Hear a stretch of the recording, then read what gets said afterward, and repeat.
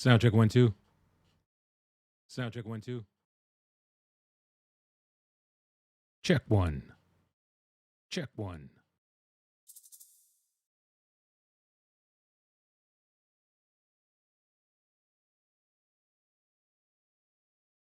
All right, guys. What's up? What's up?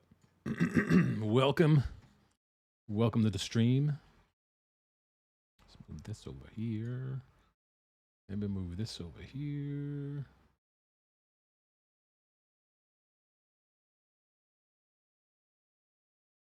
Moving around my panels in Twitch here. The back end of Twitch. Trying to get my panels set up here. This was over here before. My chat. I want the chat to be on top. Can I do this? Maybe like that. There we go. There we go. Keep the activity there. That looks good. Move this back over here.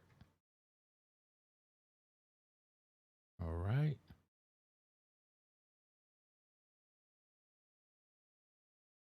All right. That looks okay.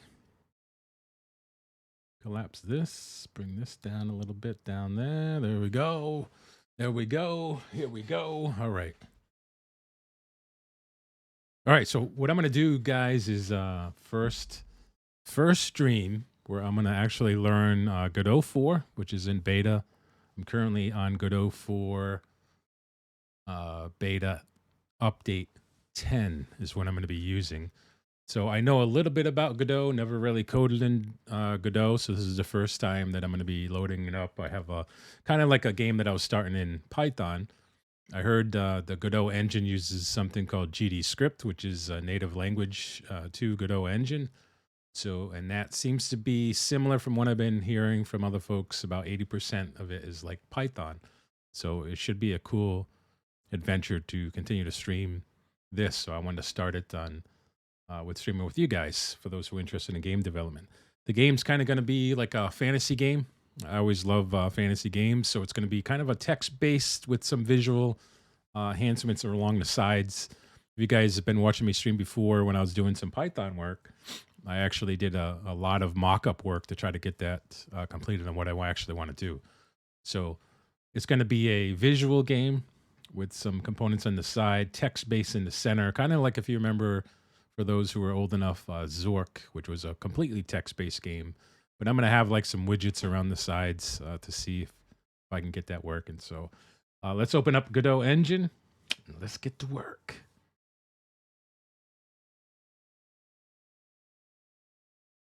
Here's Godot.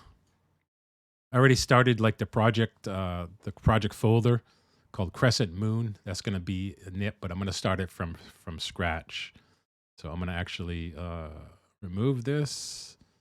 Also delete the project contents. You can see I was messing around with some other ones. I was going through like some tutorials and stuff, but there's really not a lot out there yet for Godot 4. So what I plan on doing is kind of going as I learn. I'm going to be doing a lot of research. I'm going to obviously be doing a lot of Googling, looking at the documentation to see if we can make something simple. I want a very simple game, maybe a couple levels or something to bring through the components of a typical game, right? Starting the game, saving the game, coming back to the game, acquiring weapons, killing monsters, obtaining gold, kind of making it very simple. And then we can always expand on it there. But once I get the basics, we can make this thing as big or as small as we want to make it. So that's going to be kind of cool. All right, feel free to chat when you guys come into the stream. If you want to have a conversation, just say anything you want to. We'll have a conversation around Godot engine, game development, games in general, whatever you feel like talking about. So here we go. Beta 4, Beta 10 official. Here we go. New project. So I'm going to call this project Crest of the Moon.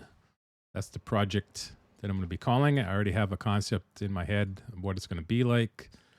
I'm going to go to my Godot projects. You can see Crest of the Moon is not here. So this is, I'm going to select this folder. I'm going to do create the folder. It's going to put it underneath there. It gives me the validation check mark. Very cool. I don't know what this stuff means. Forward plus supports desktop platforms only. Advanced 3D graphics available. Can scale or large complex scenes. Use render in device backend. Slower rendering of simple scenes. I'm not doing anything with mobile, compatible, Supports desktops, mobile, plus platforms. So I'm going to stick with forward plus. We'll use that as a Git repository, hit create. This is going to go full screen temporarily. This is almost like when I use Unity, it goes full screen. It doesn't seem to save my screen, how I set it. So I'm going to shrink it back down. I'm going to move it so you guys can see the full screen, I believe. Stretch this out. You guys should see like that. All right. Perfect. Okay. And I actually don't know where to place my camera with this, so I'm just going to keep it in the corner here like that. And move this over here a little bit so I can see that. All right. This is the size of what we're going to be doing. So I'm going to do, this is going to be a 2D game. 2D game, kinda. It's going to be kind of a 2D game. So here we go. 2D scene. So this is the main scene. So as far as I understand about this, the concept, everything is scene based for the most part. So I'm going to start with the starting screen.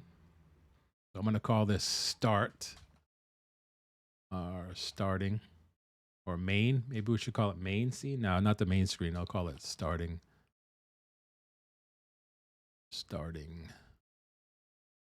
Oh, menu. We'll call it menu. Call it menu. All right. So let's go to this project settings. Let's make sure everything's set up here. From what I read in tutorials, you want to make sure that you're setting up this properly. It's going to be pixel based, so I want to make sure that the pixels are set up properly to look better. Window, I'm going to do 1920 by 1080. 1080, that looks good. Mouse, that's good. Rendering, that's all right. Environment, textures. So I think this one needs to be nearest to get the better quality of the pixel graphics, I'm pretty sure. We'll keep that like that. 2D, that looks good. Keeping everything else as is. Import, we'll eventually come back to this when we start doing movement. All right, so this is the scene here. You can see this bluish, I think you can see it. You can see this bluish line. This represents to 1920 by 1080 screen right here. So if I zoom out, you can probably see a little square. That's going to be our game. It's going to be where we position our game. Why can't I move this? There we go. So I think everything starts out with a canvas, right? I'm pretty sure. So I'm going to make a canvas layer, create. And layer 1 transform. So I'm going to set this. I think I could set this to 1920 by 1080, right? Is this where it goes? 1920. No. Is it so small? See, I'm already losing it. All right, let's see. I'm gonna click on this canvas. This is gonna be main menu. Main menu. Layer 1. Yep, it's visible.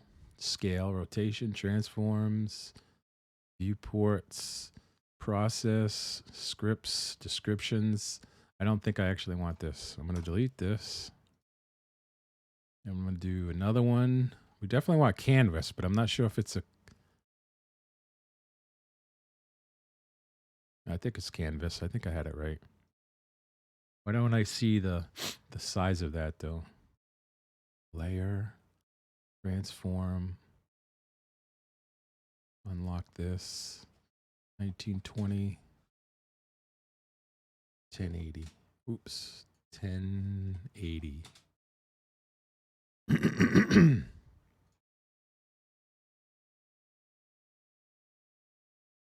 Viewport. Follow viewport. Reset this again. I don't know why that's not working, so I'm going to make a panel. Right click, add. We'll make a panel. Just make a panel. There we go. That's what I'm expecting to see with the canvas. Yo, Basti, what's going on? Doing a fresh start here. Thanks for popping in. I thought I could do so I want to make I'm starting with the opening scene, the menus page. So what I want to do, I thought I could make a canvas and then put everything inside the canvas, but I couldn't see the canvas. So I'm going to start with let's move this over so I can see what this is saying. I'm going to start with a panel, 1920. That's good. This is what I'm expecting to see. Takes up the full rectangle that was on the screen. That's cool. All right. So this is the full screen. And I'm setting it to 1080. I'll give you a rectangle. Yo, Dragon, what's up, buddy? Remember way back when you told me to look at this? I'm finally getting some time to do that, man. I also mostly take the panel or an empty control to start. Yep. Doing pretty good, man. Doing pretty good. How about yourself? Happy New Year if I haven't said that to folks yet. All right, so this is the panel. I'm not going to focus on that much. I learned this from you, Bassi. By the way, I'm on Twitch and Kick at the same time. So far, so good. Nice. Welcome back to Connecticut. It's a state where everyone lives, the great people. I'm not going to focus on getting everything super pretty at the moment. I just want to get it functional and working. Hopefully, sound's working good. The quality's good. What's up? Good evening, everyone. Happy Sunday. So this is the main page. So if I hit start up here, I have to do the menu. I should actually call this. We'll call it menu. I'm going to make it a little bit. I'm going to put scenes, though. Put it inside the scenes folder because TSCN is a scene. There it comes up and bam, look at this. We're already pros. Already professional. All right, so now we're going to add some basic buttons. We'll add a title at the top. So pro, you know? This is incredible, ain't it? So I don't know. Yeah, so this is the same. I just don't know when to switch to another scene. So maybe, Dragon or Bastia, if you can help me with this. I think when you switch to scenes are really, I think, like functionality is what I'm trying to break it out to be the simplest form that I can understand. So if I have if I wanted something to do, or if I wanted to present like another level, it would be potentially another scene, of course. But like if I set up the main menu, I'm adding buttons, I'm adding, labels and stuff. That could be one scene because it's going to be loaded all together as a combined view, if you will. So I think that's right. So then when I click on, let's say, for example, save, if I'm going to save a game, upon clicking on that save game, I could potentially load another scene if I wanted to provide extra information or extra dialogue or something like that. I think I'm approaching it right and understand it right, but I could be wrong. We'll find out. We'll find out if I mess things up. But anyway, let's go back to main here. Actually, I'm going to click on the panel because I want the buttons to be in the panel. I think it goes through inheritance like that. So I'm going to right click. I'm going to add here. I'm going to add a button. This took me the longest time to understand buttons. You'll never believe it. Because before I was trying to do like textured buttons and it was screwing me up. So I'm going to do a button here. There it is. I don't know the size of the button, but we'll put some text in here. We'll do new game. And we'll go to icon alignment. We'll get to that in a minute, but go into layout. I guess layout is always the size of it, right? Well, I guess I could just go like this too, right? Would that adjust the size? I don't see the size being adjusted over here on the pixels. I'm not even sure if you guys can see. Can you see the text on this, by the way? Not even sure if you can see that. It's more of a style thing. There are many ways to do it. If it's, okay, you can, thanks. You may want to, in a scene, if it only exists in one place, you might want it to add it to your main scene. Okay.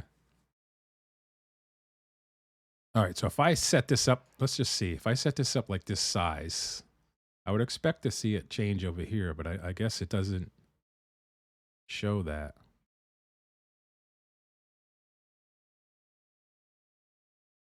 Like, where is it telling me like the pixel size of what that is? Layout, tooltips, mouse, themes. All right, let's just see if this will actually work. Okay. Wow. All right, so that's we'll keep that. Okay, new game. I want the text to be bigger. So here's the text, new game. I want to get this right, and then I'm going to just duplicate this for other things. But first, let's call it over here. So I like naming stuff like button new. I was going to do btn underscore, but I think you can see by the visual that it's a button. So I'm just going to do new game button. Fine. Maybe I should prefix it so I have all my buttons like that. I don't know what the naming standards are, so that's what I'm going to do it. If it was Python, it would be snake location or snake case, which everything would be a lowercase separated by underscores. But naming conventions are good, yeah. I should probably name it like I would in Python. New button. New game. BTN for button. The case is programmer preference. Yeah, I like snake case. You know what I mean? You know what I mean? All right, so how do I increase the font size? Let's see. Is this something simple? Let's see. Where would it be? Font, flat, keep, clip, alignment. It already looks like it's centered. I don't have to do any of that. Layout, localization, input theme, overrides, textures, mount. Prefer camel notation, yeah. Camel's like the first one's lowercase, everything else is, everyone after that is uppercase, right? That's camel notation? Or is it every first letter? Yeah. I think every first letter is called, I forgot what that case is called.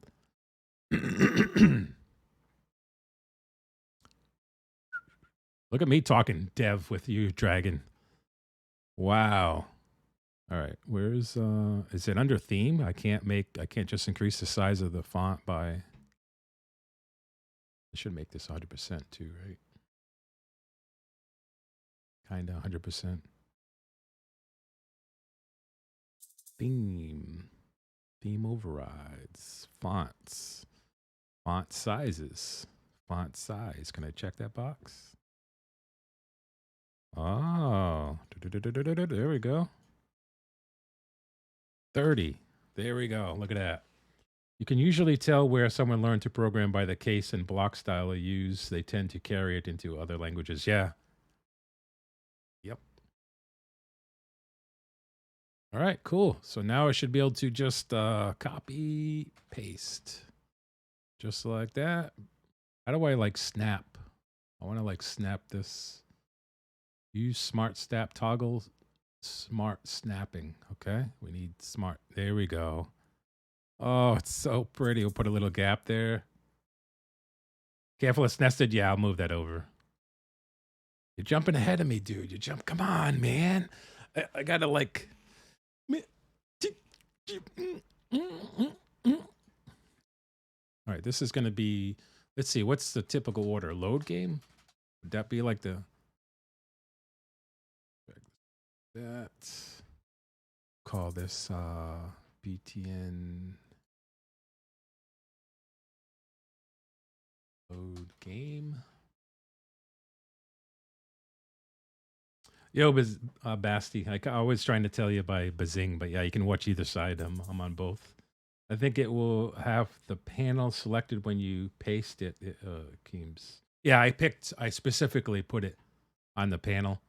I wanted all these buttons nested into the panel. And I think that's how you start. I know some people, when I watch them, they're using canvases, and then they'll put the panels and everything in the canvas, but I couldn't figure out why I couldn't see the canvas. So I think maybe the canvas didn't have a theme. I don't know. So I'm doing it this way. All right, this one would be, click this. We're going to duplicate this now. Move this over here. Will it give me the extra one? No. I was hoping it would give me this gap too.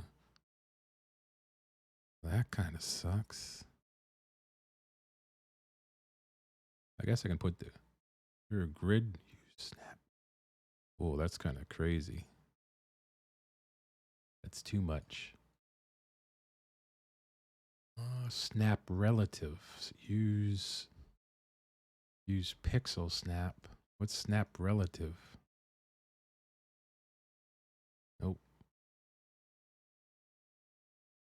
I got to be careful with putting these settings on because I don't know what a lot of them do. All right, what I'm trying to do is I want to get the distance between here and here to make this. Or I can just eyeball it. I guess it doesn't. I don't have to be perfect. That's what I said I was going to do. All right. Let's move this back up here. We'll rename this one to be, this is going to be, you have new, you have load, I guess exit, quit. Quit game.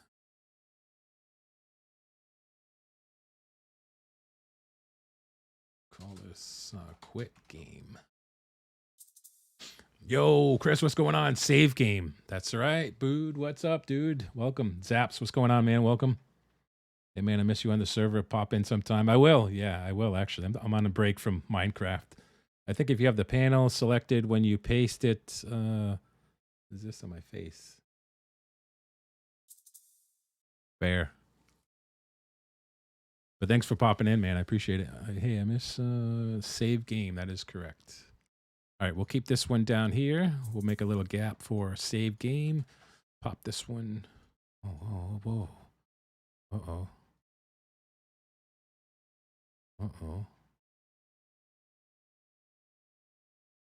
Oh. Oh. That could have been a little issue. Would save game be below?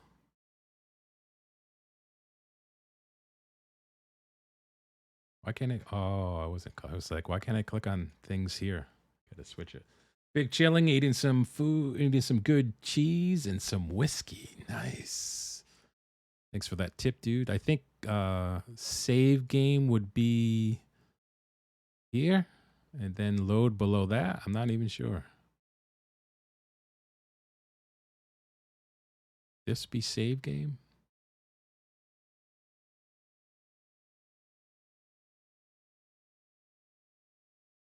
Save game. Save game. All right, we have new game, save game, load game, and then quit.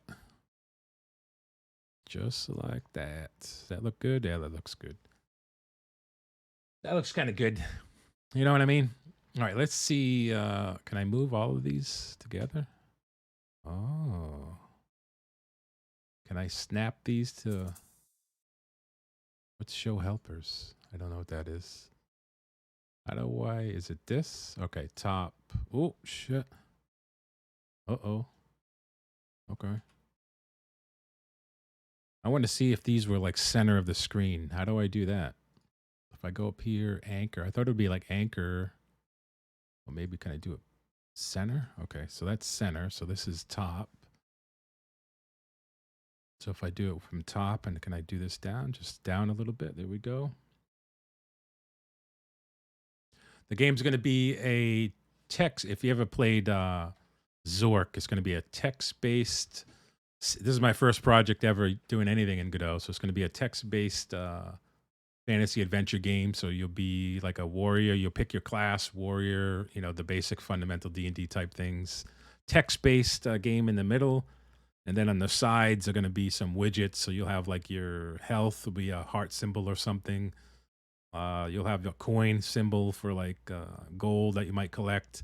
You'll have maybe have some fundamental weapons or bag stuff over here on the right. And you'll interact through text at first just to get the fundamentals of what this engine can do. And then eventually I'll probably turn it into maybe a top down or something like that. There used to be a game way back called Gauntlet, if you remember that. It was kind of like a top-down perspective where you're going through dungeons and killing stuff. Try to be like that. I'm gonna write the storyline. I already have it in my head, so that's easy. I'm pretty good at writing, so like I said, the first one, just to get something to say, hey, I did something that has basic functionality that would cover saving, loading, combat, stuff like that. Yeah, I already wrote it. Like, I know you're familiar with Python. I already wrote a lot of this in Python.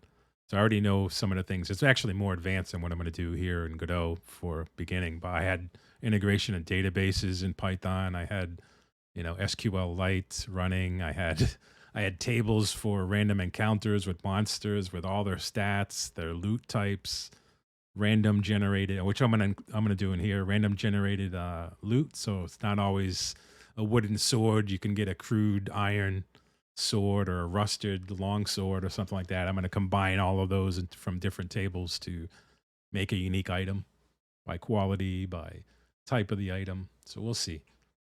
We'll see. And I'm gonna stream it all. So I'm gonna stream every time I learn this, I'm gonna stream it. So this is kind of like what do they say, like devlogs? This would be stream 0001. And as I stream every day, or as I work on this, I'm gonna try to stay focused as much as I can. Like I said, if you guys don't know Basti, uh, he streams this. He's actually making his own game, and he's just gonna be wrapping up tomorrow. The I don't even know how to pronounce it, but the Ludum Dare or whatever challenge. You make a game in 72 hours or something like that. I've been watching him do it, but he's also making a great game. I think like Stardew Valley, Harvest Moon type games he's been working on for a while. That's pretty decent. So give him a follow for sure. And if you like Final Fantasy 14, if you like great guy also in the state that I live in, very knowledgeable on development too. I think he was a part of what was that? The Anvil team or something like that. I forget what the name of it for Firebot and stuff. Check out my buddy Dragon's Lair. Awesome dude. Always friendly to Crowbar. I knew it was something with bar in it. But yeah, definitely a cool dude. Check him out. I don't think. Yeah, absolutely, absolutely. I watch you every day, man. Actually, when I set up my stream, not when I load up my browser, I use something here called Layout Manager. Let me see if I can show you this. I use something over here called Layout Manager, which allows me to set up. You basically set up your browsers or your windows the way that you want on your screen. Because I have a 48-inch screen, so I kind of have 4 panels or whatever that are just browsers, and you can save it. And then when I load up in the morning, I just click this button and it preloads all of the pages. And you're actually one of the pages that I load every day. So it's kind of cool. Why I don't miss your streams is just click the button. I know your time zone is in Germany or something, so you're on way before I am by 5 hours or something. So that's what I do.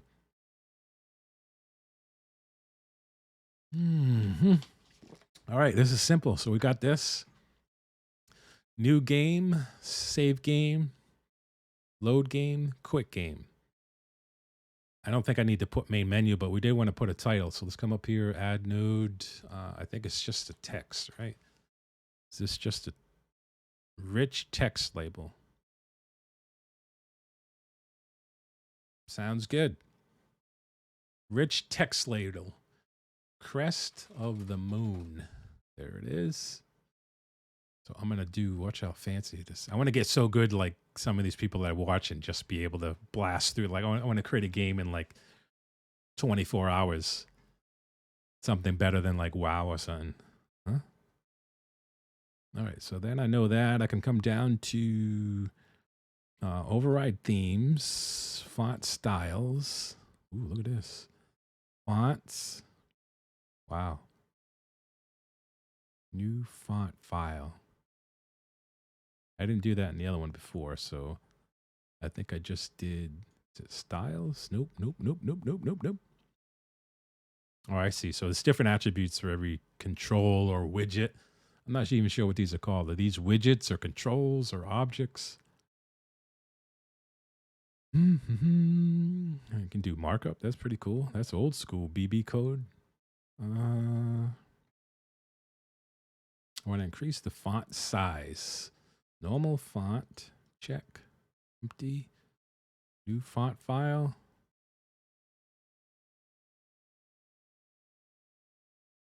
Resource. New system font. Okay. All right. All right. That's fine. I'm not worried about that. I just want to increase the font size. Okay. How do I do that? Font size. Is that going up? Doesn't look like it. Can I expand this? Yep. If I click on this, can I make this now go center? Yep. Can I center that text? Can I crest of the moon? Yep. Okay.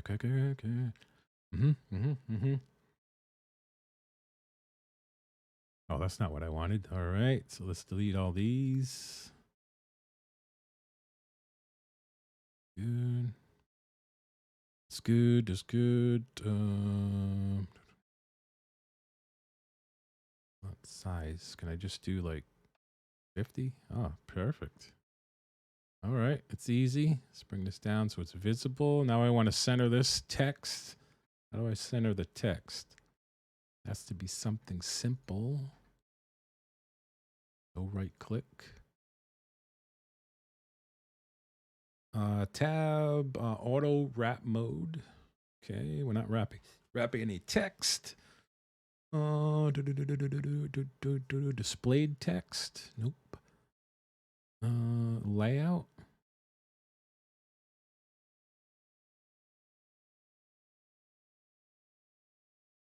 All right, that's not it. That's not it. Localization, import theme. I want to center this text in this orange box. How do I do that? If I just put BB code, can I actually do like, I think it's this, is it? Is that HTML? Maybe it's HTML. Is it brackets? I forget what the hell BB code does. Fit content height. Scroll active. Nope. Nope. Markup.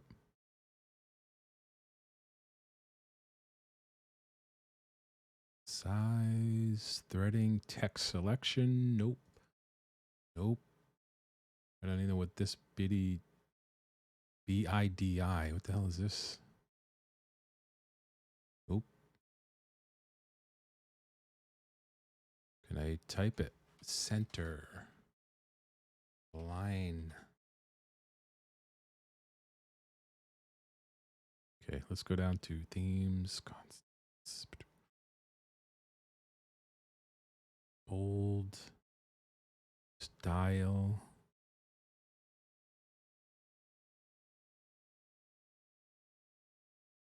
Visibility. This can't be this difficult.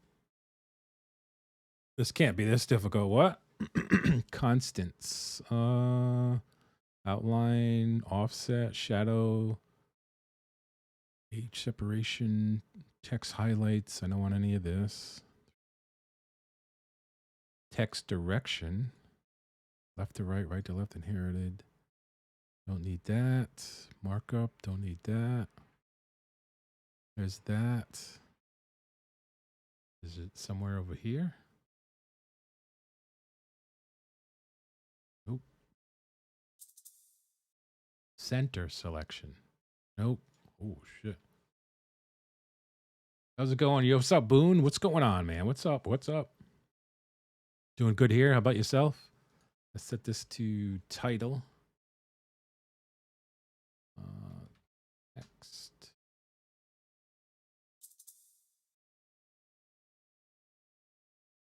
Okay, title.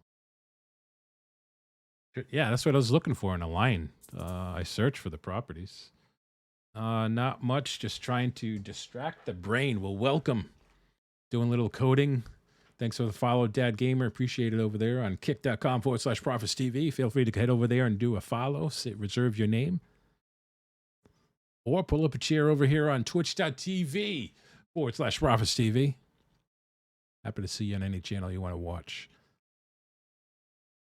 Yeah, this can't be this difficult. There's no, case properties. That's kind of neat. Capitalize. Okay. All right, all right. Let's see. Do I have to do like a custom? Like, do I have to do a theme to make it just centered? Let's try it. All right. So double click on this. Single click on that. Then if I go text here, how come I can't see stuff here? Type plus. Oh my god. Filter list. Nope. Add. Hello. What is this even showing me? Default theme. So I'm assuming if I add any of these controls, this is the color and stuff that I would see. Type. Rich. Nope.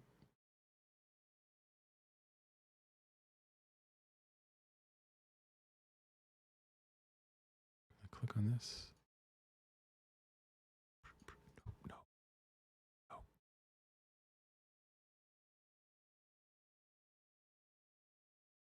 Okay. Theme.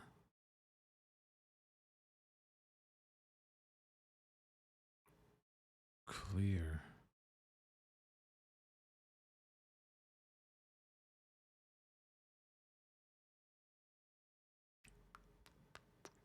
Everything else was simple, so this has to be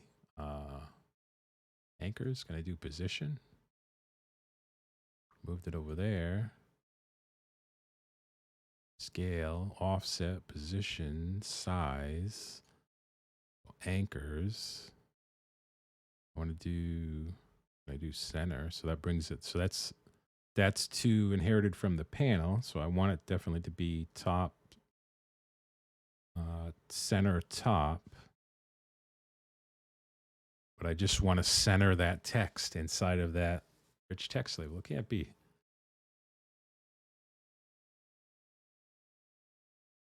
Rich text. All right, so this is where we're gonna do some googling, I guess. I can't figure out why that's happening. So Godot 4 beta 10 rich text.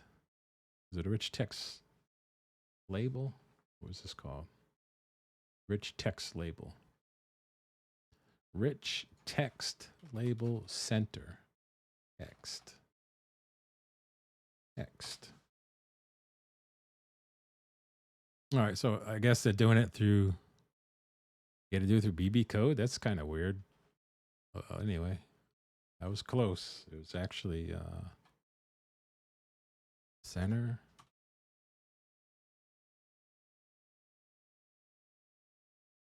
Does it do center like this? I don't know if that's. Yeah, okay. It worked, but I just don't understand why I can't do that through the IDE itself without using BB code. But maybe now that I know I can do that, I can do pretty much anything I want with text, including like bold. So if I want to make this a bold, I think I can just go B or yeah, bold. And then I'll do here and I'll do a B. That makes that bold. I think it's either one, but I don't know why I lost the size of it. Okay, we're just going to stick like that. All right, let's move this down a little bit from the top like this. Cool. We'll go to play. Oh, hell yeah, dude, huh? Who's ready to play this game? That's awesome. It's pretty cool. All right. All right, let's put some graphics maybe on the side over here. This is we're going to get into maybe some pixel. I'm going to make pixel art for everything that's here. But let's I want to do a new game. So what's going to happen when I click new game? When I hit new game, I want it to go to the selection of a. So I want it to go to the character selection class page where you pick your name. You're going to do your name. You're going to roll your stats. You're going to pick classes and stuff like that. So let's try to get that linked up. I'm not going to worry about the graphics. Graphics can be added after. I think that's after the fact. Let's get the basic core functionality working. So when I click new, this is where we're going to start getting into coding. I didn't know anything about coding. So in this engine and a GD script. So when I hit new game, I want it to go to another page and I want it, or another scene for class selection. So let's close this down. Let's come up to, I'm on scenes. So I'm on scenes, I'm keeping it nice and neat. So I think I click this 2D scene. I'm going to call this new game.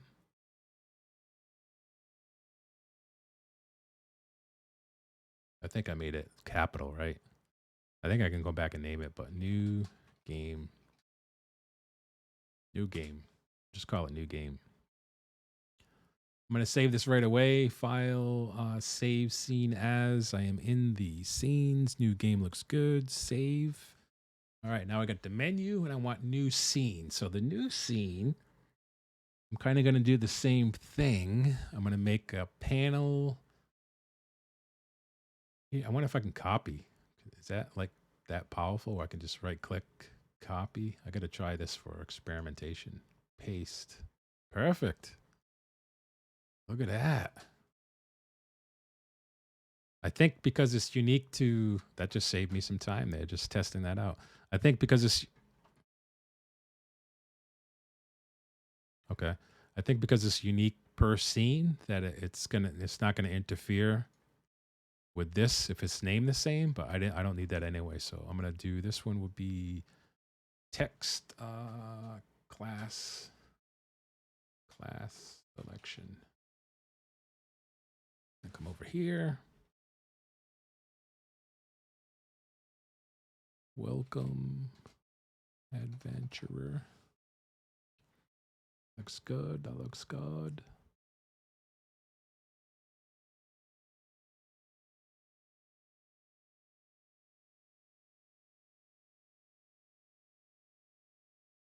Class panel. And it'll save this scene. If I do just this one, it'll show me just that. There we go. Perfect. All right. So let's have, how many classes we want, guys? Making it pretty simple. We want to have, what do we want to have? Like a caster, melee. Maybe that's it. All right. So let's, ooh, what the hell was that? Okay. All right. So let's set up. I have the idea of a couple panels here. So let's do another panel inside of here. In this panel, instead of class text, I'm going to do another one here like this. I'm going to do a panel. I think everything's panels, isn't it? Or I could do a panel container. I guess that would be another inherited, but we're going to do a panel like that. Create. This is going to be for a class, and we'll call this fighter panel.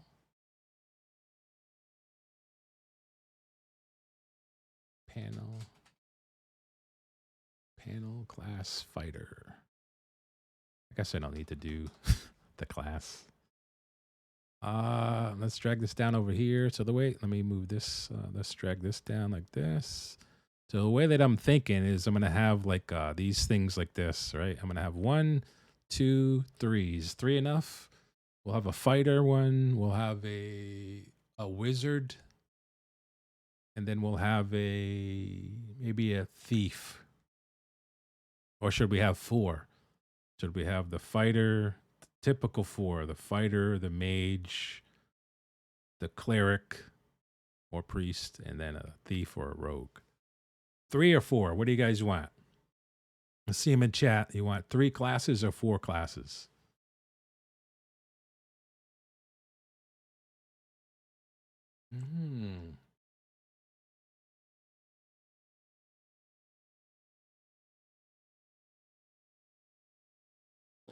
I got to take my medication too, dudes. That's not cool.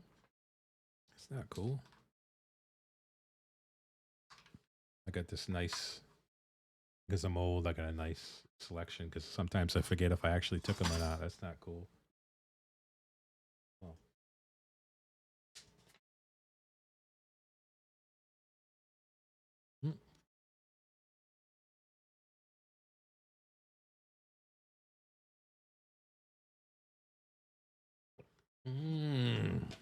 You guys are probably saying, didn't you just finish the bottle of water? I don't know.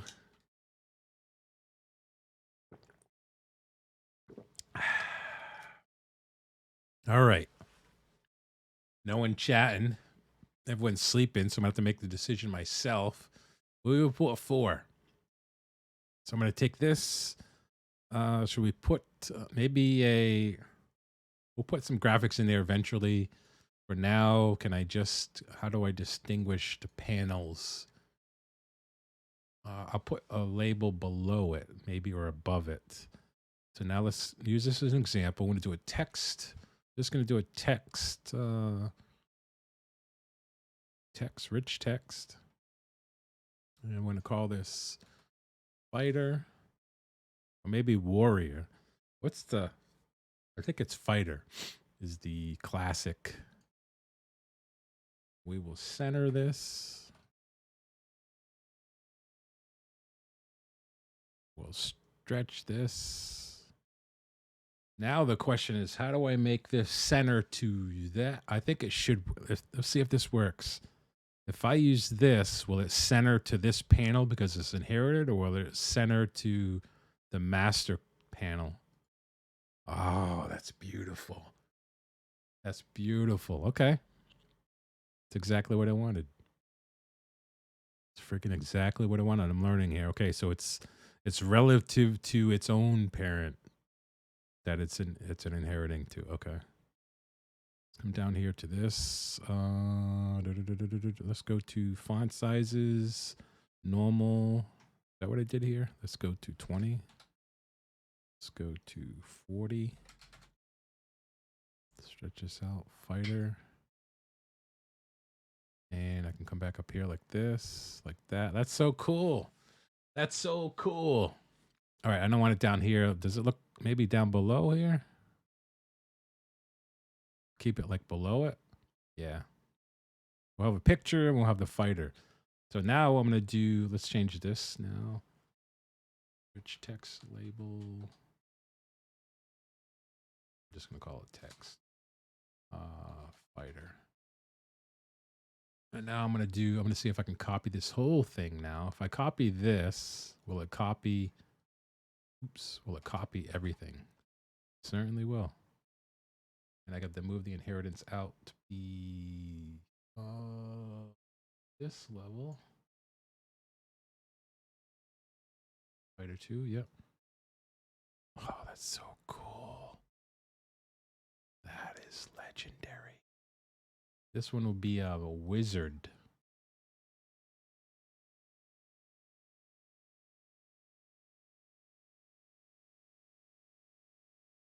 We'll call this a wizard.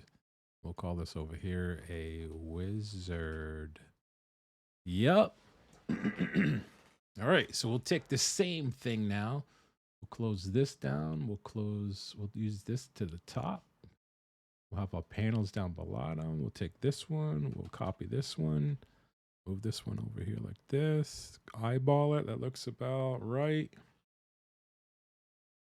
Move this up to there. This one will be a cleric.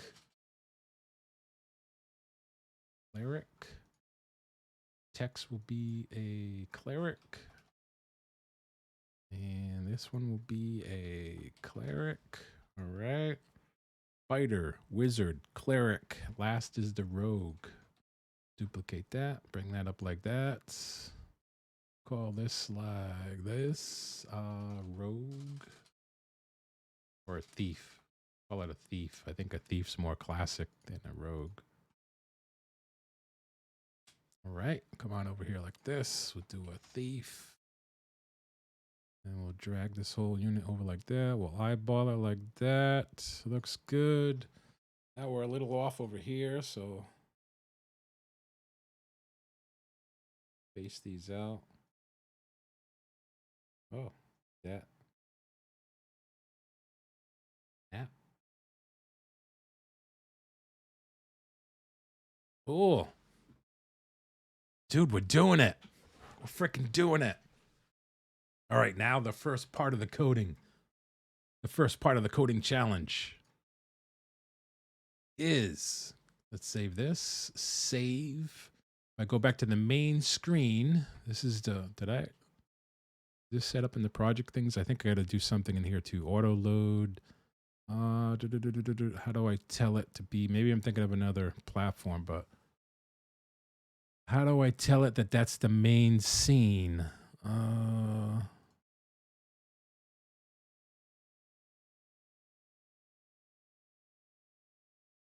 Okay, yeah, main scene would be menu. Scenes, menu. Okay. So that's set now. Okay, cool. So now if I do the loading of this, it should load that. Very cool. If I do this, what does this look like? Just loading this scene. That looks beautiful, dude. Looks beautiful. All right. Is it this easy for real? All right, now I got to get into some coding. Graphics part, I think, is the easiest part to me. But all right, so now when I click this button, I want to load the new game scene. So I think I need to add a script to the button, right? Button, new game, GD, script path, create, button, create. Oh my God. Okay, here we go. Here we go. Called when node enters the scene tune ready. So I think here, called every frame, delta is the elapse. I don't think I need that. I just do like print. I just want to see print. Button pressed. But I think I need to. No, I think that would work, wouldn't it?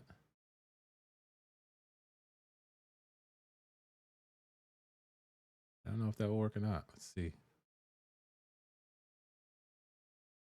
Button pressed. Did it once. All right, so it picked up the. All right, so I'm in the right spot. Decode your way to the top. All right, so now I want to pick. I wonder if it's just load scene. I wonder if I can just do load. Load.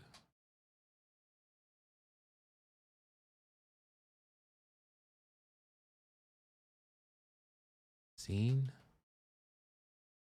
Scene. Get scene position. Draw scene state. This is where I don't know what the actual type to get. So we come back over here like this. Godot rich. We do load scene.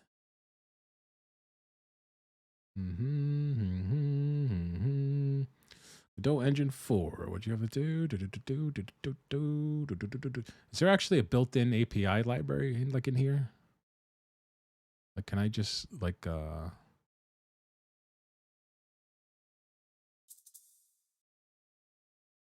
would be cool to kind of just look at help. About support. Online documentation, maybe. Okay. I'm going to slide this over so you guys can see what I'm looking at.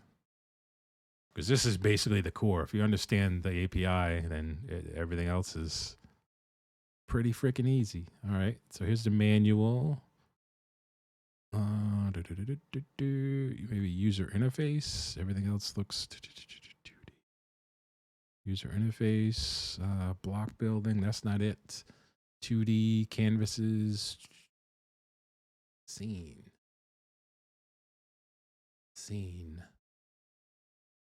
Okay, player scene inputs, preparing scenes, main scenes, testing, introduction, list of features, features asked about questions, documentation, chain logs, list of features, node and scene instances,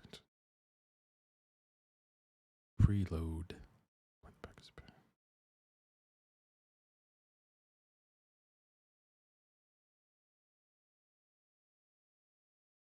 Writing your first scene.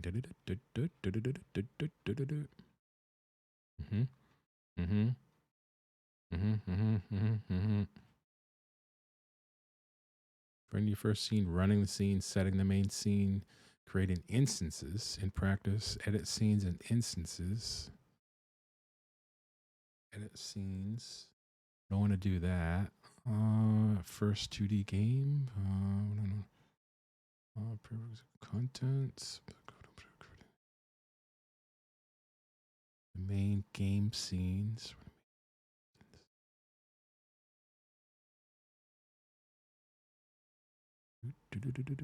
Positions.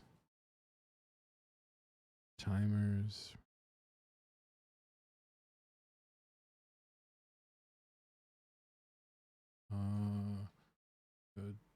Godot for switching game scene.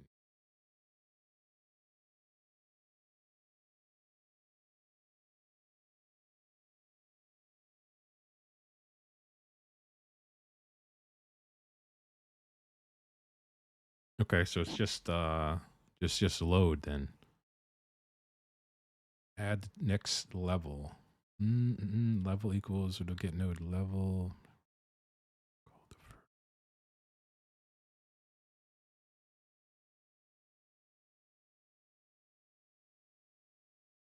They spelled level wrong. Okay.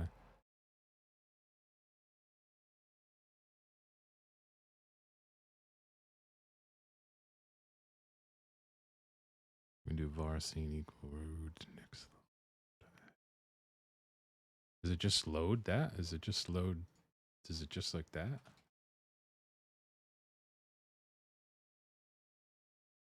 Load new game.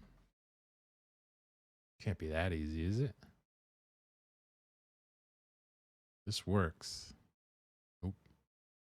Nope, nope. Unless it's behind it. Nope. Load new game. New game. I have to preload it?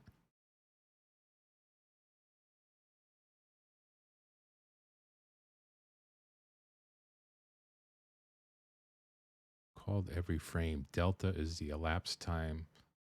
Function ready. Replace with function body. I want to make sure that that's actually the right one. Okay, another resource is loaded from path. Possible. Okay.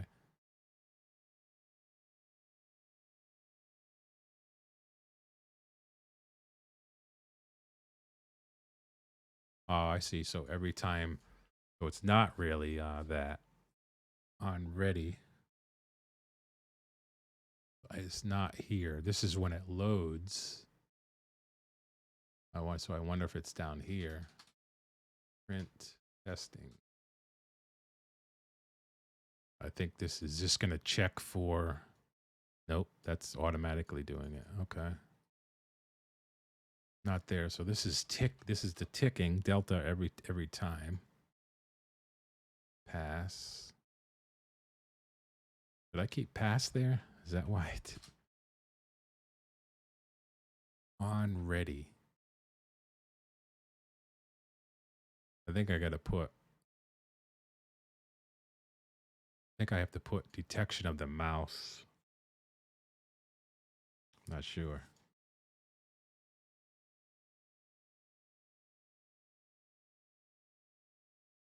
If mouse. Is it even this? Is it like if mouse entered?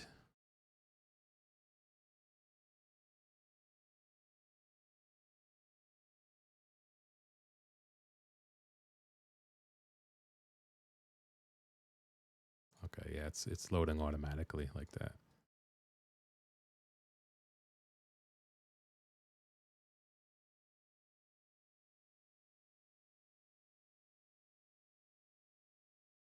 Go back to our docs.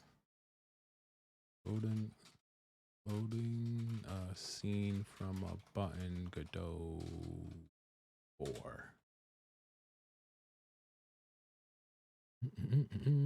Changing scenes when a button is clicked.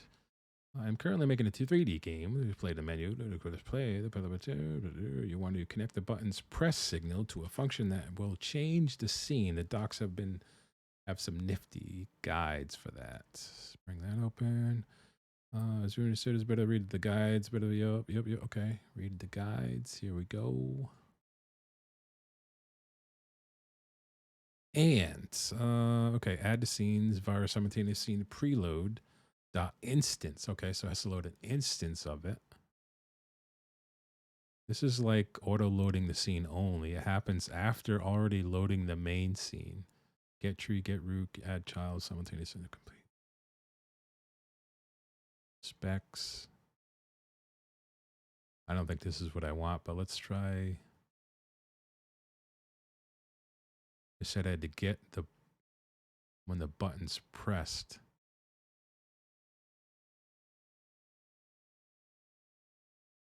Let's see. Let's put that over there. Let's put that over there. So let's figure it out. I want to do detect button press, detect mouse button, detect mouse button, load new game scene. That's what I want to do. So let's take this out of here. I want to detect a mouse. Mouse signal. It said mouse signal. Signal.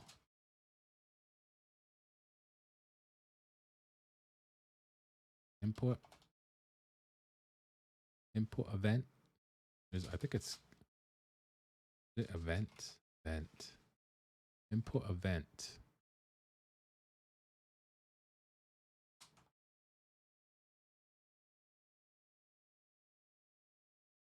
Let's check our project settings. I think it's already set up by that. Show defaults. Let's do mouse button. Oh, it's only set up for keyboard. So let's do new action left mouse button. Is it on click? Oops, get out of here. Here. Delete this. Click. Oop. Is it like in here, you're saying?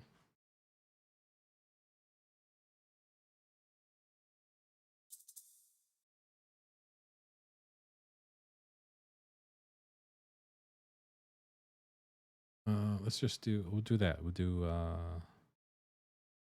left mouse click. Add. Put it at the bottom. Left mouse click. Then I can go into here, I think, plus. Then I can do mouse buttons, left mouse button. Okay. All right, so now I have left mouse click is the name of it. And this is called an input. So input event action. Input event.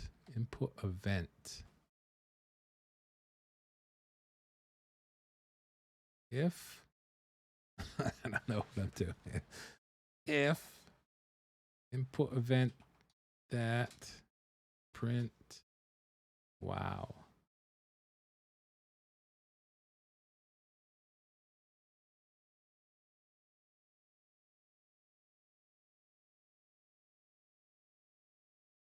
Why is this red? What's my import event not found in the base? Okay. If. All right. Let's do, how do I detect a detecting left mouse button Godot 4. Input event left me. Yeah, so that was right. I think you need to add the event to the button. I think I just did that though, right? Import map, UI left. Here it is. If event type, okay, that's it. Okay. So if, so I was right with the if, event.type is equal to input event dot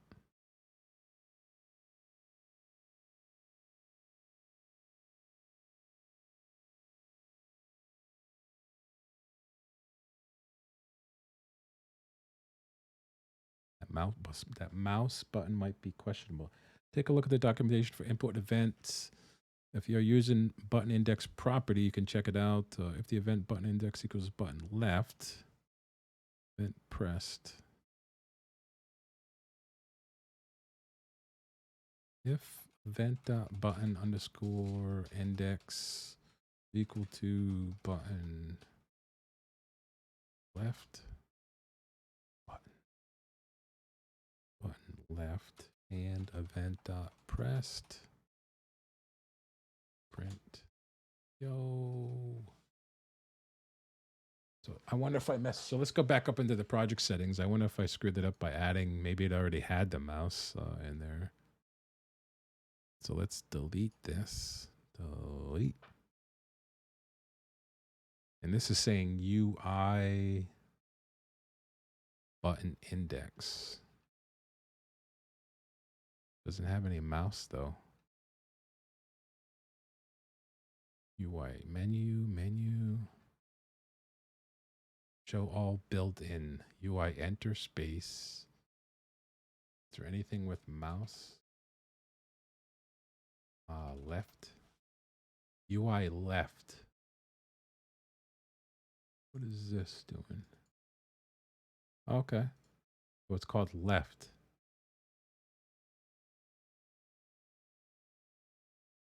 UI left.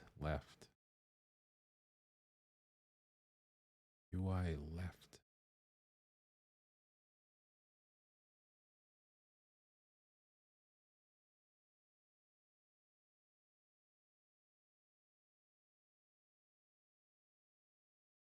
I don't think that's event type input dot.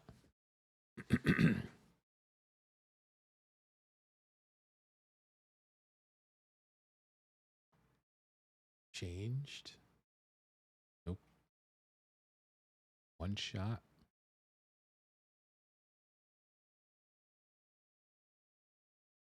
Of course, you can also use import map.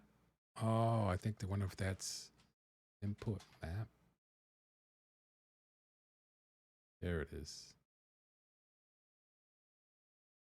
Of course, you can always use import map actions for this, which is often easier, especially if you want to support multiple input methods, mouse, keyboard, greenpad. So input map dot action erase get add action erase get actions load call. I think this would be nope left nope click. This is the input map over here. Input map left edit mouse button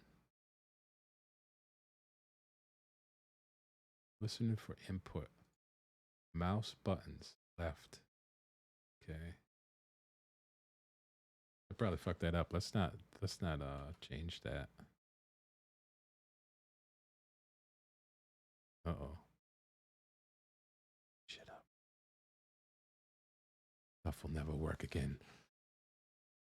Left. I'm gonna add my own. I'm just gonna add my own. Mouse would do mouse left click. Add it out of there. We'll add scroll to the bottom. We're gonna plus this mouse button, left mouse button. 0. Okay. Left mouse button. Right mouse button, middle mouse. Okay. I don't know what any of this stuff is. All devices, sure. Okay. So it's mouse left click is what I'm trying to get here. And that's the input device. So I should be able to just do .input map, left mouse click. Go like that. And input. Need that. Not sure why that's still in red. Let's see. What does it give me for an error? Event not declared in the current scope.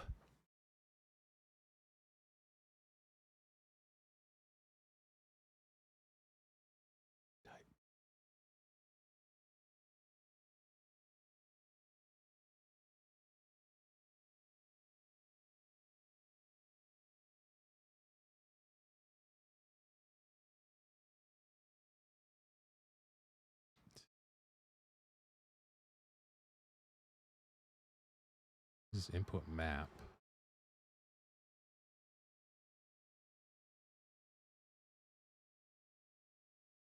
If event.type equals to input map.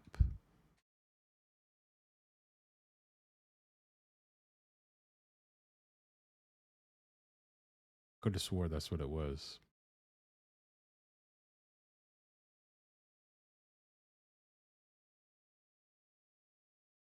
Oh, is it working now? Expected. Oh. And high. Goes back to here. Event not declared in the current scope. Let's go back to here. Oh, I think you're right. I think I might need to, no, because of the script. Did I save the script? Script. Should already be assigned to the button. Yep. Script's down here. They added it here. Need to save the scripts? I don't think I need to save the 2D. Oh, maybe, okay, that's already added there on the button. So it has that relationship. So I just need to figure out how it's not loading the. Oh, what is this? Oh, this is scripts. I want to actually put that in a separate folder here. New folder, and we'll call this scripts. If I drag this and I move it to here, is it smart enough to know? Refresh this, that's empty. I will drag this over to here. Reassociates that. Okay.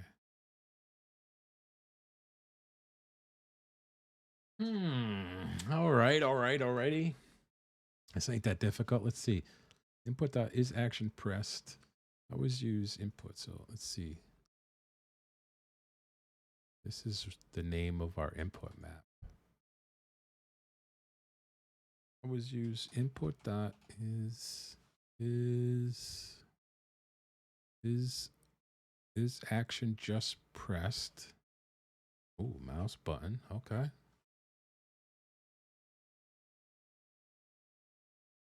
Maybe you don't need that. I'm thinking Python. I don't know if I need this or not. Let's see if this works.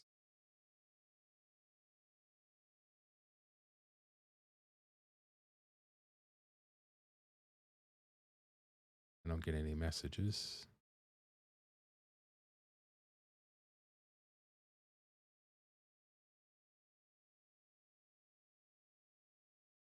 And maybe input map now. Maybe if I do input map now.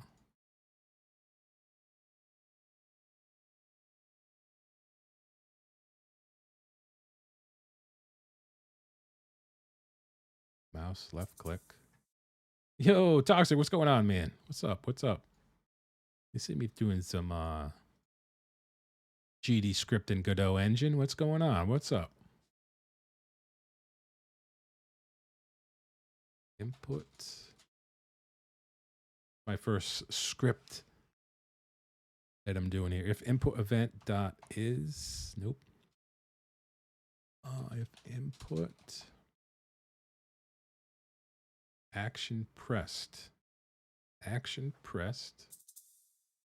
left, maybe try this one.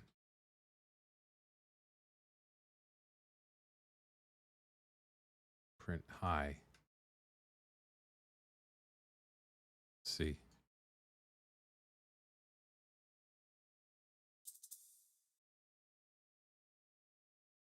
The engine calls, if I recall, the event should be its own function. The engine calls the function relating to the event.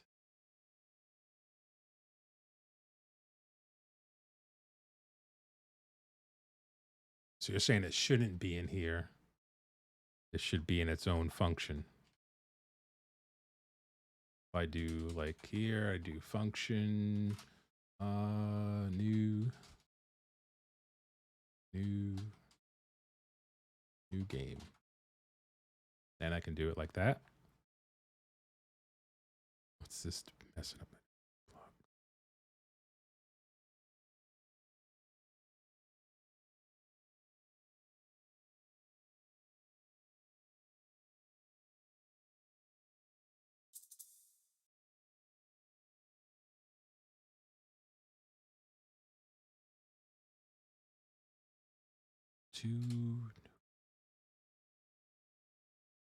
New game.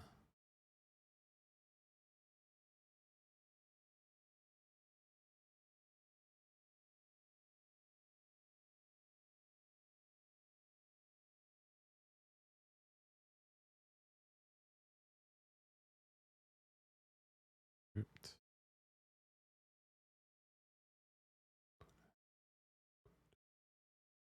If is action pressed.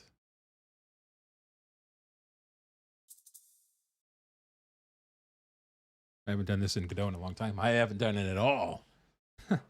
So there's a new so that's a function. Extends button.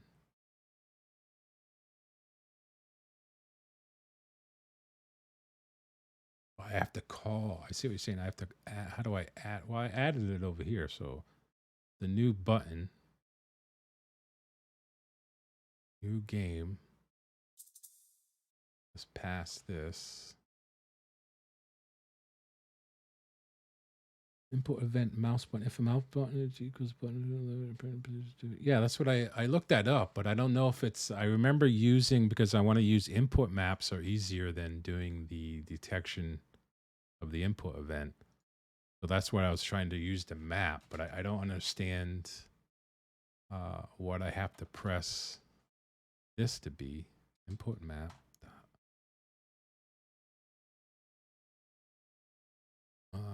Input map dot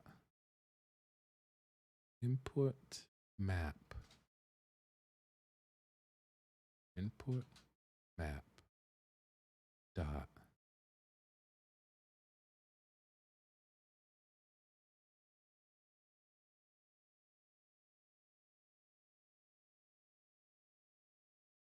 input event button.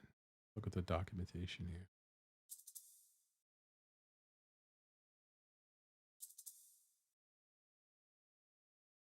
Oh, if you want the if in process, ready is only called once. Yeah, I think that calls when it first loads, right? When the first scene loads, this is every tick. And then this is, so it would be, you're probably right. It's a new function. So I have to detect. So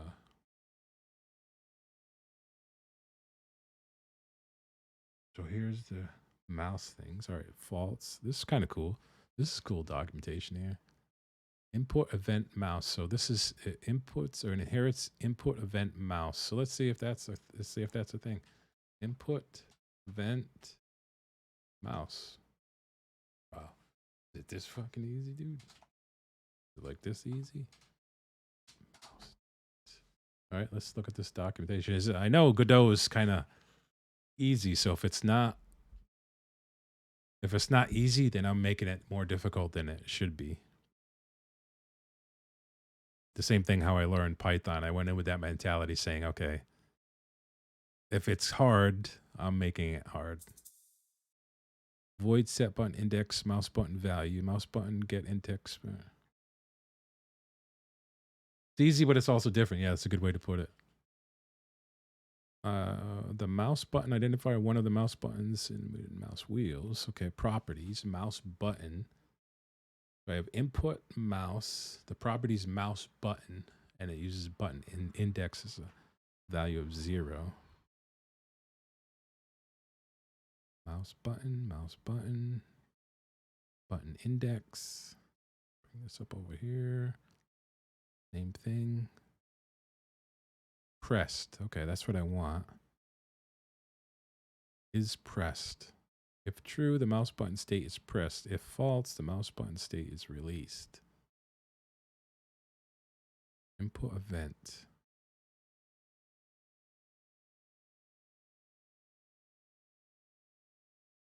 Button mask.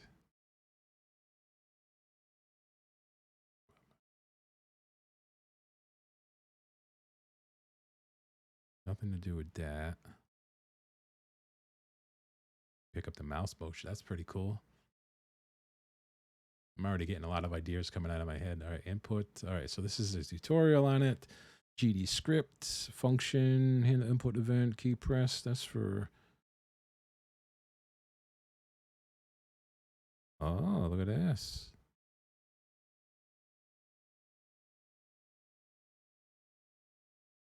Input action event, input event mouse button, input event mouse motion. Those are keys. This is button. Contains click information such as button modifiers. So I think that is the right input event. Input mouse button.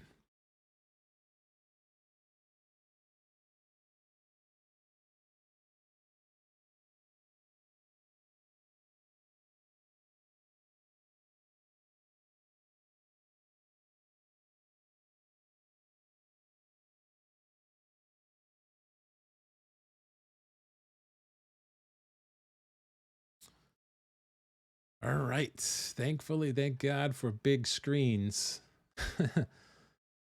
So input event mouse button. I'm used to a dot. Dot button down. Action mode button pressed. Button down. This is saying mouse button is the index. Dot. Dot mouse. Why did I lose it? I lost the IntelliSense or whatever that's called. Oh, I have a capital N here. Input, event, mouse, button, dot.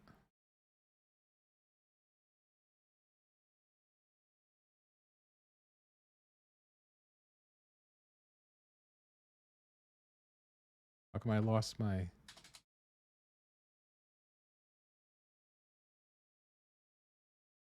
I think I can actually go like this and look at the documentation too. If I remember correctly from reading stuff, I thought I could just click.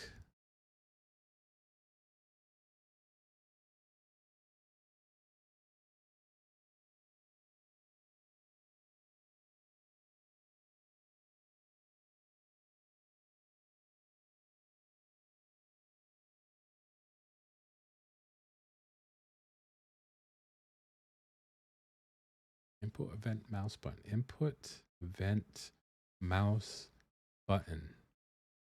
Dock. Mouse. It has mouse button. Oh, here we go. Look at all this stuff. Enumeration. Mouse button none. Mouse button left. Mouse button.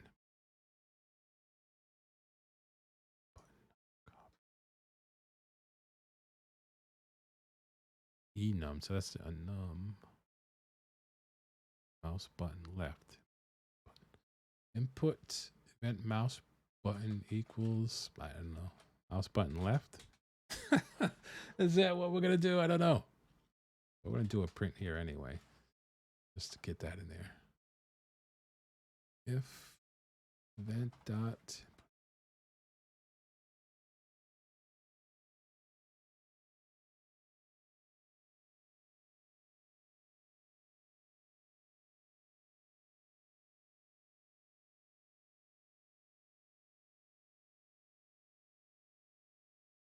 no, it's already equal in one.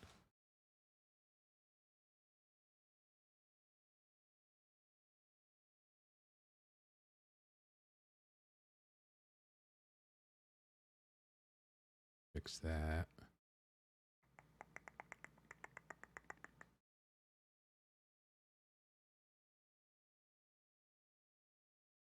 All right, it's expected blank after condition. Okay, so let's go here. That's that.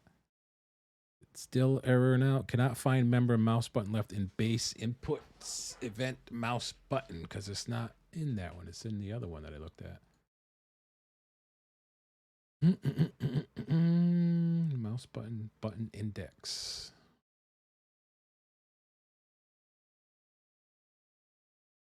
So yeah, I just don't know the the stuff yet, the properties.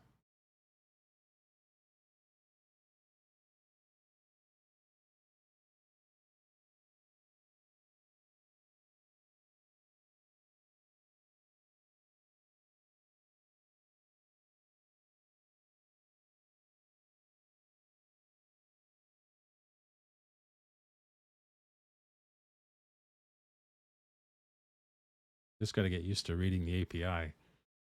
Stores general mouse event information. Input. You're reading the latest. Yep. Inherits that. Stores general mouse information. Tutorial. Input events. What it is: managing input of X complex OS system, built-in types of input event. The data can be configured to several types of input events. Input events are through the keyboard. Okay. Here's an example. Closing your game if the escape key is pressed. Function unhandled input event. Oh, maybe I have to do actually capture in the event.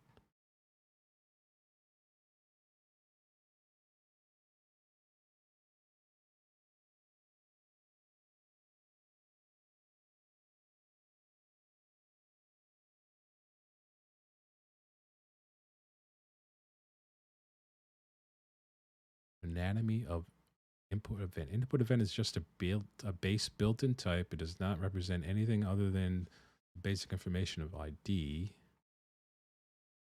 Type index that contains click information such as button and modifiers. Input. Variable EV equals input action dot new.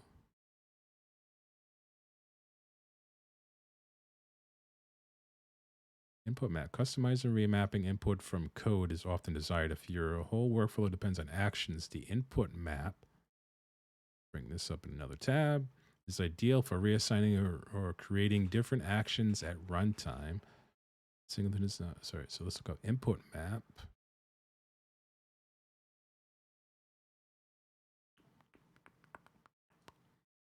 Input map manages all input action, which can be created, modified from the project settings, new. Okay, so that's what we added.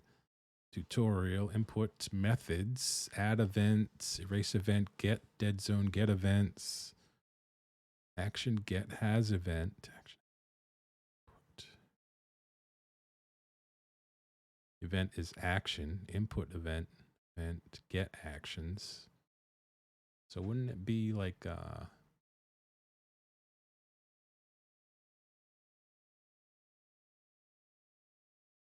input event, action gets event? Let's see. Anything in here in mouse?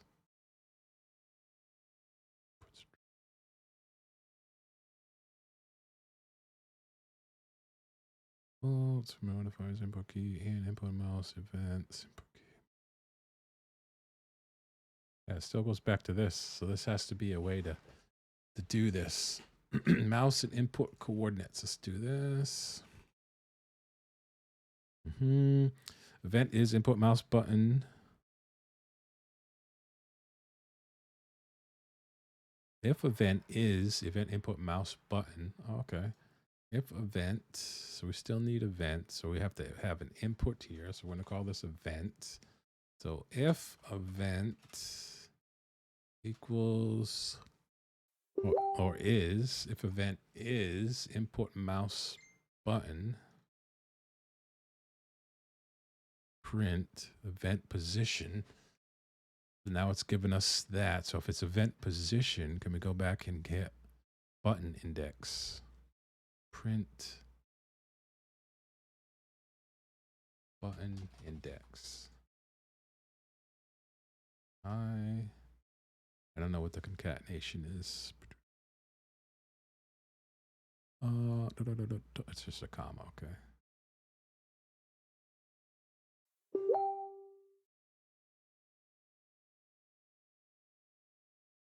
Button index not declared.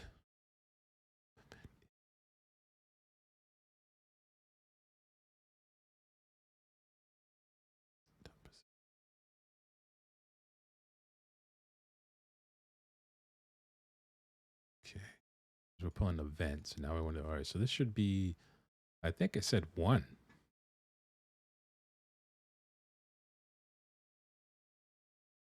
No.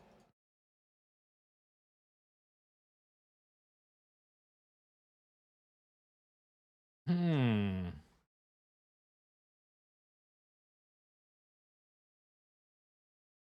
Close this down. All right, so if event, so we're pulling an event. Let's see, what is this function? Input.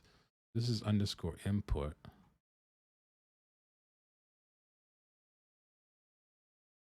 Well, exactly like that. If input event, I'm going to do a print up here. Print inside event.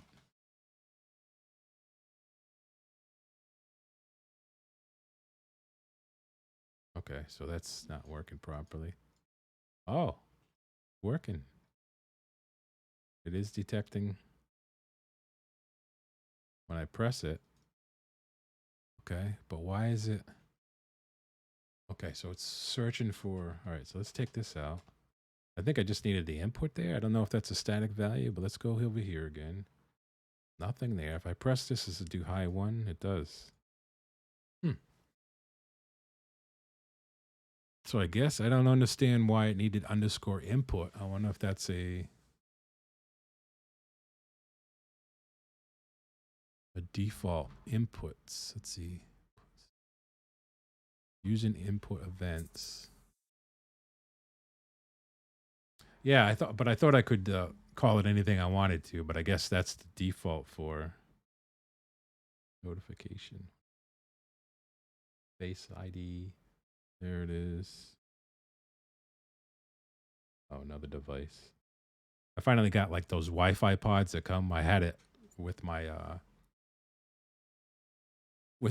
service for a while, and I finally hooked them up.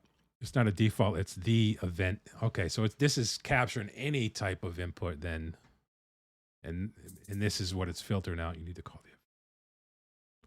Okay. So now that works. So now if this is detected, can I load? I don't know if this is going to work, but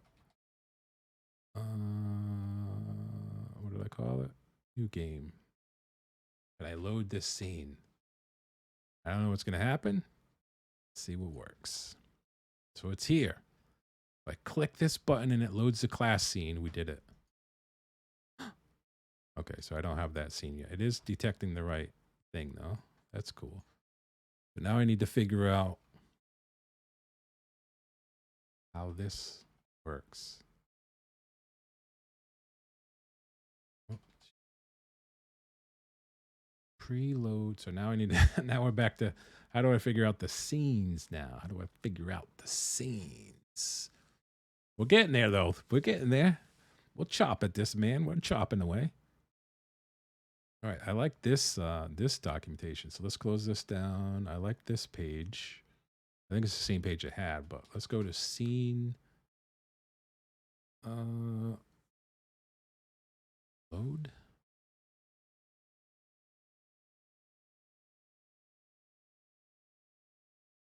Load progress. Load scenes. I want to try to get the terminology down too, so I can learn the language from the roots. Let's devolve. All right, so load. So let's just do scene. Player scene and input actions. Player scene and input actions. Scene organization. Making requests. Testing the scene. Testing the main scene. Scene unique nodes. Creating the player scene. Okay. Designing the mob scene. Coding the mob's movement. And leaving the screen. Nodes and scene instances. So maybe it's a scene instance. Yeah, scene equals preload. At this point, the scene is packaged scene source. Running the scene, creating the first scene, setting the main scene, syncing remote scene setup using rest tracks, scene setup.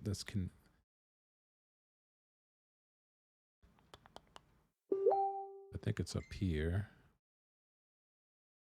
Nodes and scene instances. Navigating, creating the player scenes. Creating the player scene. Let's see what this is all about. Mm-hmm. Mm-hmm. Mm-hmm. Mm-hmm. Oh, that's the collisions and stuff. I know about that from the other ones. Coding, creating the enemy, the main game scene. Main scene. Let's see. Ready, randomize, function, game over, new game, player. Has to be something in here about scenes. I can smell it. I can smell it somewhere. Variable, okay, on timer mob, timeout mob. That's it. Instantiate.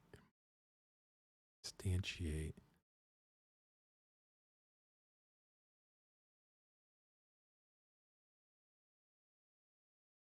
Testing the scene. Ready. Let's also assign main as the main scene. Automatically run the press the button, play button. Select the main scene was prompted. If you had already set another scene as the main scene, you right click at the scene file system. Yep. On ready.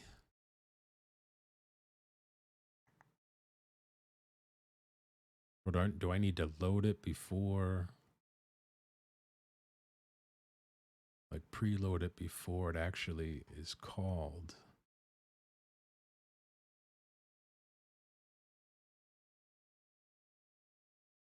Testing the scene. Add this new game call to ready. Function ready. Randomize new game.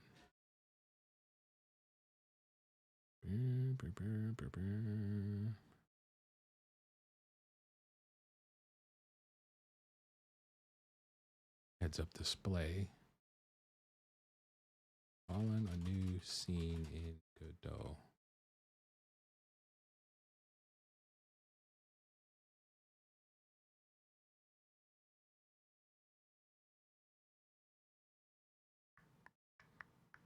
You can get the reference by the node by calling the node method for this. The child node must be present in the scene tree. Getting it to the parent's node's ready function guarantees that. Okay.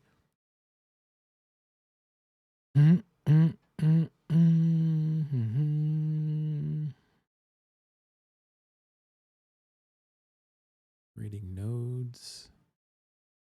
Instancing scenes. Scenes are templates from which you can create as many reproductions as you like. This operation is called instancing, and doing its code happens in 2 steps. All right. 2 steps. Godot 4 beta 10, brother. Okay, 2 steps. Loading the scene from the hard drive, creating an instance of the loaded package source. Switch your docs to the latest.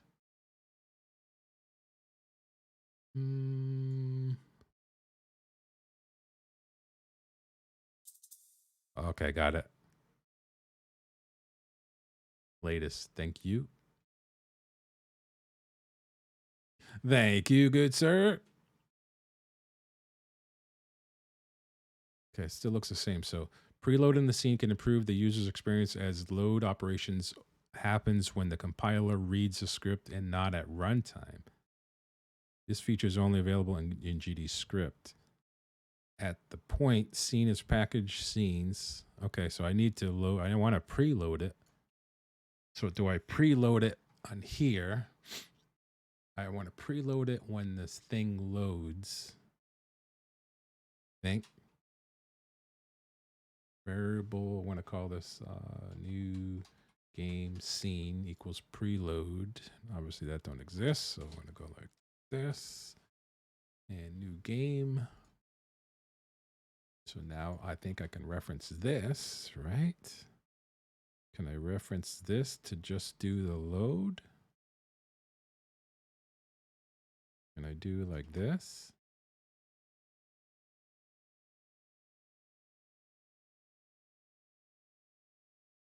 Or now do I have to do the load? It preloaded it. Now do I do the load on it? Double quotes. That makes sense to me. See if it works. Okay, maybe not. Oh, it's not picking up the. See, now it's picking up any left mouse button, not necessarily that button. Good to know. I want. That's weird though, because I want it. So I don't want it to be. So this is anything. That's kind of weird. If I attach the script to that button, why would it be against the whole panel?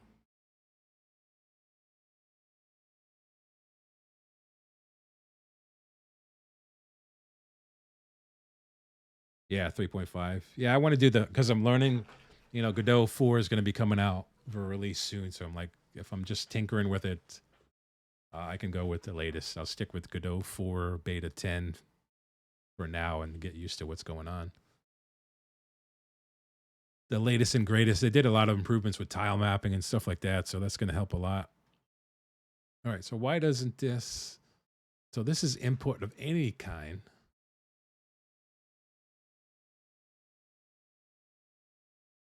I still need to fix this because I want to be able to detect. I want to detect only the left mouse button because if I click over here, you can see it's showing. You guys can't see it. I guess I should move my camera up. That's the thing. I don't know where to put my camera when you're doing coding like this, but let me move it up a little bit. Go like this. Unlock these. Move that up. I don't actually know where to put it. Maybe like here.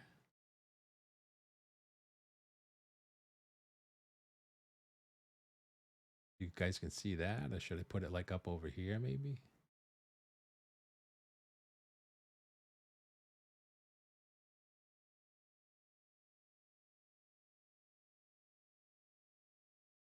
Hmm. I don't know. We'll keep it there for now and see what happens.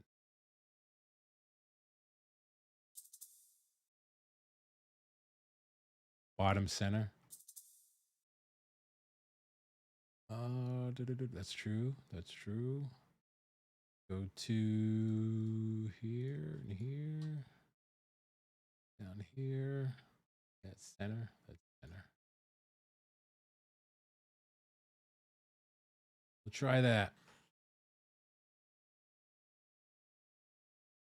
So you can see down here in the bottom now, if I click anywhere, it's picking up the event. I want it to only pick up the event when I click on new. Or any of these eventually. I use the same code eventually, but different functions. I click new. I click the new button. So this is the input event. So it's picking up any type of input. If event is input mouse.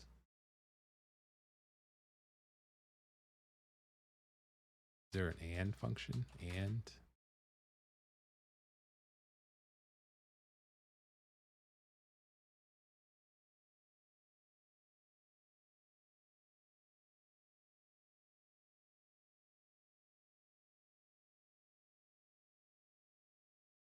I just want to click. We're going to put it in here. Pick it up. If button down. Get object.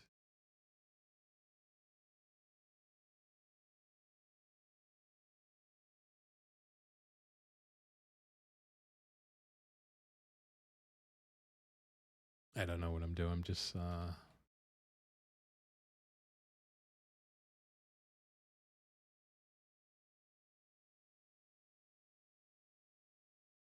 invalid operands object and string for equals operator.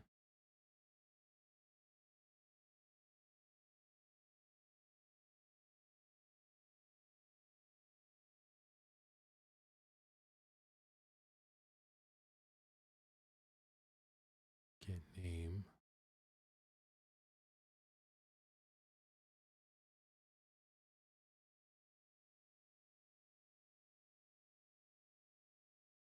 No, because it's all event. Right, so I'm doing event.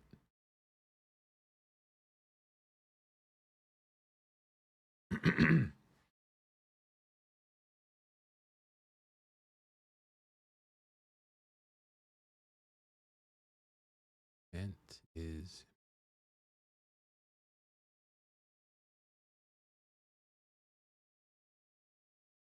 That is true.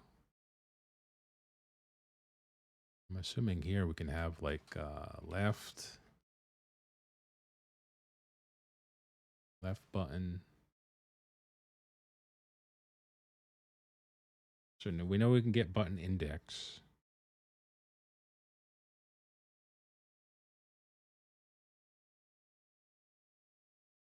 So I'm curious if I change if I right click, yeah, it's going to do the same thing. Okay.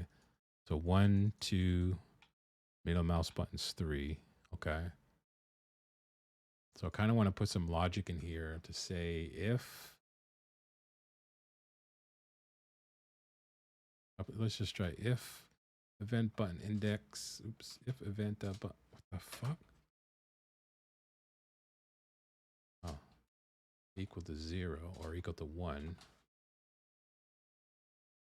Print left mouse. Just doing this so I can kind of space out some logic to see if I can start breaking out. Not that I'd ever right click on something, but now we're kind of reducing the input on that. Left mouse. If I right click, nothing. Middle mouse. Okay. Learning a little bit. Left button equals 1. Right button equals 2.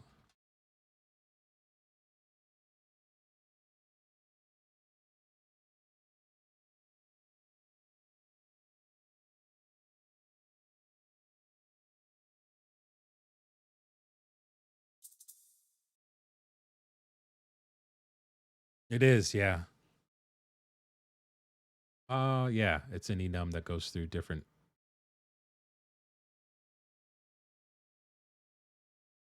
You think I could just do it like this?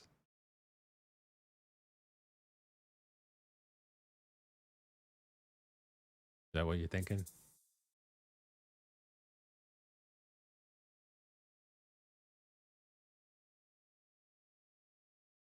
Index. I wonder if that would work actually. Nope.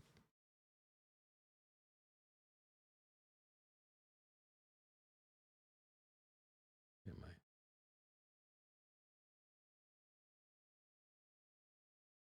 keep hitting like insert and stuff every now and then. What are you saying? Isn't this an enum might make it easier to read without comparing it to a number? No, I meant comparing it to this. Click on that. Yeah, that's what I was looking. So you're saying I could compare it to the constant of that value?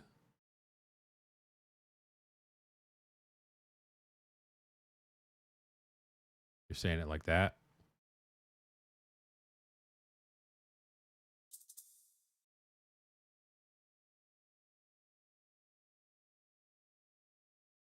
I wonder if this would have to be instead of index then mouse button, because that's the enum, right? If event mouse button, if I'm reading that doc right, it would have to be the enum is mouse button. And then I would just pass in if it's left and do this, right?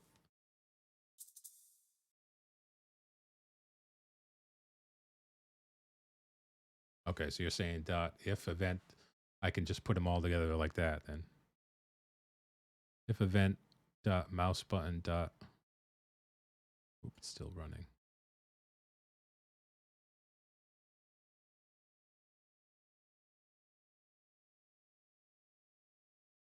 So I wonder if we don't need to, oh, because it's already doing, oh, okay. If event is,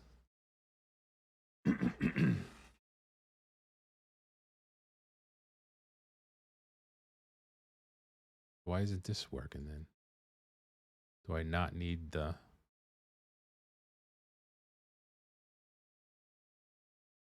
I think this would come up here then, right?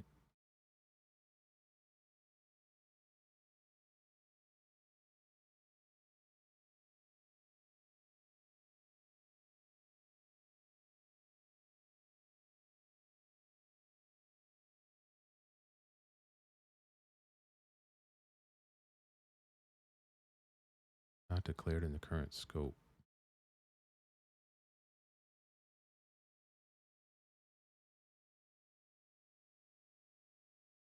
Does it support that? No.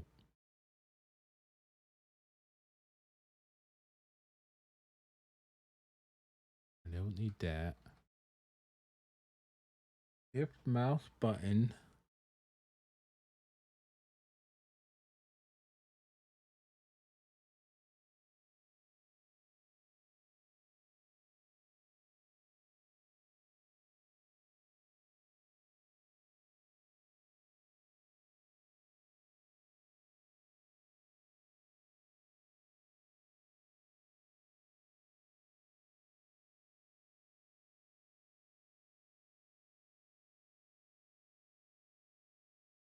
Identify a mouse button not declared in the current scope. Let's go all the way up here and see.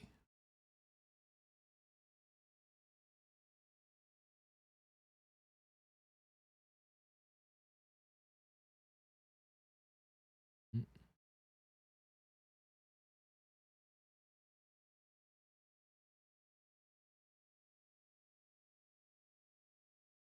Mouse button to init.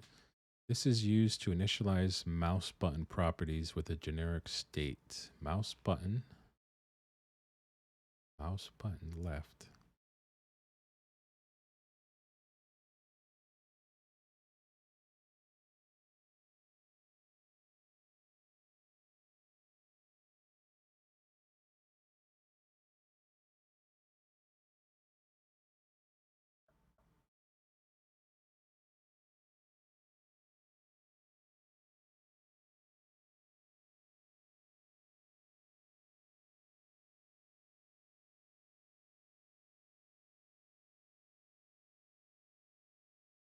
Yeah, input. So mouse button. So input. Oh, so it should. So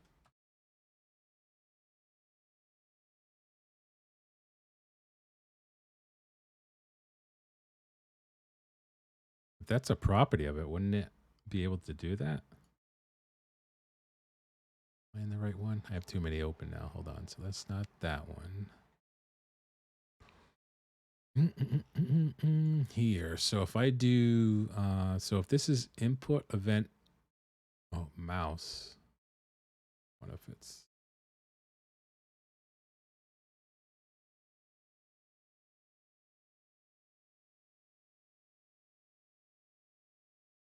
I don't know if this is right.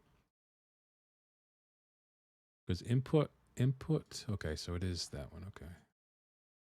Yeah, input mouse button. Input mouse button. The properties are mouse button.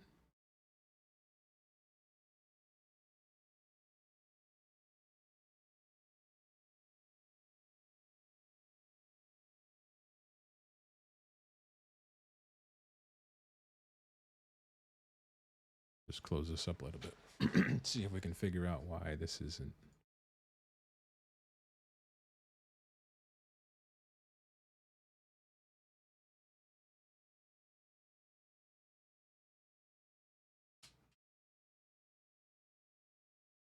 No, that's normally. Yeah, so I'd assume it would be, what have I done? No, I think if I'm reading the documents right, though, mouse button is a property of input mouse button. Input event mouse. Input event mouse button.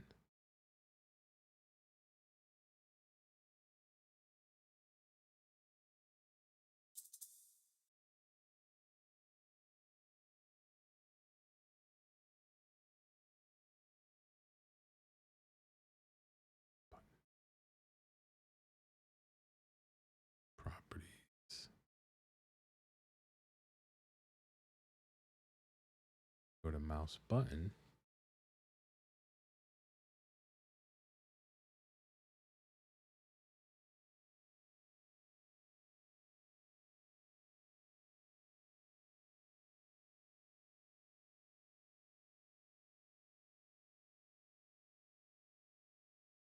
I guess I don't understand how to use the This is used to initialize mouse button properties with a generic state. What we want.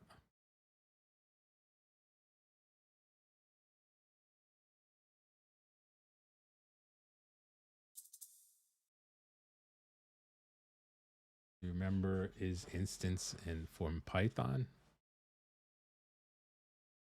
Nope.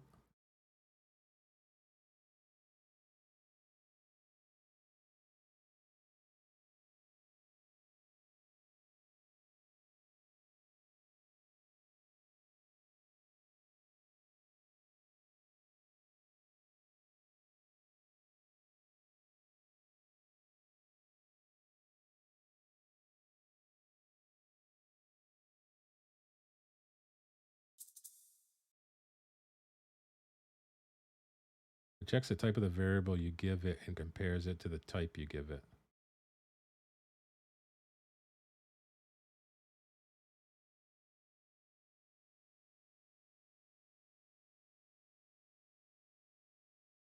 Hmm.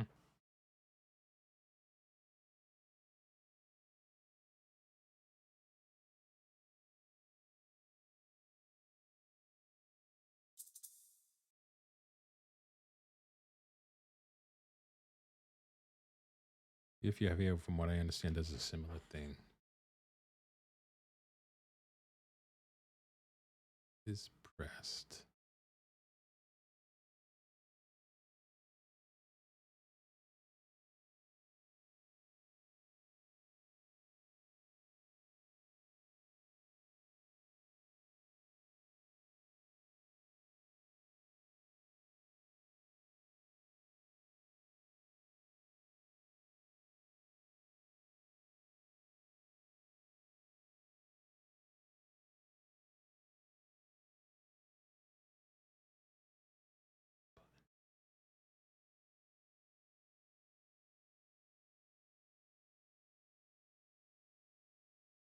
Valid mouse button on boolean.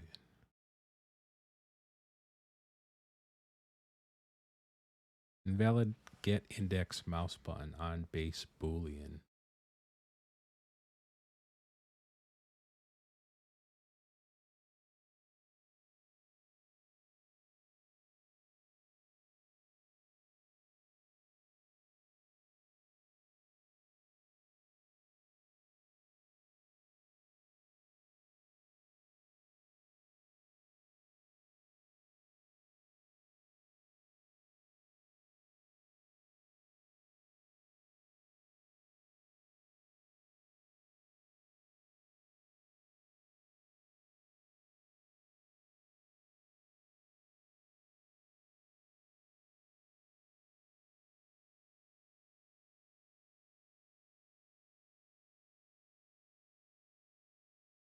Mouse button index.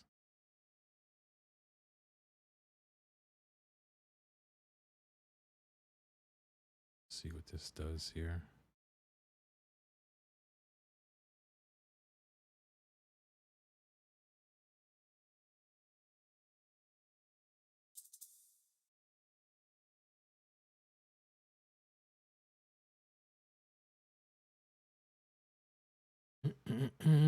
Let's see what this is. Yeah, I thought I did this. So button left.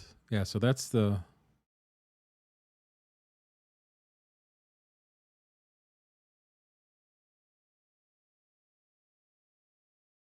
Yeah, that's what I had before, but I wasn't using the. This doesn't use the mouse button.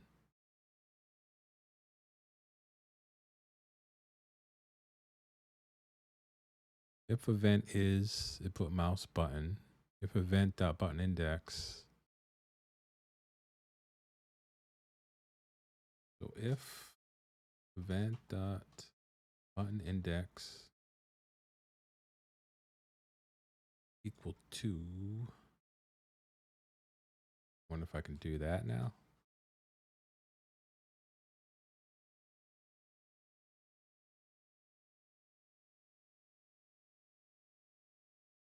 Oh, and event dot press. That's kind of cool. I don't know if that's going to work or not. Print. Okay.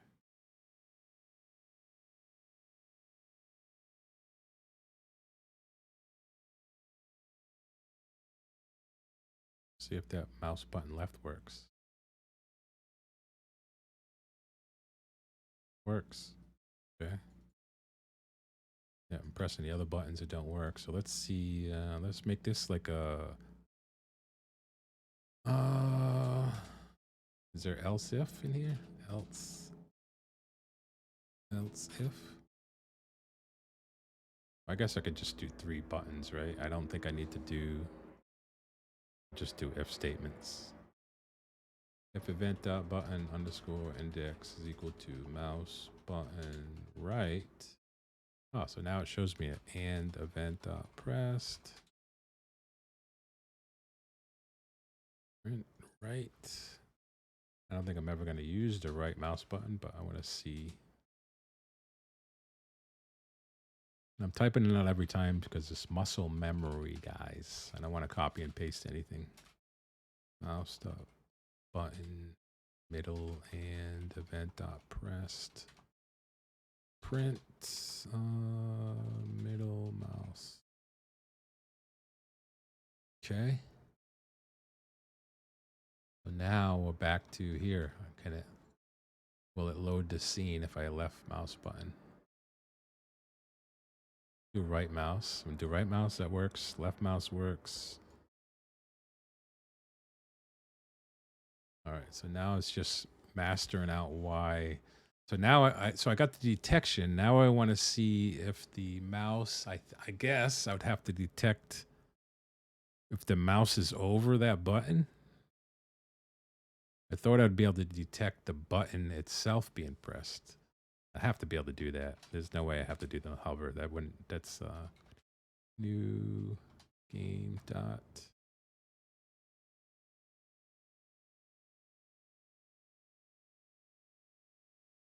Is pressed. I do something like that. Do some crazy shit like that. If print. Yeah, it can't be that like that. So if button. Okay, so if event I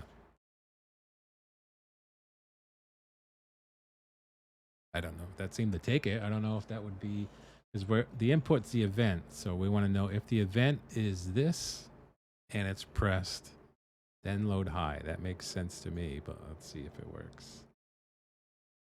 All right, it doesn't work. Let's see. Invalid get index button. Okay.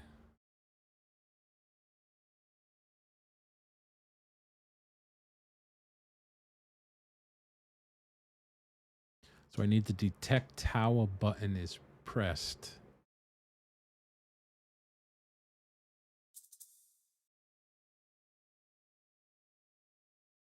Yeah, good luck with a game that has over 100 buttons. Yeah, right. I should be able to call it by the button though, right? I'm thinking. If I go back to this new game here. Oop, it's on here. This one, I have to be able to button pressed. Okay, so button pressed is in the parameter. All right, it's right here. Button pressed, property, button pressed. Oh. Oh, if true, the button state is pressed means the button is pressed down or toggled. If toggle mode is active, only toggle mode. Okay. Only works if toggle mode is true. Property button pressed. So if I do toggle mode, that makes it pressed. So now I'm going to do button pressed. If true, the button state is pressed, means the button is pressed down or toggled. If toggle mode is active, only works if toggle mode. No button will result in a toggle to be emitted. If you want to change the press state without emitting the signal, use set pressed no signal. Button pressed.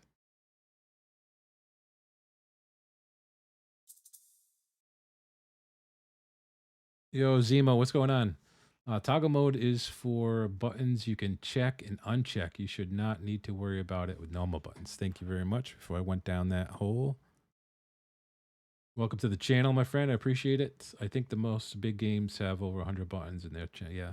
So what I'm trying to do, I have the inputs detected from the mouse, and I basically have this intro. I want to know when I click this button, new game, behind the scenes, I want it to load this scene.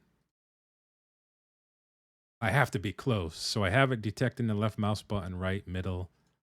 And I'm trying to now work with this logic here to say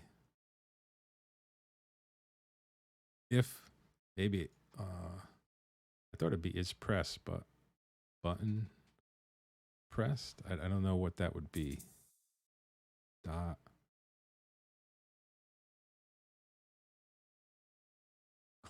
Connect a signal from the button. Actually, the best way is to connect a signal from the button. So is that what this was talking about over here? Set pressed, no signal. On the inspector, there is a different tab called Node. There you can see the signals. Thank you very much. Let's check that out. I'm using Godot 4, by the way, beta 10. There is a node. Let's see. This one. Let's close this down. Layout. Check on the top of the inspector. Oh, I see it. Thank you. Oh. Whoa. Suddenly the heavens opened up. Down from the heavens rained some Godot light. Button pressed.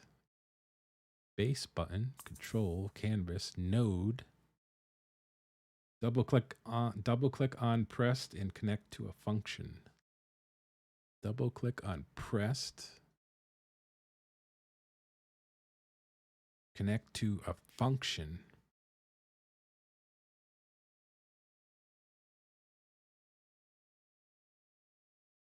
Double click on pressed. Connecting from. This doesn't seem like it's connecting from. Connect? Is that how I do it? I don't need I don't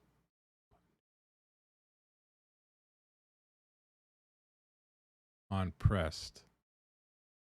Do I put this new thing down here? Is that what I have to do? I would recommend creating a script from the menu and create the function there, but you seem to have a script for the button. Yeah, my thought was, again, I don't know anything about Godot as I'm learning. This is like my first one even looking at the language. I'm familiar with Python, so I thought I'd give this a try. So you're saying from the menu. So my logic was, just to hear me out, was saying, okay, if I click this button has a script, do something. If I click this button has a different script, do something. And then, from a newbie perspective, I know there's ways you can optimize. You can probably have handlers or nodes that do break out all of these, but I'm trying just functionally to get my head around what it would work. So you're saying you would have put it at the main level here. And then in the main level, you would detect any button that's pressed if I have more buttons instead of a script each. That makes sense. Is that right? No, but that's right though, right? I kind of want to make it, if I can learn along the way, I'm all for it. So that's what you're saying though. You would attach a script to the menu level. And then in there, you would detect buttons pressed and kind of just get the names of the buttons. Is that kind of the deal?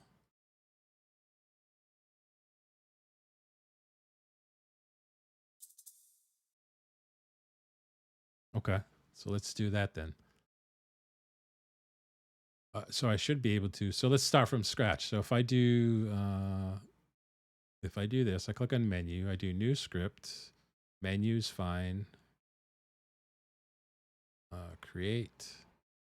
Actually, I want it to be in my scripts, and I should have changed that.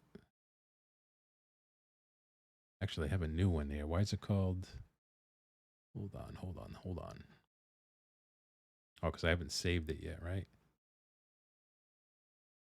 Why do I have two scripts?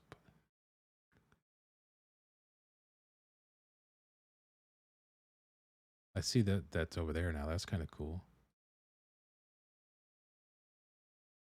File. Where's my script? So this is my script. Okay, here it is. Menu. File. Oh, there it is. Okay. So let's drag this down into scripts. Hopefully that reassociates it. I don't know if it's going to reassociate. The two scripts usually happen when you drag them to a different folder, but it is still open at the idle. Saves it back with previous location. Oh, I see. Yeah, that's a scene. That's a scene. I'm just going to delete this.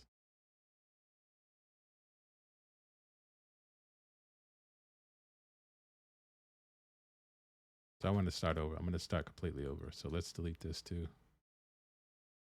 So if I come here and I go to Spectre, look on this. I want to delete this. Can I just, okay, that's unassociated. Now can I just delete this?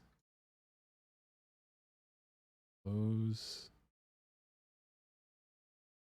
Discard. Delete. Remove. Save everything. Save all scenes. Go back to the 2D scene. We're back here, back there. So now you're saying, so it kind of just creates the function, right? So if I go to nodes, select a single node to edit. So if I go back to, I'm sorry, if I go back to here, click here, nodes is pressed.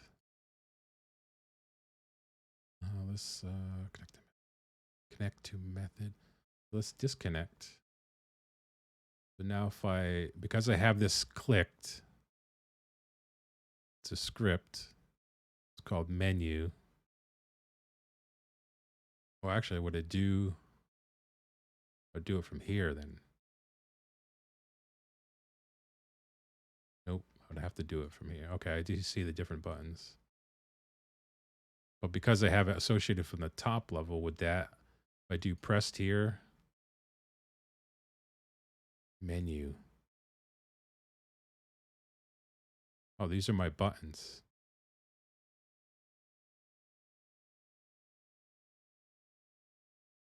Okay, so now I understand connecting from. Yeah, now I understand. So I'd have to come in here for each one to do that. So I'd hit connect. On button, new press. Okay, so then I can, I see. So this is the base. This is the name of my button. I can take each of these, replicate multiple functions like such, right?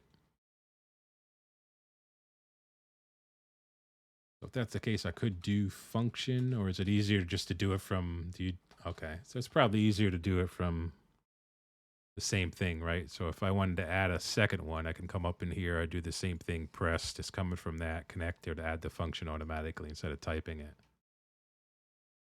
Am I getting it? Am I getting it? Here, pressed, connect. Cool.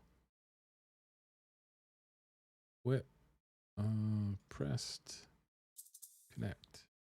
Cool. All right, that's all my 4 bucks. Yeah, that's a hell of a lot easier. I was gonna actually go down 4 separate scripts. So it's cool that I'm learning this. So by all means, I don't consider it back seat. I'm here to learn. So anything you can help. Same thing with you, Toxic, as well as Dragon. You guys have been helping me from the beginning. So anything you guys can do to help, and obviously improve it and learn the right way from the beginning. I don't want to go through a bunch of mistakes. I was waiting for the nested ifs. Remember when I was trying in Python, I was trying to do those nested ifs like 30 deep with SQL. You probably took screenshots and sent it to America's Funniest Videos or something, but.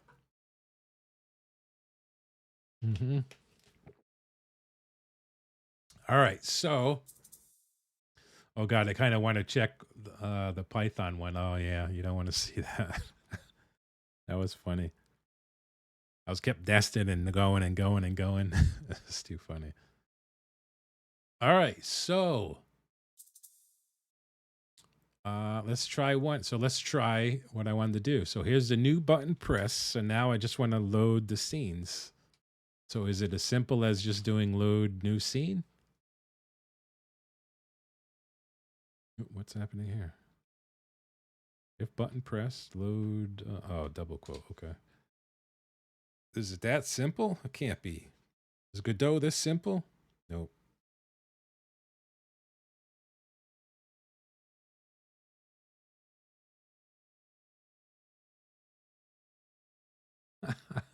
Never toxic witnessed it. The answer is no, but kind of depends on what you want to do. So from that main menu, I'm trying to load when they're here and they click new game. I wanted to load a new. I wanted to load that scene.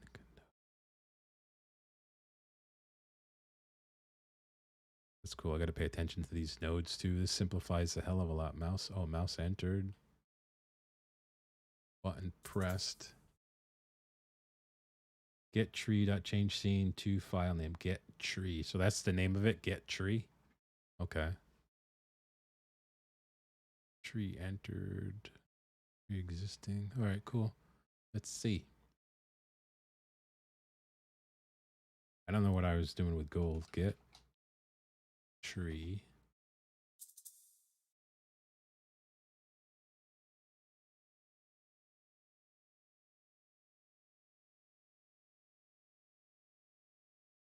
Press F1. Oh. This is what I was looking for. Scene tree. Change scene to file. Change scene to file.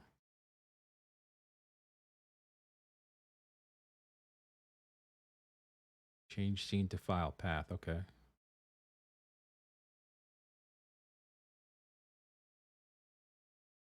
Yeah, that's okay. I gotta remember F1. Oh, that's easy. F1 for help. You're doing get tree function.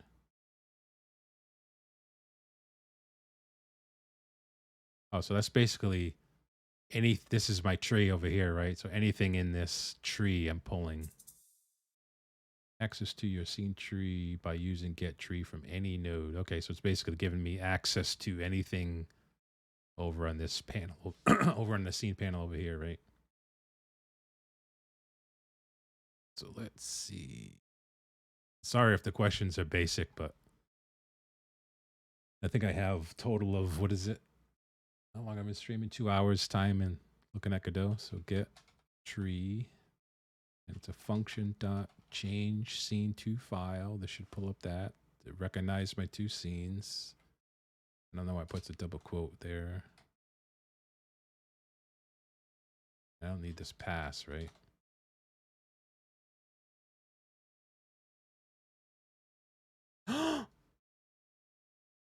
Cool. So I don't need to handle like what happens out of curiosity, the scene that I was just from, is it gone?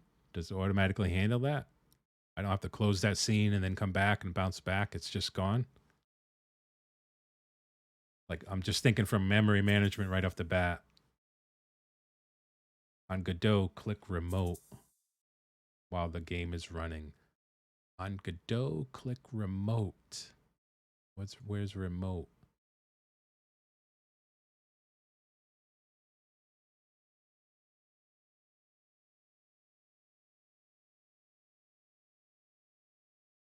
I don't know where you're referencing. On the left where your nodes are. Oh, remote.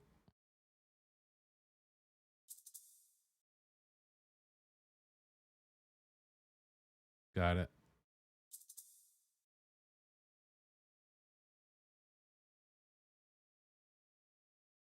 Oh, okay. All right. That's the top. Here's my panels. So technically, if you're saying I can access anything in here, is that how I would access each of the elements too? Or the, like if I wanted to change like this text label, I would access it the same way as I would access this. Okay. I don't need to do that. I'm just trying to keep, as I'm working through the logic, and I do want to do something crazy like that, how I can figure that out when I'm doing it. Okay, cool. So this is kind of like what I'm doing here. So I'm kind of getting the basics of the framework down. So it's going to be a text-based adventure game with some graphics elements. So this is going to be the main page. You click new. You're going to go to that second scene. You're going to click, the basic like D&D type classes. When you click your class, then I'm probably going to have like the tree would be click your class, and then you go into, you pick maybe your name last. We'll do your name last. But then I want to have like some basic stats. So when you click fighter, maybe I'll have a blurb up here. I don't want to be too pop-up-ish. So I'm thinking if I click fighter, maybe I'll have a hidden, just to work with different types of options, have a hidden text appear. Okay, if you're a fighter, you get plus whatever the blah, blah, blah. The fighter does this or that. Or should I just have it, show it static when they come to this page? I don't know. Like a context menu? Not really a menu, but like I'm just trying to get, I'm trying to think of the flow of the game. When you come to here, there's going to be images in here. I'm not going to worry about that. I think that's too deep at the moment. Let's get the basics down. So if I click fighter, I want it to go to another scene now, and the next scene is going to be kind of where if you think D&D, Dungeons and Dragons, you're going to roll your stats, right? So you're going to have stats showing, strength. Well, I'm going to set that page up right now. Now that we have this going, so let's create a new scene here. So I'm going to do up here. Correct me if I'm doing any of this wrong. So I'm going to do a new scene. I'm going to call this. It's going to be a 2D scene. I'm going to call this scene stats. 2-player stats.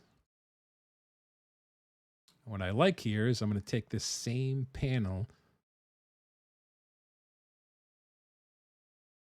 copy, come over here and paste, and I get the same thing, right? I don't need any of this. I don't know if that's easier, but I'm going to delete all this stuff. That's cool. We'll change this back over to inspector.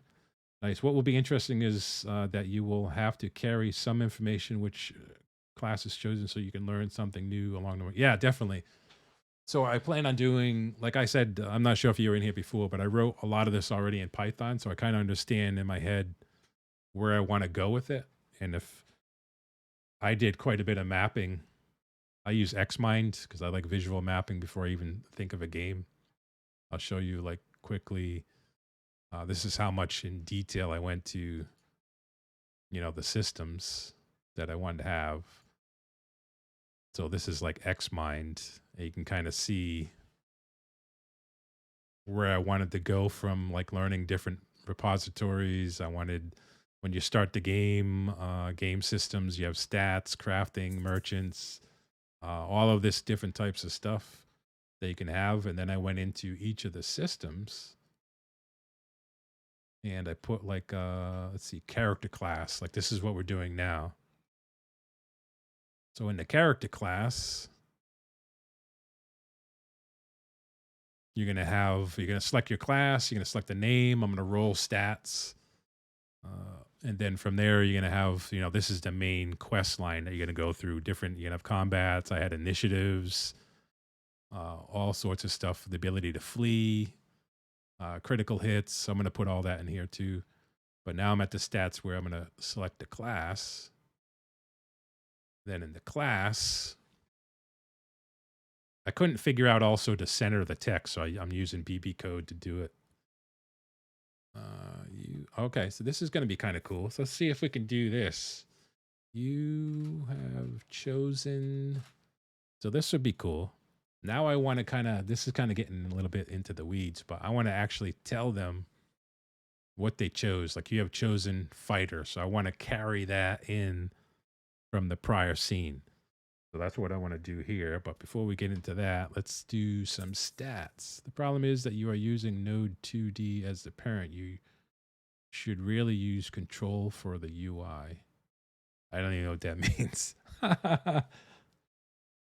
2D as the parent. You should really use control for the UI. Is that like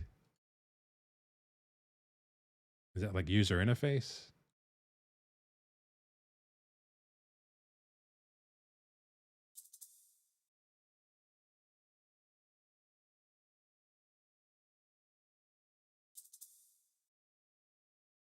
User interface is a control. Okay. But wouldn't I still need a scene though? I'd never done that. So let's see. What does this do? I don't know what a control is. That's why I'm just going from my fundamental knowledge of what it is. So if you're saying a control, so what's the difference between a control and a 2D? Most of everything in this game is not going to be, it's going to be flat, really. So it's not even going to be.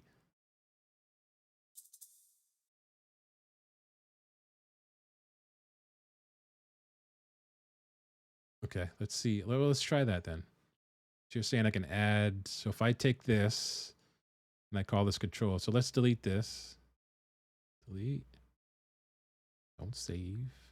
Go here. This is control now because I want to learn it. What was a good way? A good way. You can add a center layout. Barrows from docs to design your UI. Welcome, my friend. You'll use the control nodes. These are nodes with green icons in the editor. Over here, right? Yep. Control. Center container. Add here. Container. Let me just read through all these. I want to make sure I understand what's available. Center container. Create. So is a center container like a panel or like a canvas, kind of like that? So if I do, is there a quick way to fill this 1920 by 1080? Or do I have to come over here and do 1920 by 1080?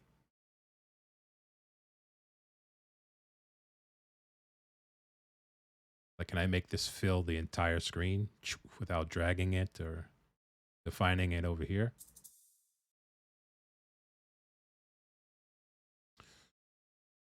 Yep, like right here.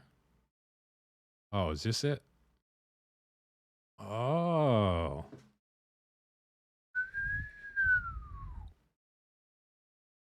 Sexy stuff.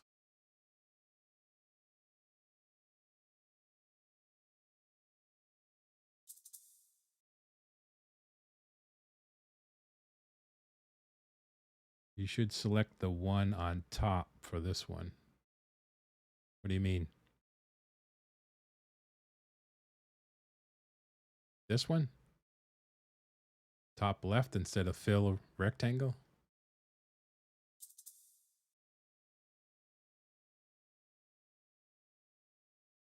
Oh, so you're thinking from the title. I'm thinking like I'm making a I'm making an object and then I'm putting things in it. So the way that I understand this now is I'm working with individual components. Is that right?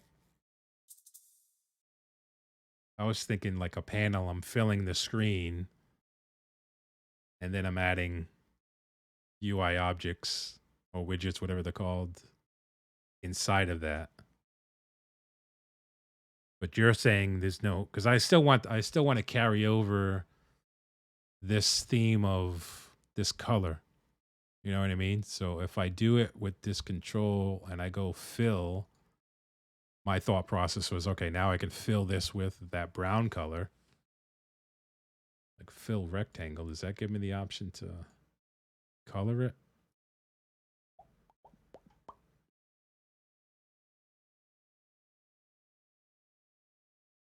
Theme. Is everything done by themes or quick theme here? I'm like going crazy now. I don't know what the. I'll let you catch up. I'm probably going. Twitch is quick, right? Just want the color. I want a color change.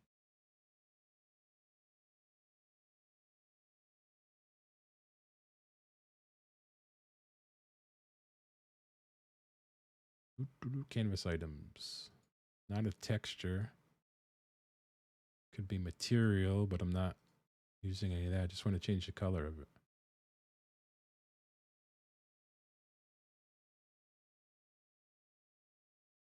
Don't want any fonts.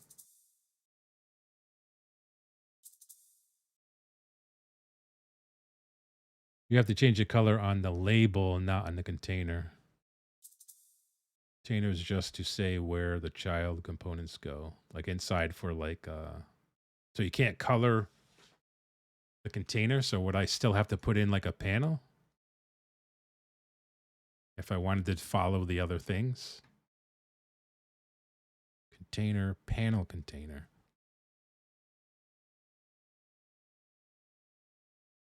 I don't want a panel. I just want a panel.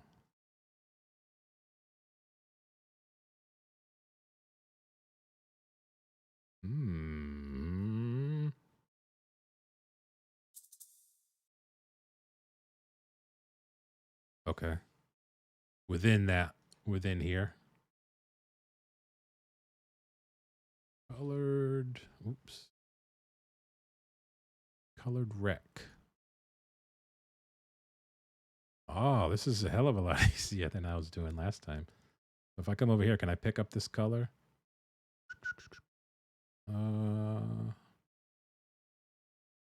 I would get this color to be that color.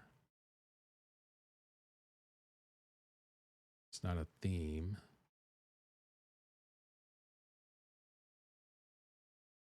I'm on the panel. I think that's the base. Oh, I think I did override theme, styles. If you want, you can also change the color of all the panels by adding a theme to the project. So if I go back to the main, because that's what I want to do. I want everything to be consistent where I don't have to keep messing around with color. I think this is used. These are using the same themes because I didn't change any of this. This isn't yet. So let's just stick with this basic theme. So if I wanted to apply this colored rectangle, first of all, let's get the size of it. I want the size to be actually, oh, that's gone now.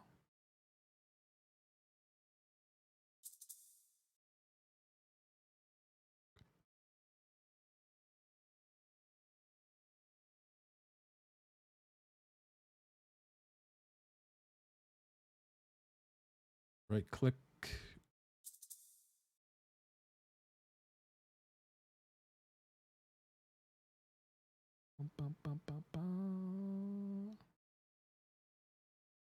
New resource, right click. I click on the file system.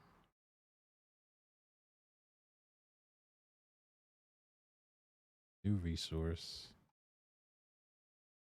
Theme.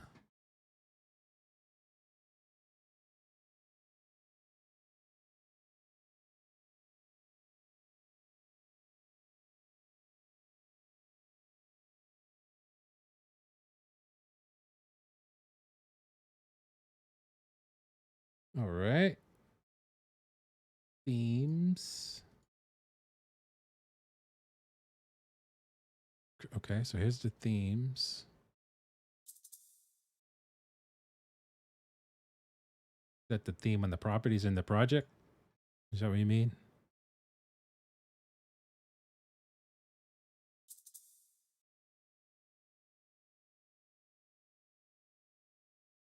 General.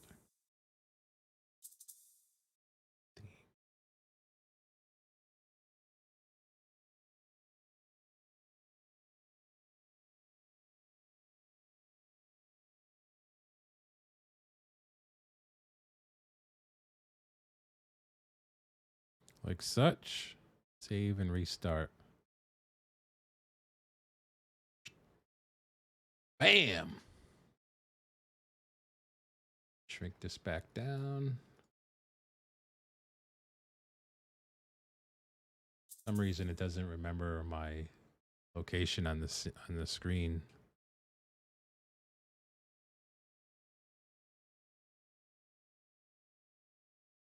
Like that. Okay. The hard part is from now on. The hard part is from now on. What do you mean?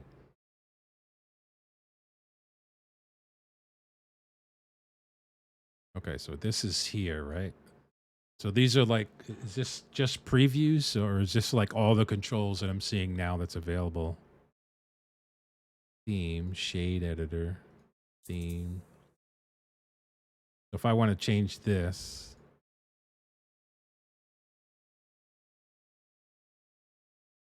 show default, override all. I'm just pressing buttons. Manage items.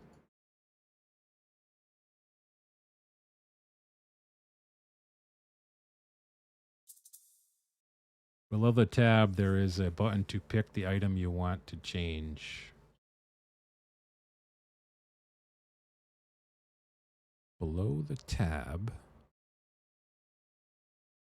button to pick the item you want to change.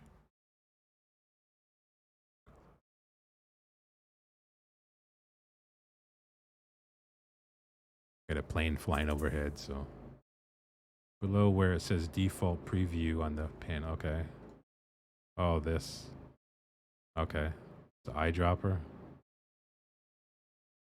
That's all right. Let's say I want to keep this. I'm not going to mess with the colors yet. It's good to know that it's there. But let's say I want to apply this now. Is it automatically, because I applied it to the project level, I'm assuming now if I go back in and create the new for the user interface, there it is. Automatically applied. Okay. So if I call this, this is a control. So if I call this new stats, you're saying I could put in, do I have to put in the container or the center container? Center container, go up here. I'm going to do fill because I want it to be, I want the center container to be, no, you can add panel. Oh, so I don't need this then. As long as I'm using this control UI thing, right? I'm used to the panel. So if I add a panel, and I make this fill, perfect. Now I want to add to the panel, I want to add a text. Rich text label. And I want to center this. The only way I know how to center it is to use BB code. I thought there'd be an option like a line or something in this UI, but you have chosen blank.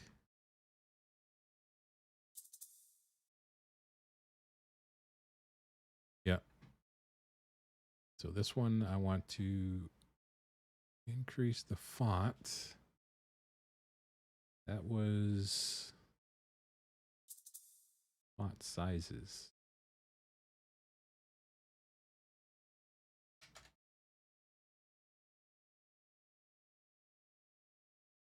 And here, we'll go to here. Okay. Yep. Okay. I'm getting it. I'm getting it. You have chosen. So here's some cool things. So this is what eventually I want to do is I want to be able to take what they pick on this screen. Let's say I pick a wizard. I want to be able to take this selection. Actually, I need to. I guess I'll have them click on these. Or I can put a select button down here. Maybe I'll put a select button down here instead of, it doesn't matter. But I want to be able to capture what they pick here. If I pick wizard and it loads this screen, I want to be able to put up here, you have chosen wizard. But that's to come. We'll do that in a second here. Let's put this over here. Text. Chosen class. And then I want to put like some stats. So I want to put like strength, intelligence, wisdom, time, all that good stuff in a stat window. So I'm thinking we'll have the labels over here.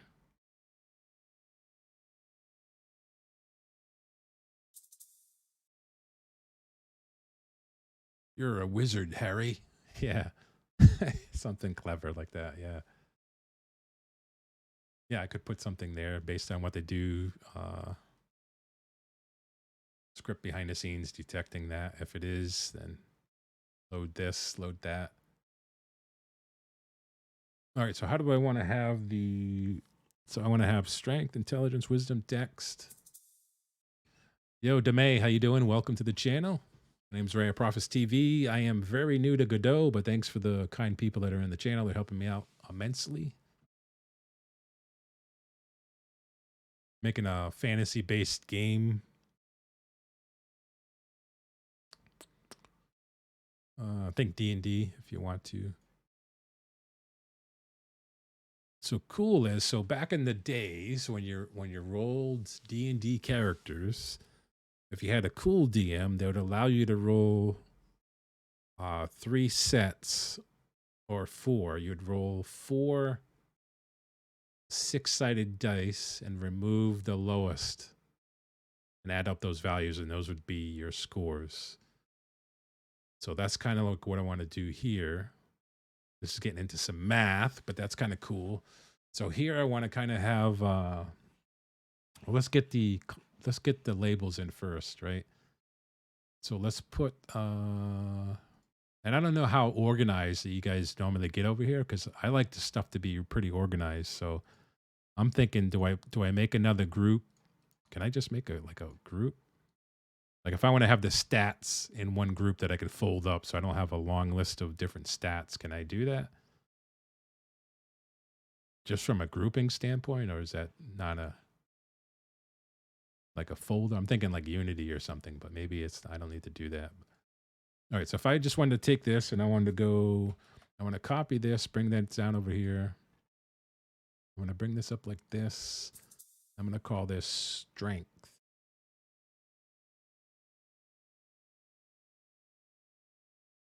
Strength.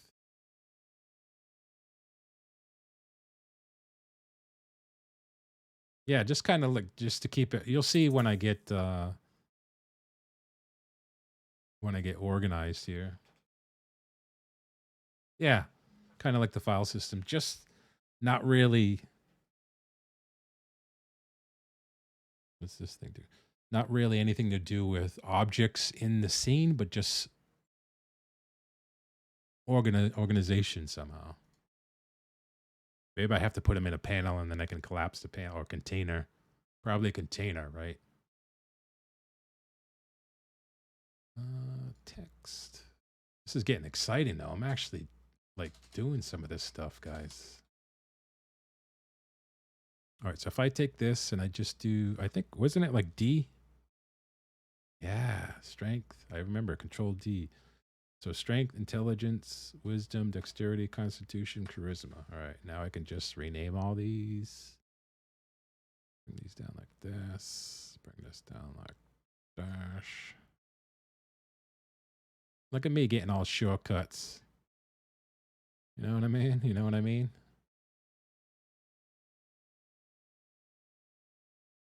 Very basic. It's very fundamental. V box container to have them in as a list. V equals vertical. Okay. You're saying you can go up here and just do vertical V box container. Create. This one I'm kind of just going to move down manually. I can go like that. bring it down like this because I'm going to space these out a little more. That. Yep. Now I can just grab these, minus that, drag it into that, like that. Yeah. Yup. All right, I don't know why these aren't showing now.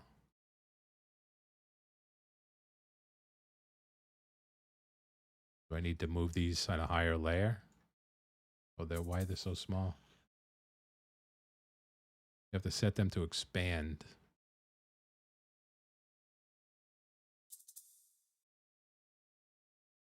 On the layout inspector. Layout.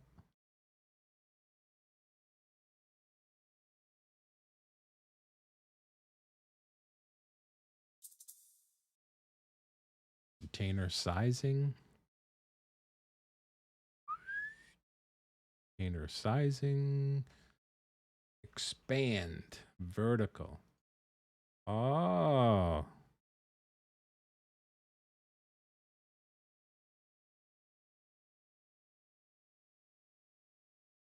Dude, Godot has everything, doesn't it?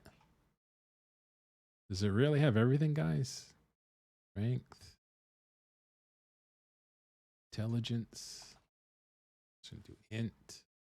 Oh, probably tell it out.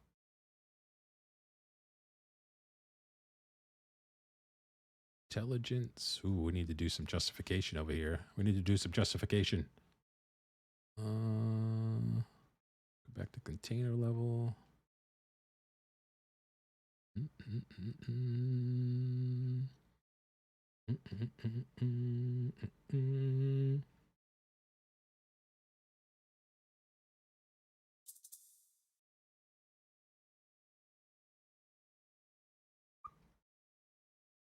There it is. There it is.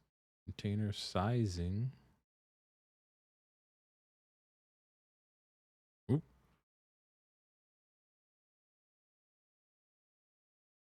Because you have it as center, you can make them as normal label at this point. Yeah, I want to make it. I should be able to just center that though, right? Oh, I see. Yeah. So I could just take this off. I don't need that. Don't need that. Can I do it to multiple things?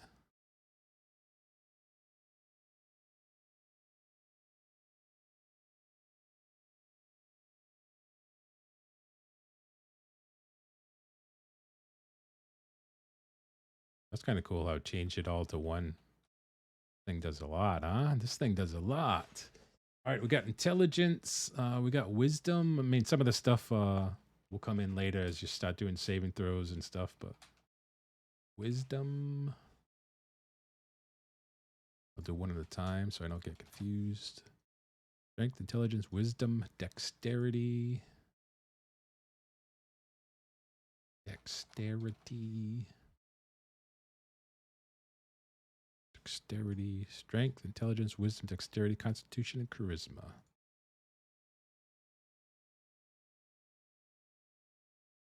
Constitution.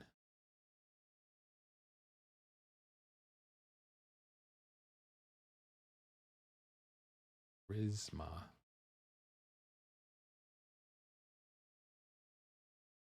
Constitution.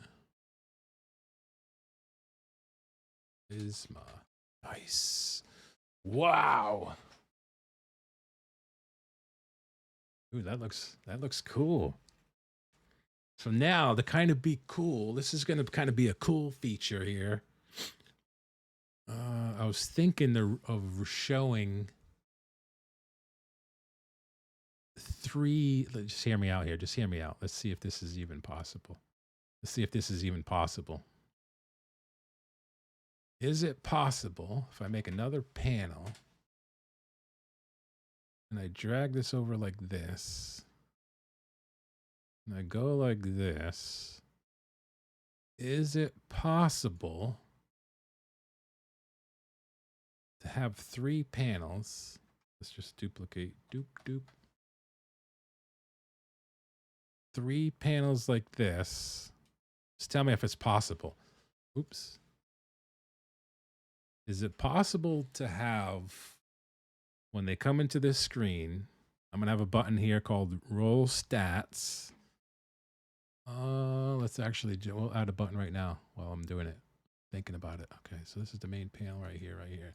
I'm going to do a button. Create.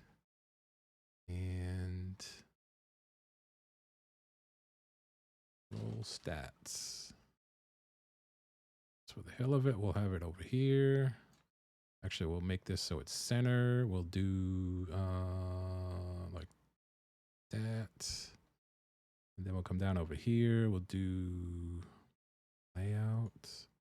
Nope. Theme. Nope.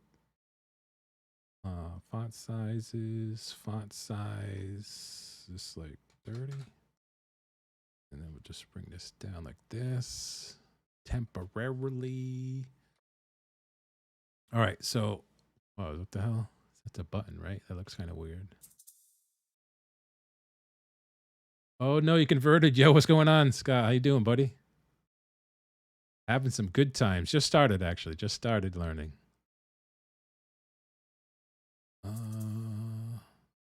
Here.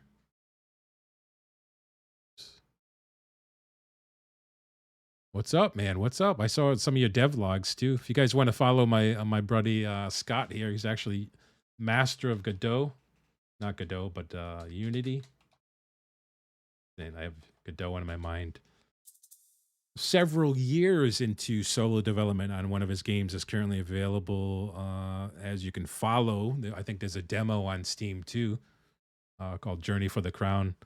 You can check him out. He streams a lot. He taught me a lot about Unity. He taught me a lot about doing 3D modeling, all sorts of cool stuff. Master of Unity. This is a pretty awesome title. Yeah. He probably won't admit it, but yeah, he's been working in that for quite a while, so he's pretty cool. His game's getting ready for, I think you have another demo release, but you have some dev blogs that are out there on YouTube too. I've been watching those. Looks pretty cool. Definitely click his channel. Master of Unity. Now you got to live up to that, man.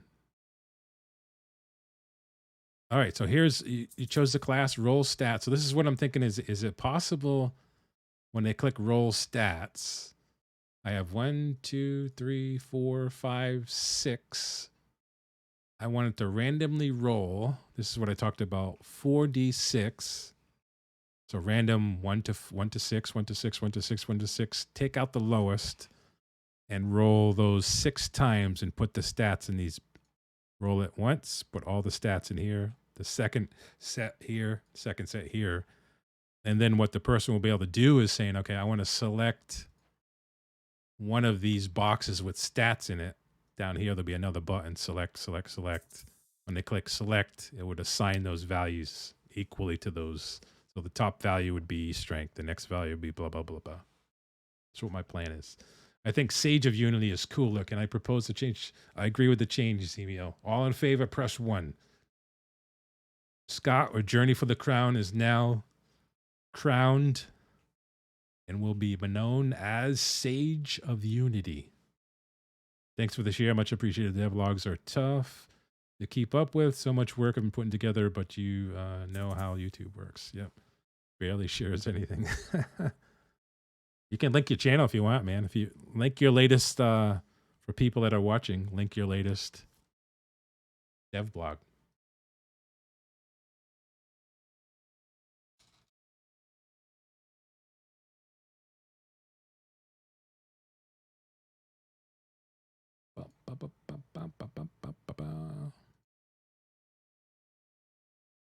So I wonder if I would have to do, like in my knowledge of not knowing anything,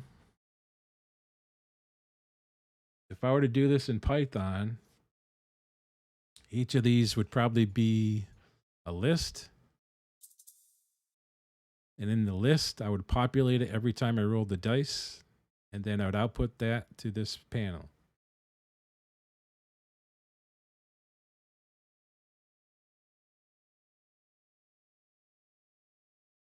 So I can add a V box inside each of these. Okay.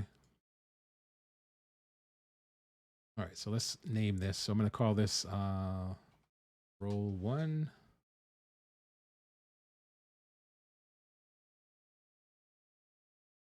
Roll 2. Roll 3. All right. You're saying a V box inside of it. What are you making? A CIC fan? Yeah, I'm going to be doing. So going back to the beginning here, I'm calling it Crest of the Moon. It's going to be like, if you think of Zork, it's going to be a text based adventure game with graphical elements around, some graphical elements in the game. So I have a couple things going. When you click here, you click new game, they'll bring you to this page. Just getting the flesh of the core foundation down at the moment. So you'll be able to click one of these classes. When you click one of these classes, then it's going to bring you to this page where you're going to start rolling your stats.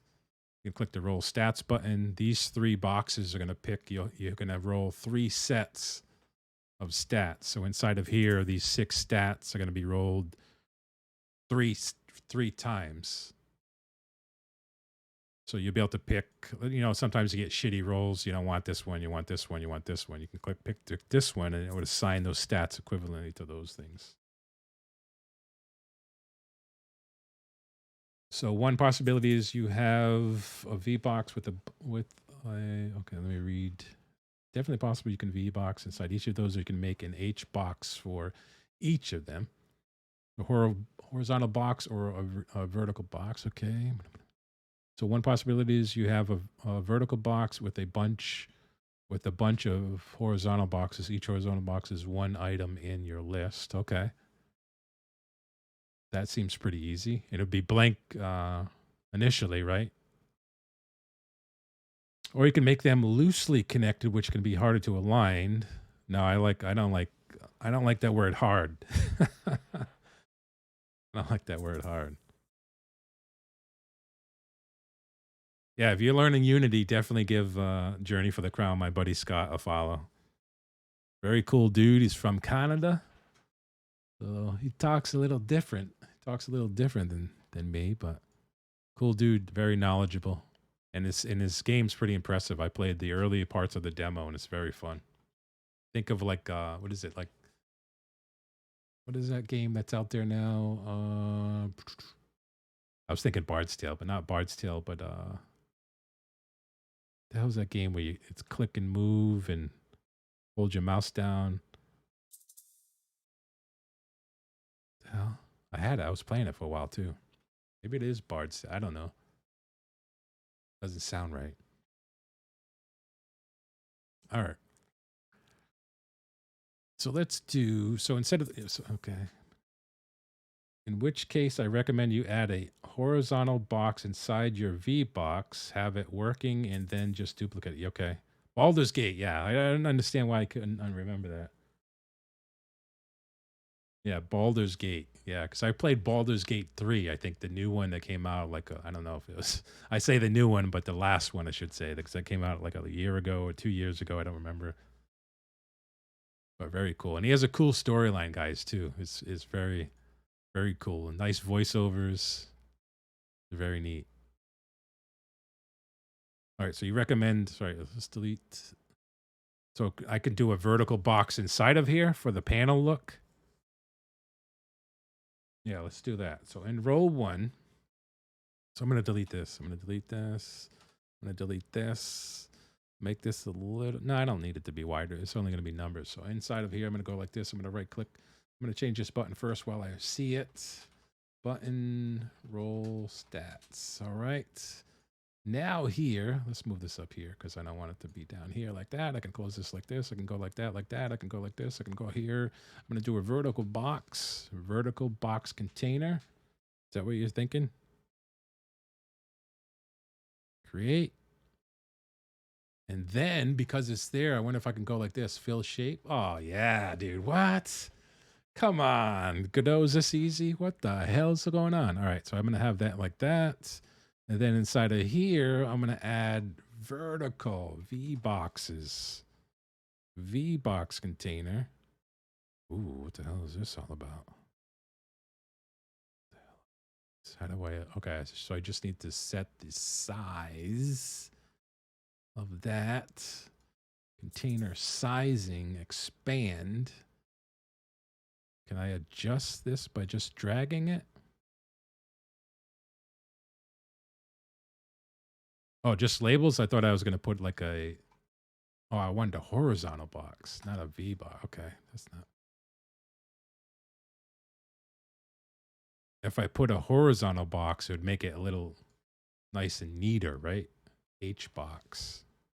Create. Then in the H box, I can put containers, right?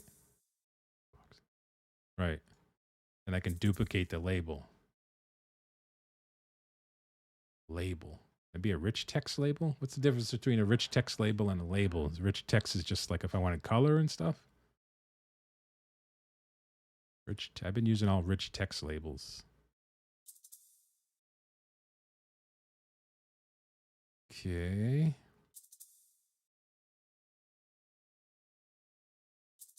Zero. I'm just going to put strength 0. Or strength 15. We'll just do it like that.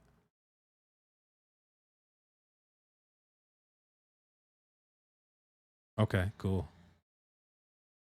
All right, so I got that inside the vertical. I'm not sure why it's not sizing though. Layout, container. I have to expand it. That's what I have to do. Expand it.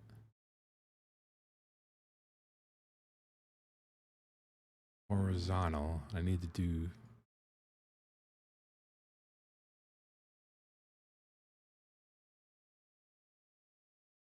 I can't see like the bar.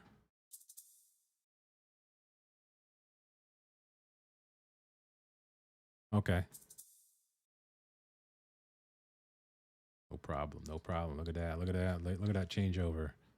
Bam, just like that. Do strength 0. Easy. That's pretty easy, huh? That's pretty freaking easy. We'll keep it like that for now. I do want to increase the size of it. Font sizes, override 30. Here we go. Then I want this to fill. Can I fill it? Oh, no, that's center. I want to have it fill the width. Do I? I guess I don't. No, I don't really care about that. Do I want that center though?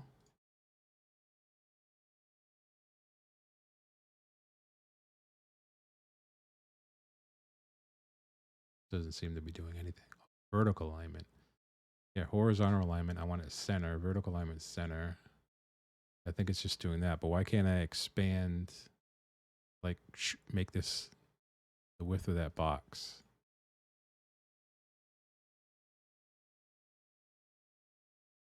Do I even need that? Let's just put 0. I'm just going to be doing stats. No, I think I need to put... Do I need to put that? No, I don't need to put that. Change the layout in the inspector.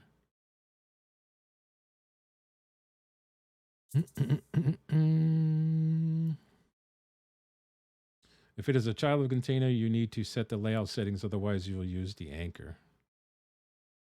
In the layout settings, right?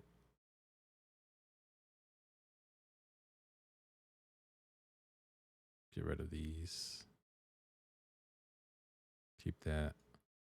There we go. Yeah, filling. Okay. Just like that. Expand it horizontal. 0. Oh, I do. Okay, so this is actually better. Why was I messing around with BB code and all that other stuff when I could have just... This is what I was looking for on rich text side. Okay, vertical alignment. I want to make this center too, so it's center within that. That's cool. All right, so now I kind of just want to duplicate this. I think this would be label... we'll call this LBL strength. And we'll need to do this 6 times. 1, 2, 3, 4, 5, 6. And I'll move each of those down. Oop. Ooh, ooh, ooh, ooh. Whoa. Whoa.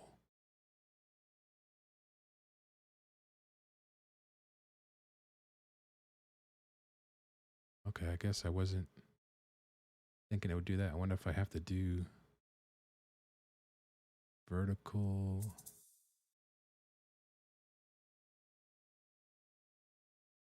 Gotcha. Yeah, that's what I did wrong. Okay. Can I back up? The power of Control Z. So I do this one, and then I would duplicate 2, 3, 4, 5, 6.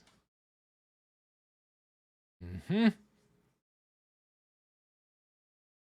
All right. I don't need it to be space. I mean, I could see if there's padding. Is there padding?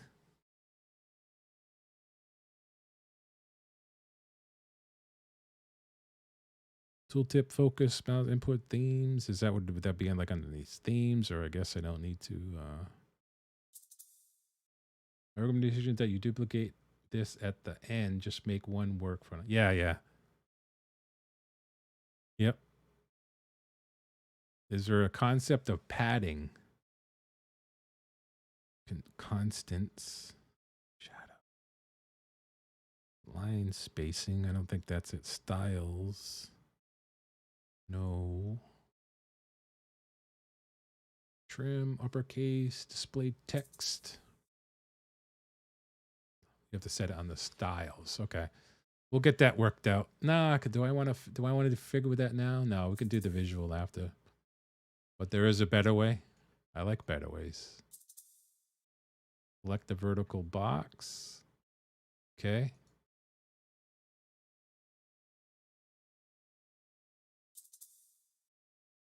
On the themes override. All right. Set the separation. Separation. Oh, dude, you're pretty smart. How long you been messing around with Godot? Oh, shit. I didn't know you can drag that. Okay, that's even better. Hold my mouse down and drag it. That looks about right. About a year, maybe, I think. All right. Dude, this is actually happening, huh? How's this actually happening? I moved this whole thing. I notice it's, oops. Oh, okay. I don't want that to be like that. There, like that. There we go. Let's move the roll up top. Okay. Whoa. The hell did I do? Okay.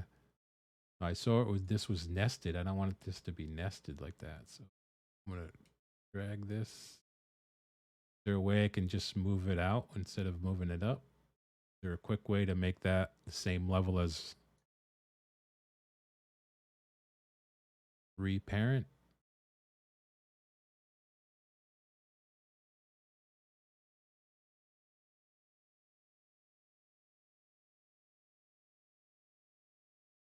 Just like that. Ooh, shit.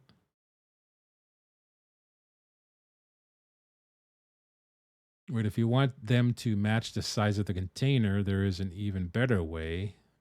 Select the H box container.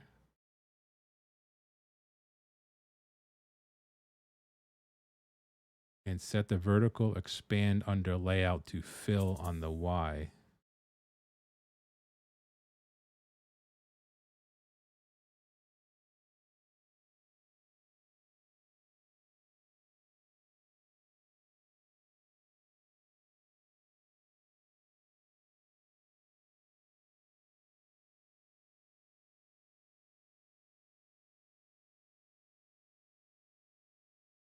Like this. It already is, right? Oh, expand to. Okay. Wow, that's awesome. So then I can remove the. Should I remove it up here then? Yep. I think that's perfect. I removed the actual separation. Now I think it's perfect. So now my question was, see how it's inherited underneath roll one? I don't want it to be like that. Is there a quick way? It seems like when I tried to reparent to panel, it lost the numbers. Just drag it. So this is an easy way just to do it like that. Yeah, I lost the numbers, by the way. I don't understand that. Oh, because it's named the same. Okay, let me name this. That's probably why. My bad. That's container.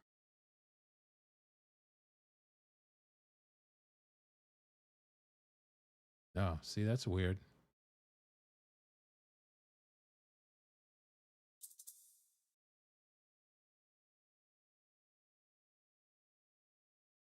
Oh yeah, my bad. Yeah, my bad.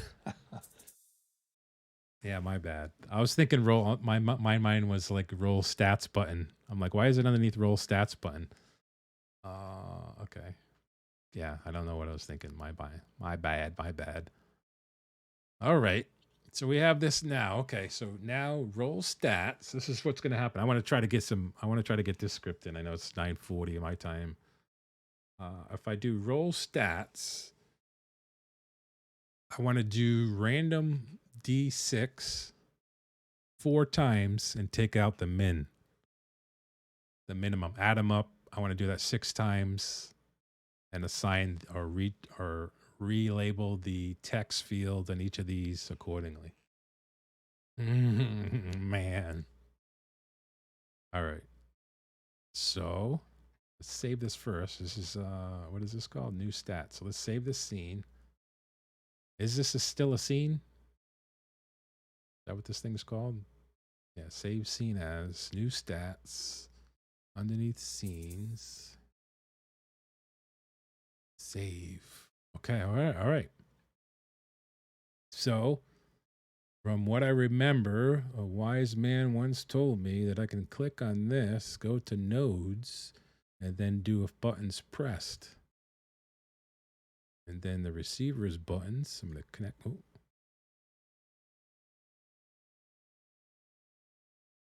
Scene does not have. Oh, I got to add it to the top for us here. Yeah.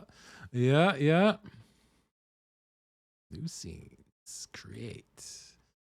Now I can go over here like this. I can click on that. I can click the stats. See, I got a pretty good memory, right? Are you impressed that I can just fly through this now? I have a pretty good memory. All right. So let's go back to here. Click here. When they click here, now I know how to get that event label. I got my label. Oh, did I do my labels? I think I actually, yeah, I got to rename this. Lucky I caught that.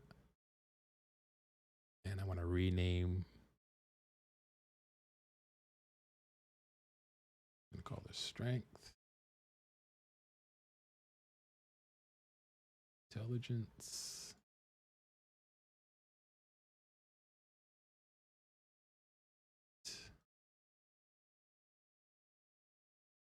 Wisdom.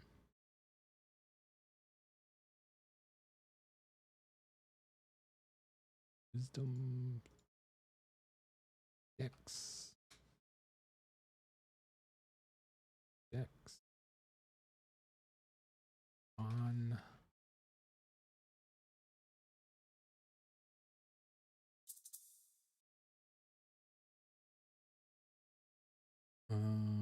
Charisma. Charisma. Charisma. You're very organized with your names. Will definitely help you in the long run. It's just not good to be lazy with these things. No, I just noticed it. I'm like, okay, that's what's happened sometimes when you do use a duplicate key. You want to make sure you go back and get these out. So now I can properly call them and not screw everything up. That would have been a bug that I would have found. Roll the numbers and they're all matching all of them. All right, so we got that now. So let's jump on the script side. Let's do some action here. So now you hit the scripts. We're going to click the button. We got the button there now. Here we go. When we're here.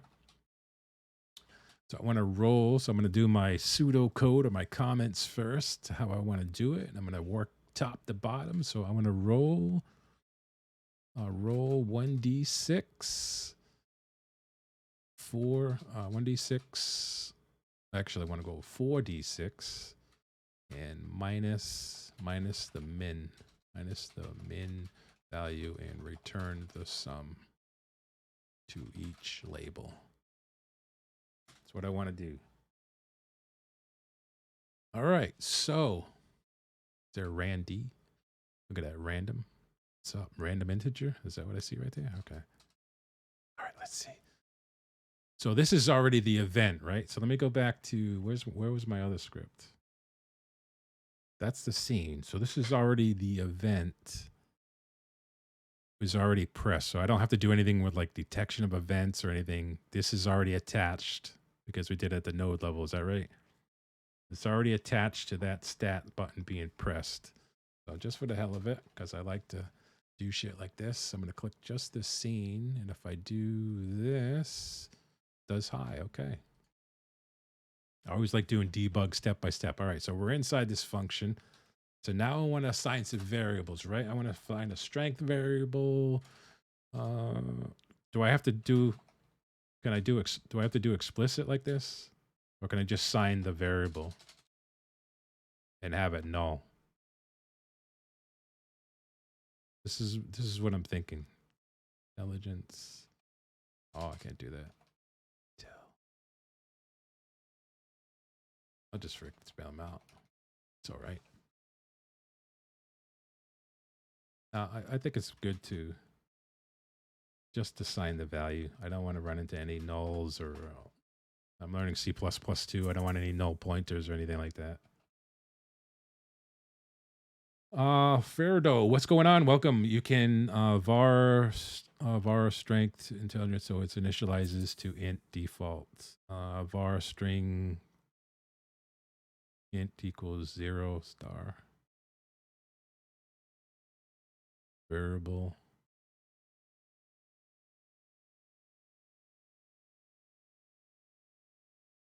Oh, so I can like put them together. Like, are you saying like this? Intelligence. I can string them together like that.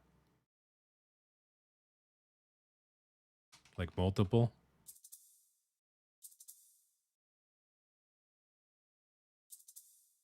Oh, okay.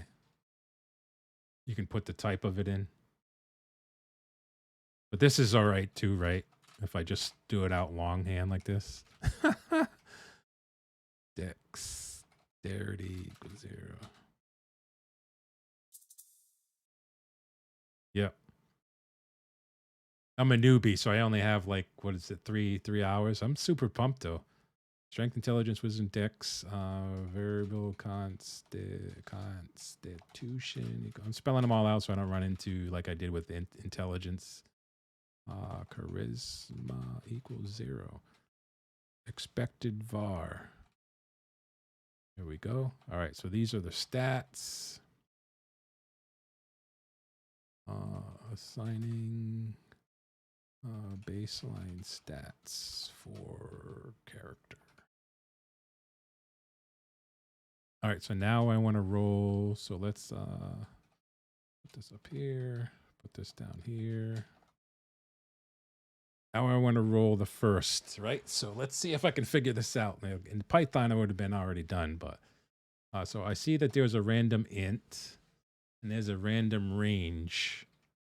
So I think if I do random range, oh, okay, cool.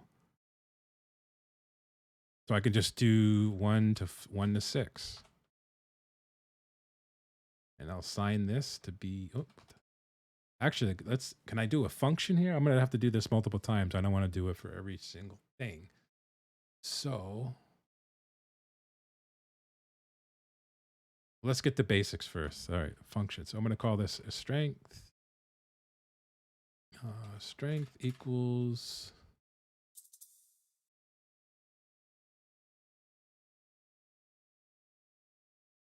Oh, so it's not. So this is going to do 1 to 5. Is that what you're saying?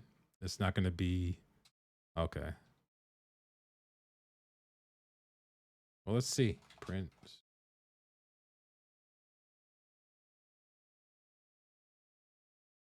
This should print strength every time I do it, right?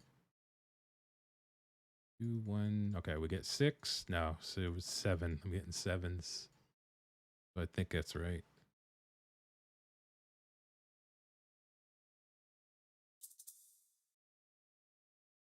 No, that's cool. It's a good test, though. So I ran into that actually when I was doing it in Python. Python, I had it set 0 to 5, and I wasn't getting 6s because the indexing and stuff. I get those confused sometimes. All right, cool. So that's it. So, but now I want to do that. See, in Python, I actually did a class. And in the class, I said, okay, it automatically rolled this multiple times because I can't do like times 4 here because I want the unique roll.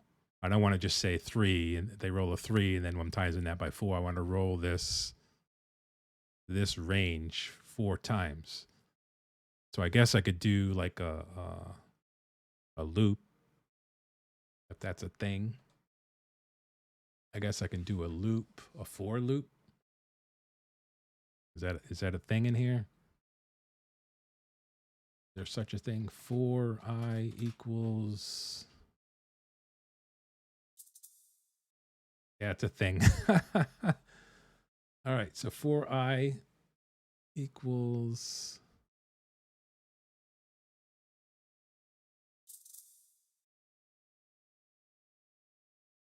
Okay, you get same time. Yeah, I was going to define I equals 0 up above. So for I in range 4.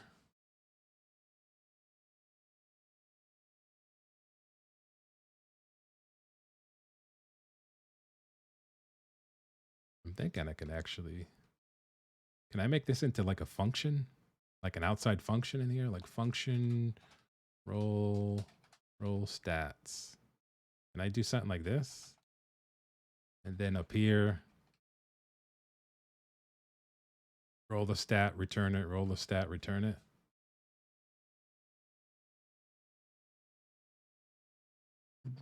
For I in function roll, random rolls, D6. So this is gonna be I. So it would be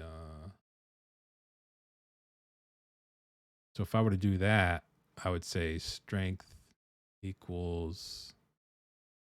Can I just do roll stats?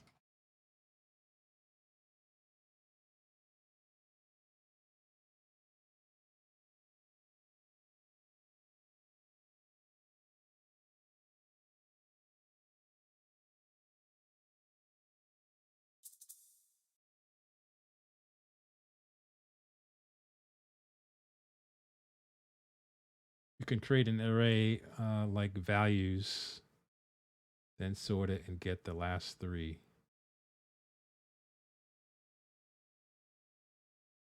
So can I just do like I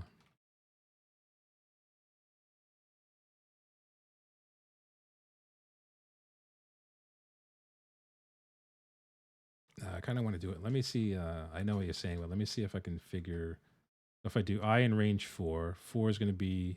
I need to increment it though, right? Can I do plus plus like that? Increment it to each time. What is it? Equal plus equal plus equal. What is it? Equal plus I plus 1. What the hell? There it is. I thought it doesn't do plus equal.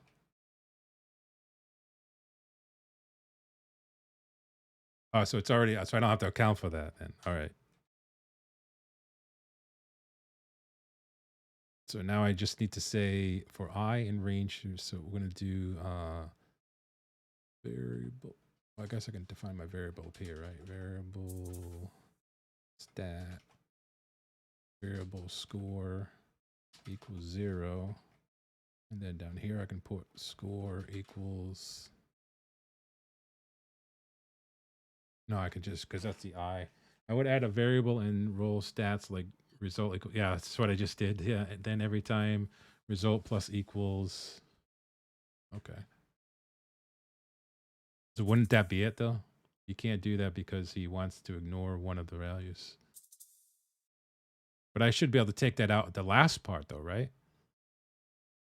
Like, can I, like 4, and then before it gets to the 4, ah, that's right. I can't do that. So I'd have to do it in like an array or a list, and then take the minimum out and then add those together, right?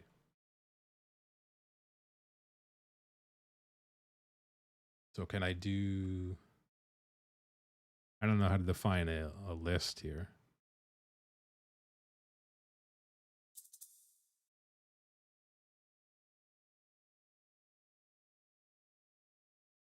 But it might not be the last value. You know what I mean? It might be if I roll a 1 and then the bottom 3 roll 2, 3, 4, and 5 are sixes. I'd remove the 1 and add the 3 sixes. Fiordo, thank you for stopping in. I appreciate it. Thank you very much. Thank you. Thank you.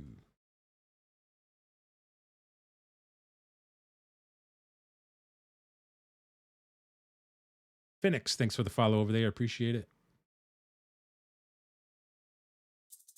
Let's close this down. Just do minimum equals 0, and for every roll, you can pair it to be the minimum. Trying to think of a lot. So you're saying minimum equals 0, meaning 1? Because this is going to roll 1 to 6.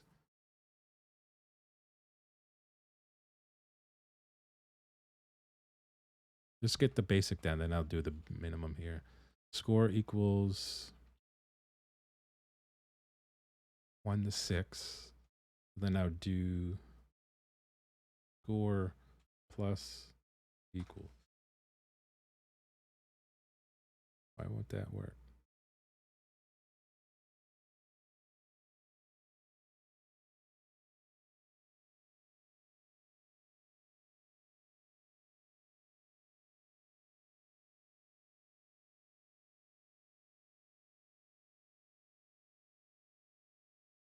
Let's get the basic in first.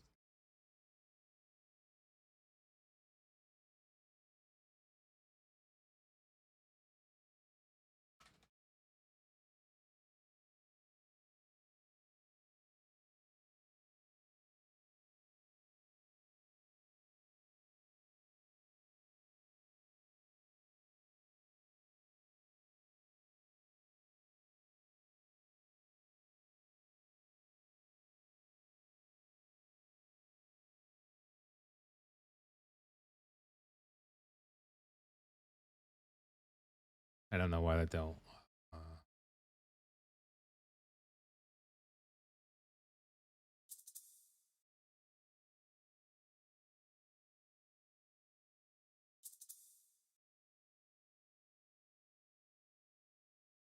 Var minimum equals 6. Var total equals 1 for I in range 4. Var roll equals. Okay, so I have that. So var roll.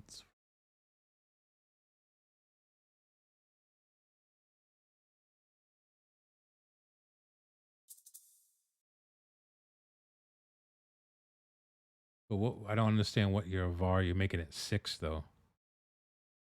Just an idea.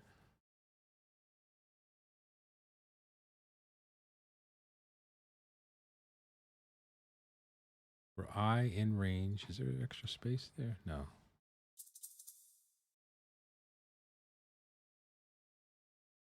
The code is adding all 4, then subtracting the minimum.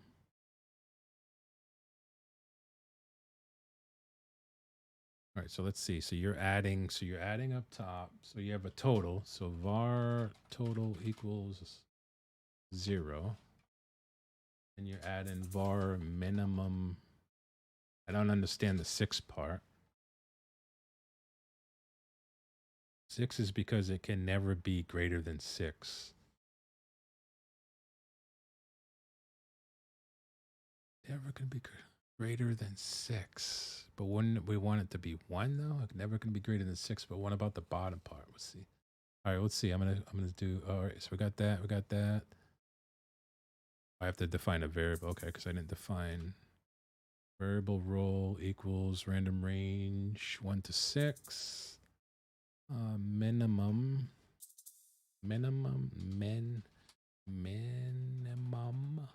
equals, okay, there's the min. Okay. Minimum roll total plus equals roll. And then I can return total, right?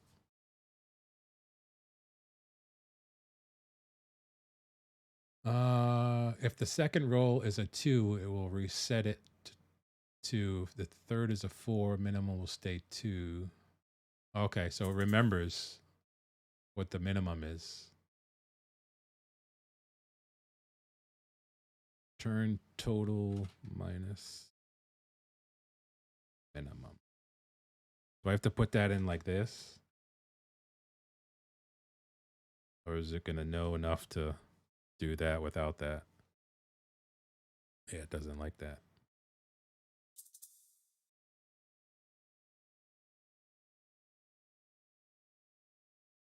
So why is this not happy now? So I put turn total. If I do it like this, if this is the value I'm assigning, this is going to get the return value from roll stats, right? Am I thinking about that right? So when this returns, it should be strength. If I do like print, okay, don't tell me. I'll figure that out. Typo, what the hell?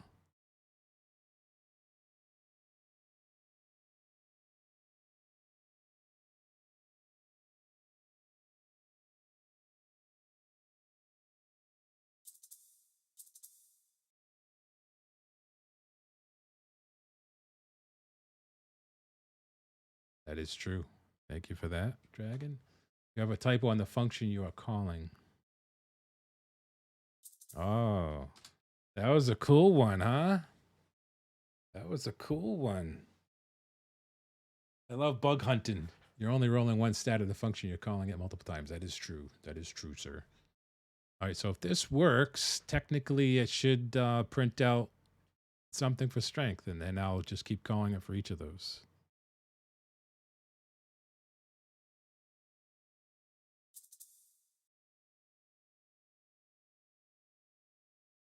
It doesn't have a sum function? Oh, no. That's what I did before. I think I summed them up minus the minimum in Python, but all right, let's see. See if this bad boy works. Roll stat. Oh, that looks good. See, we should never get anything above 18 and nothing below 3. Is that right? We roll 4 threes. I'm going to have a 3. 9, 9. Dude, these are good stats. Just testing the low end to make sure. 7. Yeah. Ooh, 18. Let me pause right there. Let me lock that in. There's a 4. That's good. Let me lock that in, Roger.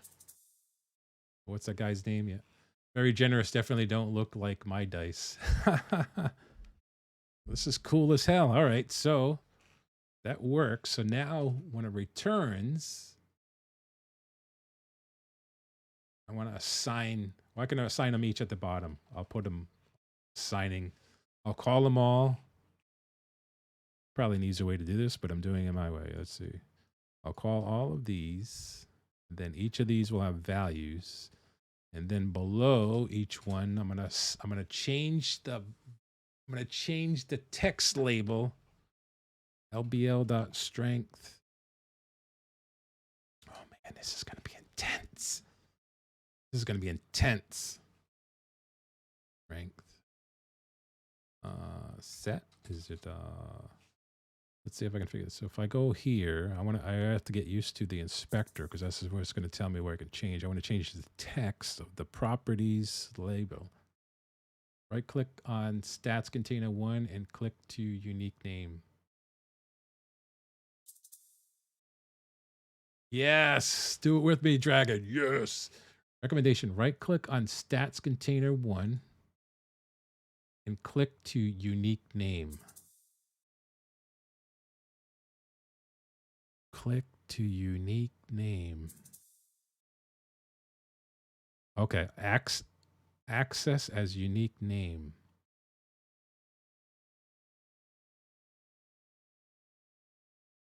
All right. What did that do? Or does that give me a variable? Stats container 1. Then drag it to your on your code. Then drag it to your code on top and hold control before releasing. No, say it isn't so. Oh, no way. Like that? Oh, the very, very top. Like the very top of the page? Like up here?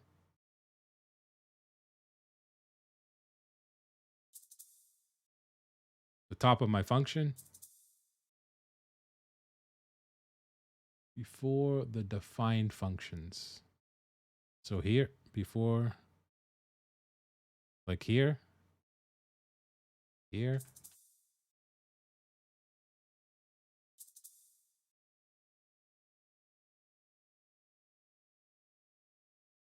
Okay.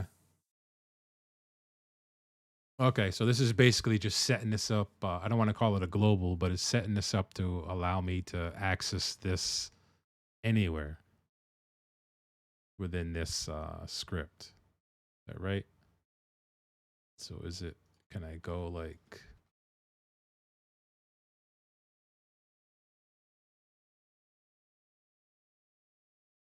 LBL, get rectangles, get, what are these called?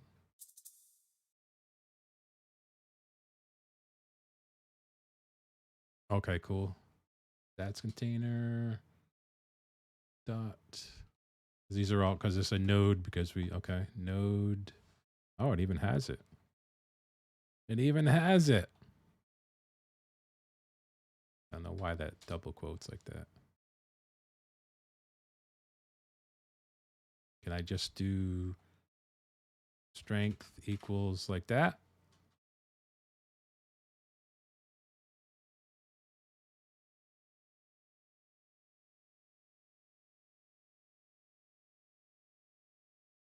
Oh.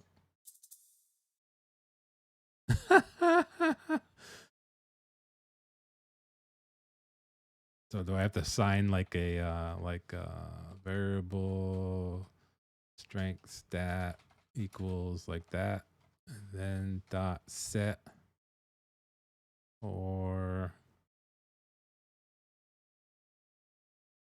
I got the label. I shouldn't need to do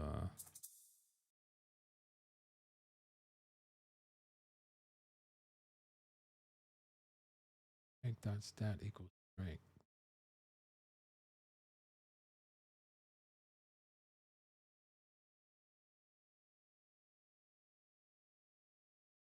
str. I'm trying to understand the logic too. So str stat dot text. Couldn't I just do? Because this is the label though, right? str stat dot text equals. But I could do it like this.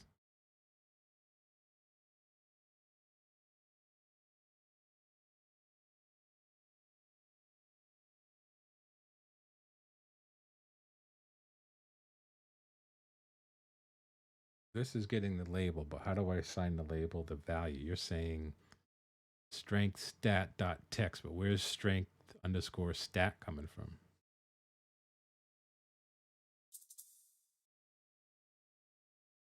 So I should be able to get this then, right? Get.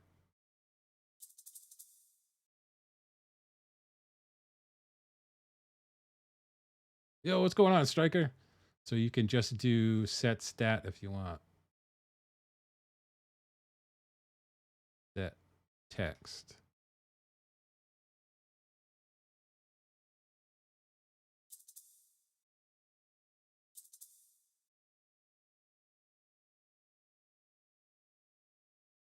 Get good.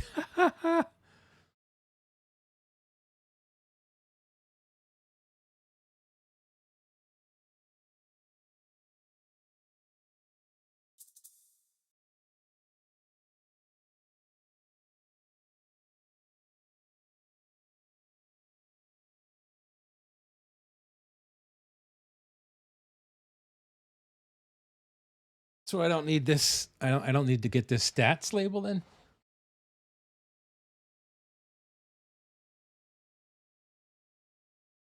That text str.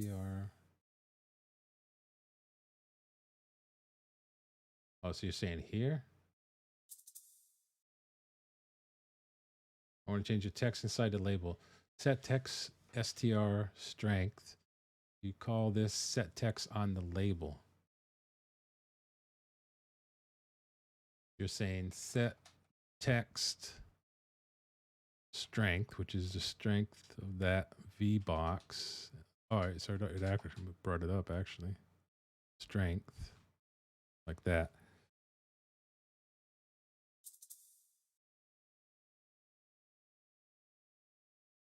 Oh, it's a string, so I can't do the. That picking that up as a string.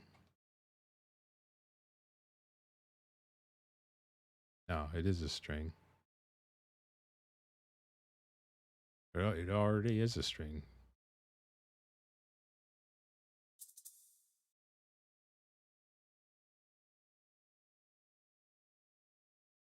Stats container. Okay, so that's the beginning. Stats container one dot get node strength label strength dot. Okay, so there is a dot text. How come it didn't come up when I typed it? Dot text equals str because it's already a okay. It's already a string. How come that didn't come up with a dot? Tracker, what's good, brother? What's good, brother? You guys want to follow a cool person here? His striker god. One of my bros from New World, leading New World streamer. It won't come up because the beta is still okay. Not much. Watching football. Sunday night football. All right, let's check this out. Wow. Dude, that is cool as hell.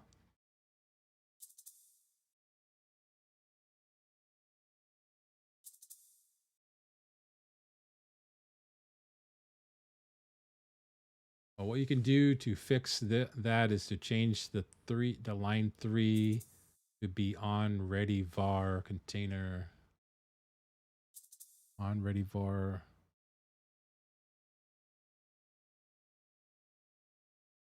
Oh, I definitely need that. On ready var. That's container 1. Oh, wait, ignore that. If you add, yeah, I definitely want the extra hints. Absolutely, dude. Absolutely.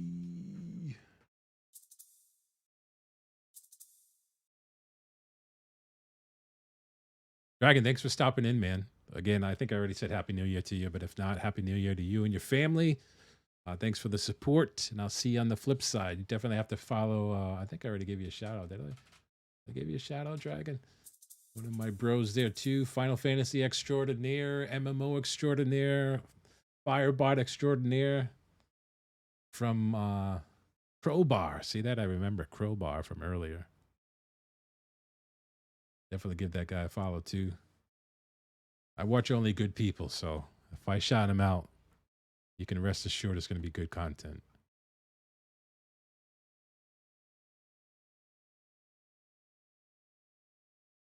You would have to change on the node. I definitely want better context or hints. If you can help me do that, that would be cool. In the meantime, let's go through all of these. Just adjust them, and then I'll change change the stats name, charisma. So let's go intelligence, wisdom, dex, constitution, charisma.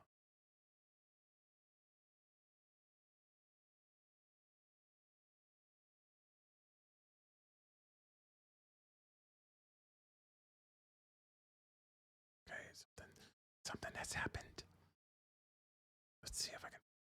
Oh, change these nub. Got to change these nub. Int. Got to change the labels too nub.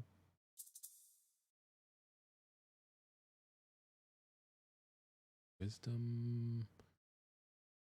Dex. X.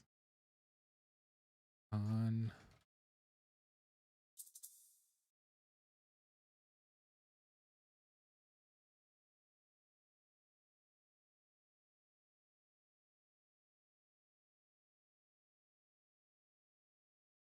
That's cool as fuck. You need to change inside of the get node. You can also do fours, by the way, to set the values inside. So, okay, let me go to Twitch. I got to pull that up in Twitch. Do this. You're saying var string node label equals stats container, string node text.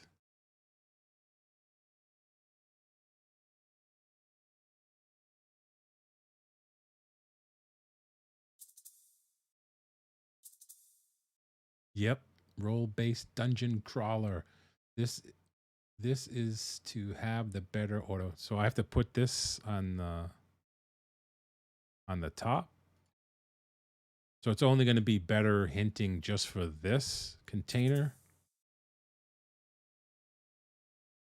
I'm sorry, not at the top, but here, right?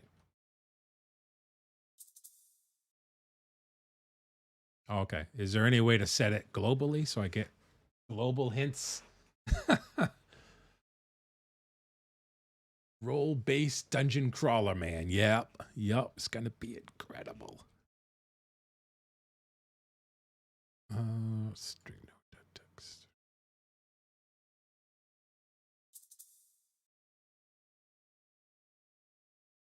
Okay.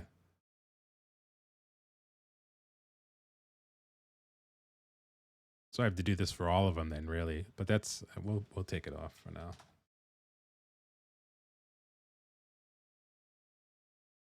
All right, this works. Roll stats. I can look for it like optimizing this stuff later because I could obviously roll the stats, send it into another one. 6 months, I think, but maybe they'll fix it before doing official. I hope so.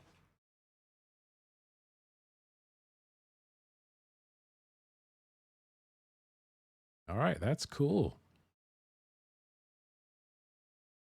Cool. But now I need to duplicate that. I need to duplicate that for where's my 2D for this next one. So is it as easy as just copying and pasting this? Will it copy the? No, because I have to do it at the container level. No, it should. If the container is different. Yeah, let's see if I can do this. If I duplicate this container 2, will it add container 2 to the top? It won't, but I should be able to just add that, right? If I change this over like, if I drag this over like this on pressed, I would have to duplicate all of this.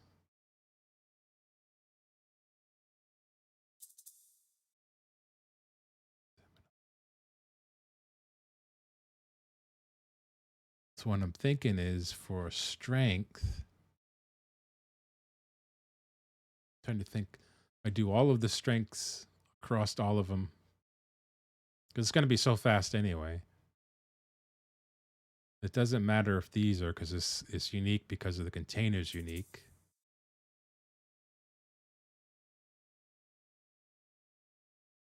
Just do it. Var stats containers equal up here.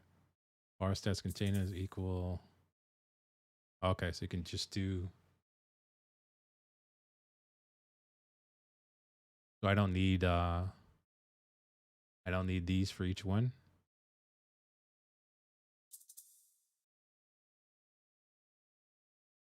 Inside the function. So I still need this.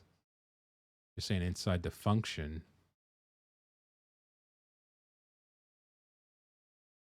Do var stats containers equals stats containers 1, 2, and 3. You can do that.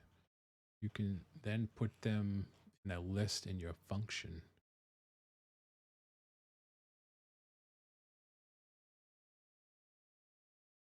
But I was thinking of doing.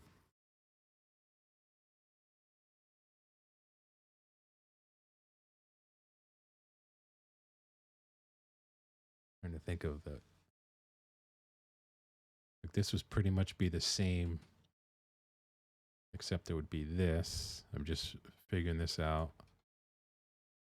It's labeled the same. It would be this, but then I need to send in that roll stat 3 times, 3 different values for strength.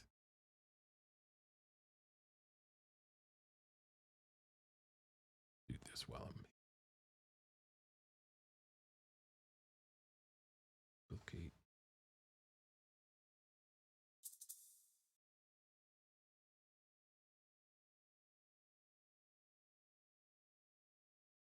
You can also give a script to the stats container and then use just can create a function inside it to just call it. You can also give a script to the stats container and then you can just create a function inside it to just call it. Inside the stats container,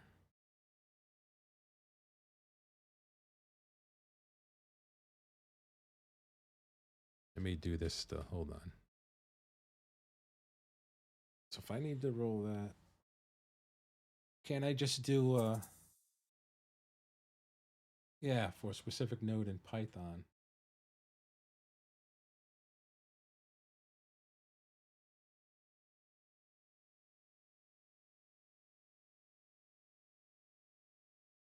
If I were to do it in Python, then I would set a almost like another function. I'd have to create another function to call each of the ones. Let's make it basic first. Let's get the just the functionality working. 2, 3.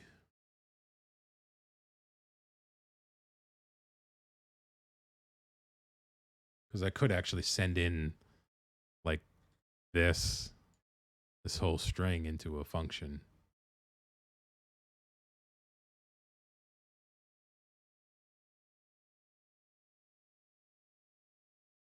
We'll optimize it in a second.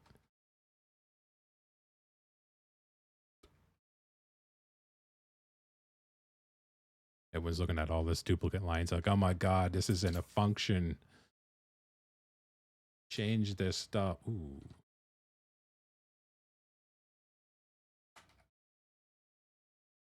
Last person def into name game self name equal to age. That's what I remember from Python. Yeah.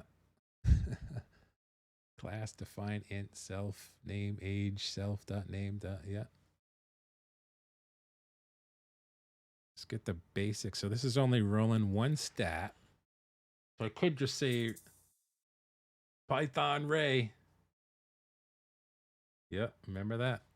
I could just go like this and be super simple.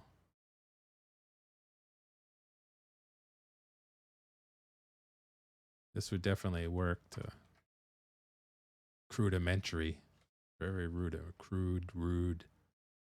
I just want to see it work, and then I'll come back and do all the fancy shit.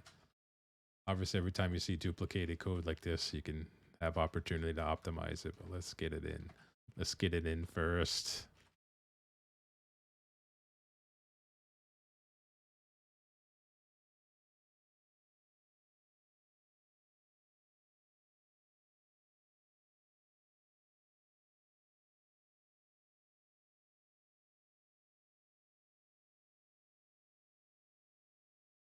Sam's probably like, oh my God, what kind of Mickey Mouse shit is this?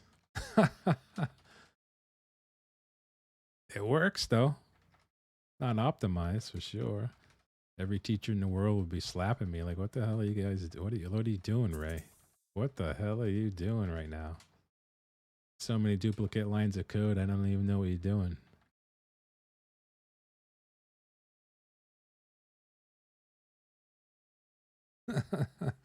But this should work.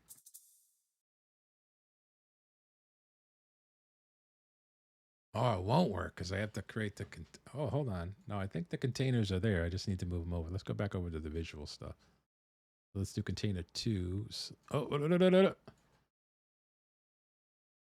On the move. Oh, do I got to go to move? Nope. Move. What the hell?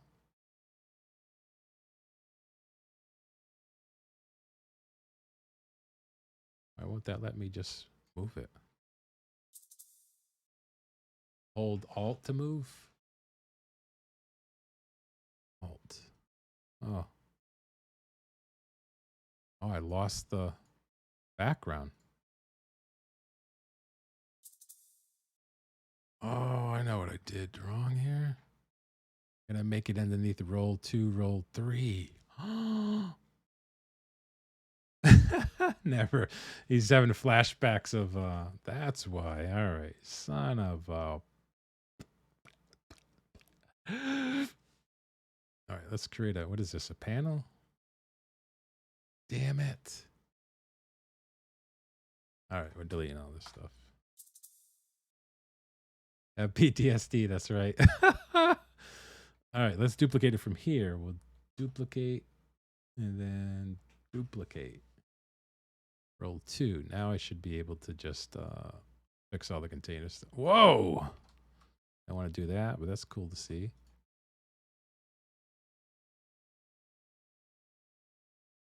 Three. All right. All right. He's having PTSD. All right. So roll 2, stats container. This would be stats container. Can I rename this? Rename to B2. And then this one is renamed to B3. And I think I need to stats container. No, I think those are the same. I think.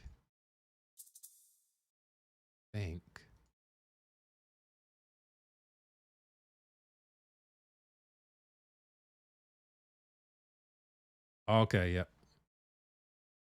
So I'm gonna. Do I have to do these to each one? Right click, see stats container here. Access unique name. That is the same though, right? Yep.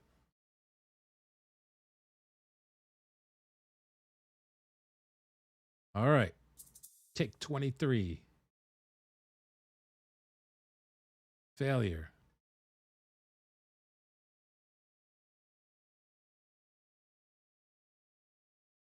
None of this needs to change, right? Oh, wait a minute. No, var. No, this isn't. Yeah, that's right. Oh, man. Look at how sexy that is. Wow. Copy and paste master. We'll go back and optimize it after. But all right, so now the next step is all right, we're rolling the stats. We got the stats. So now at the bottom, I'm just going to put a button for them to select. 3 buttons, select, select, select. When they select, these stats will then go finally into here.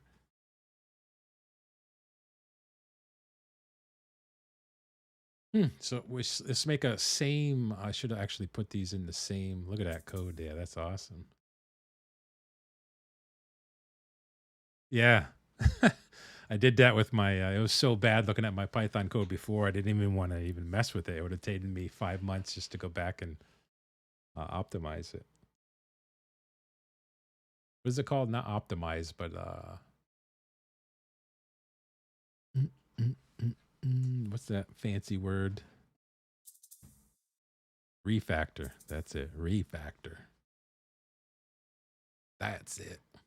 All right. So I have these stats. So I think I kind of want to do the same here, make it a little easier following the same concept. If I go back to here, I think I should have made. Well, these are just labels. Now I need to put a final over here. I'm going to grab my lunch, but I'll be back, okay? I'm too slow at typing. All right, so this is that. So now I want to add the labels over here. So I'm going to add another. These are panels. I guess I can add a panel behind here. Yeah, be prepared when you come back. It's all going to be messed up. You got to believe, man. You got to believe.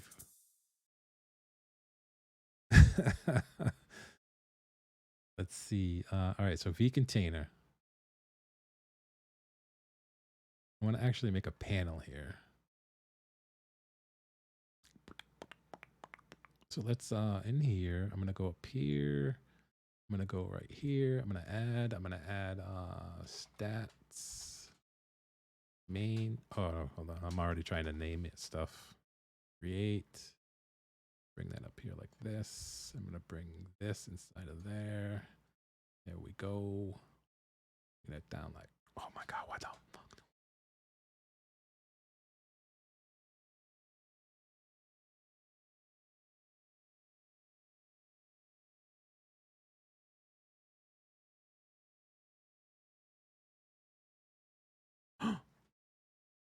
Back up, back up. Get this over here first. Bring this down. Matches that. Is that like that? Okay, that's cool. That's cool. Bring it over to be like that. Okay. Now we got similar boxes. All right. All right. Now in here, I want to do a vertical. Actually, I can just keep it like that. I don't need to be that. That's just labels. I would like that to be a part of that, but I guess it doesn't matter. No, I do want to. Let's see what would happen if I do this like that. Okay. So now I just did it. All right, so we have the stats there. Now I want to do another vertical box on the panel side. V box. Create. And can I slide this over? Yes, I can. Put the stats like this. These are the final stats. And rename this. Final stats. Okay. Here we want to do horizontal. Bring this down like this. That snaps to the top. Little buffer right there. Over like that. And here we're going to do add H box. Create. We'll put 0 in the text.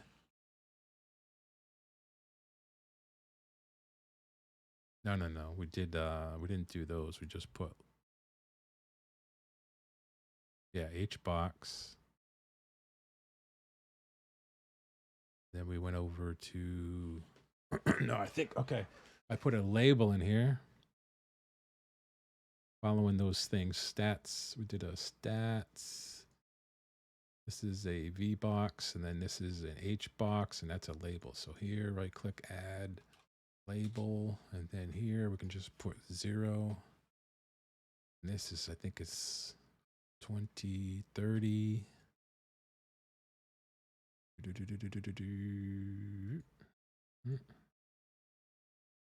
nope, nope, nope, nope, nope, nope, nope, nope. And the label.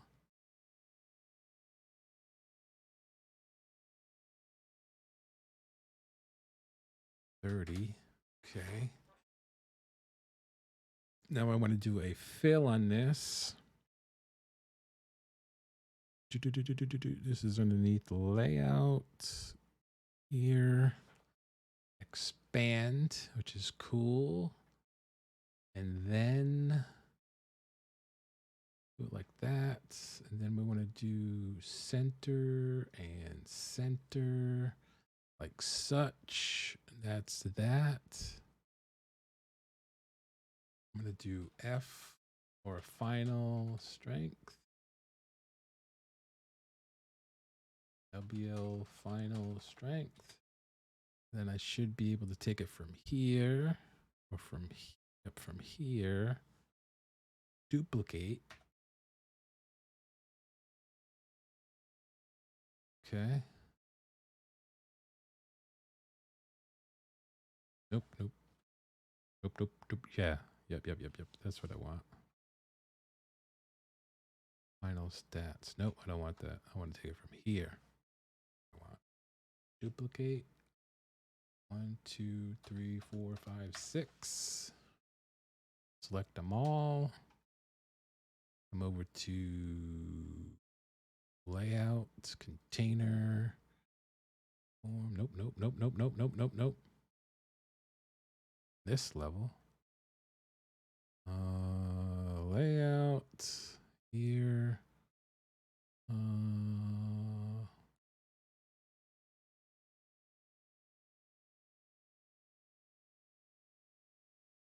Nope, nope, nope. Back.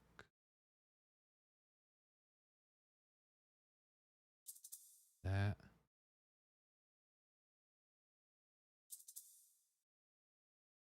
Only the H boxes. Oops.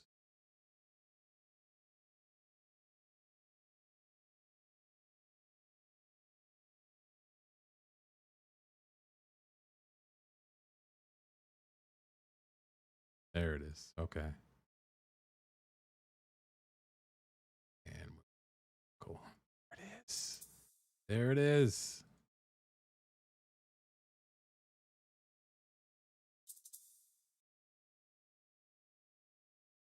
Cool. Final stats. Yeah, put them in another container here. Final stats, final strength, and just the final int.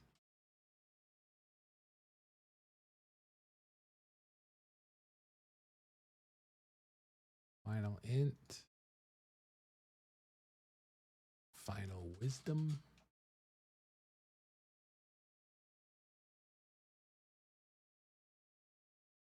X.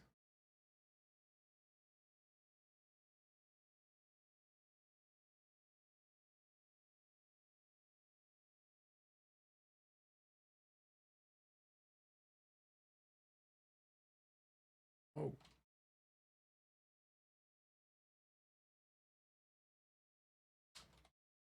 All right, cool.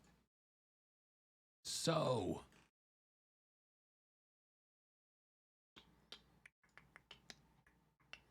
I'll have to do that on the container.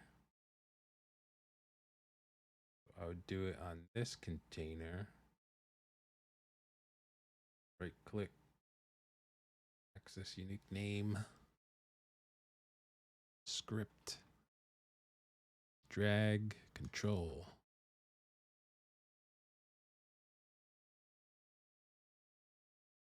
Am I getting the Zem fundamental basic bald Godot GD script white belt certification?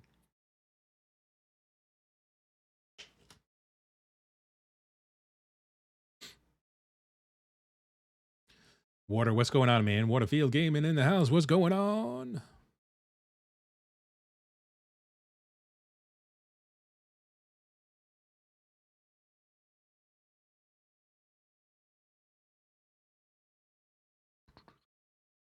Okay, so definitely pick up fast. I got a good teacher. All right, let's save this scene before I screw something up.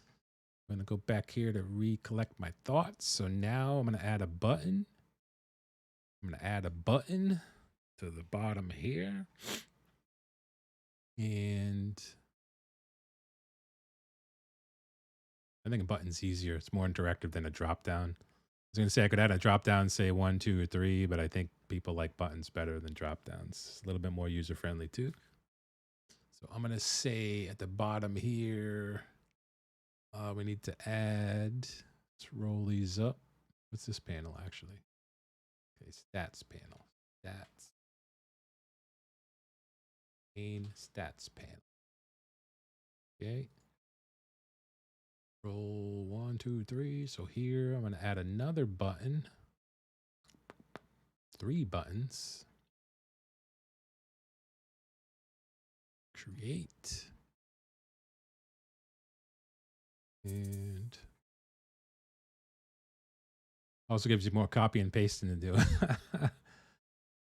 Actually, let's do that. Instead of trying to recreate this, I'm just going to take this and I'm going to duplicate it. 1, 2, 3. I want to make sure there's no script attached. Is this not going to do the node thing to it, is it? Stats. No, okay. Button. Stats. 1.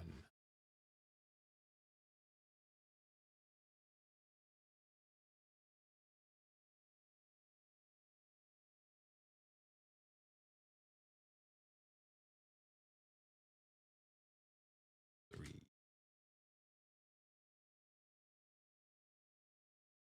Position these after. This would be stats.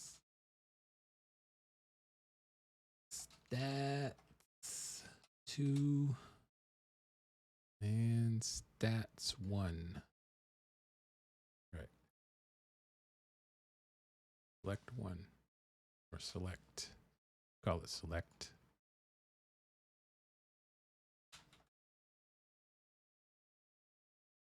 All right.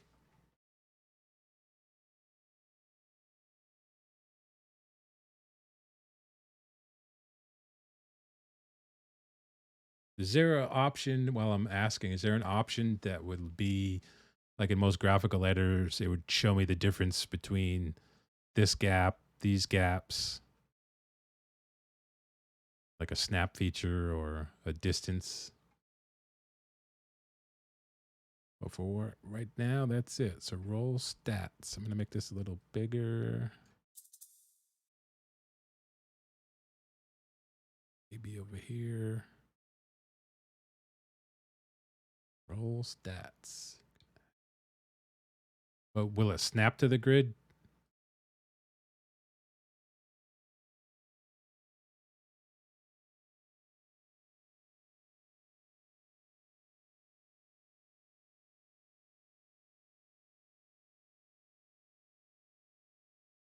Maybe I should put the roll stats down here, you think? From a flow perspective.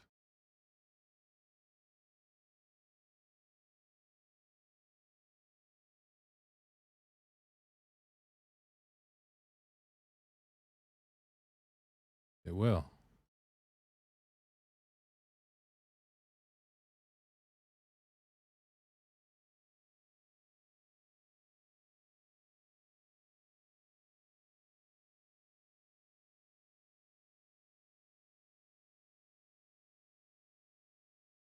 I have smart snap on at the moment. Rotation snap, use scale snap, snap relative. Select the 3 dots, make sure grid snapping is on. Snap, figure snap.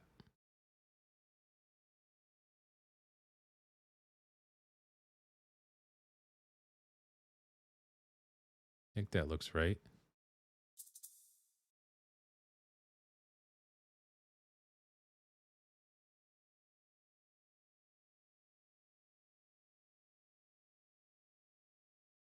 Okay.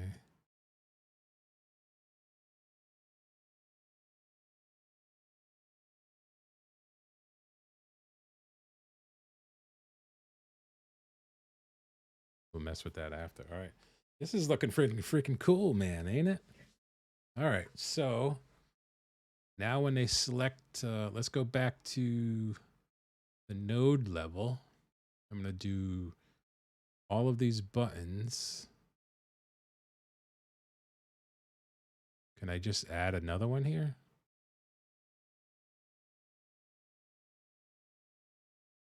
If I select this and do pressed button,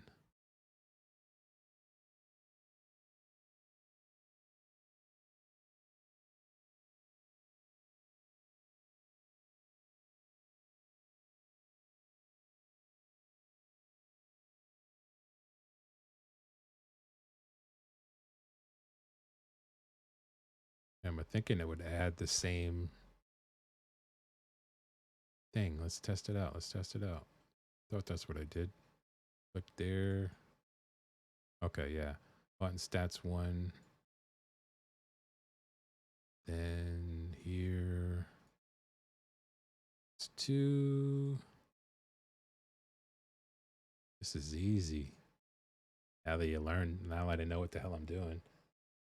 All right. So I can put logic in 2 that they can't obviously press these after without rolling anything, or I can actually probably put some detection in to say if there aren't any stats, then make the button do nothing, or I'll have a dialogue in here, an info window here, maybe. Click this button and nothing's there. I'll have like an error text or a lock in, or I'll give some I'll get some help text over here. All right. So now when they click this button, we got the button stats. We got that. So now when they select this button, for now, I think I would take the loss and just fix spacing by hand. But when you are better at Godot, you can learn each container and how it helps you arrange things. Okay, yeah, definitely. Well, this is out of the container. Like I should have, like to your point, if I put this inside of this panel, I could have made this button anchor dead center at the bottom, like I did this at the top. But I made it separate, right? I could do that. At least I'm getting what you're saying, so that's a bonus, right?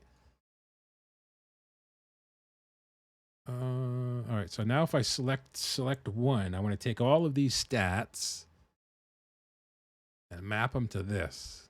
These new stats, final. So it's kind of going to be final as in between the labels. So I'm thinking from a logic perspective, if they press this, then take, because I still have, or actually, is the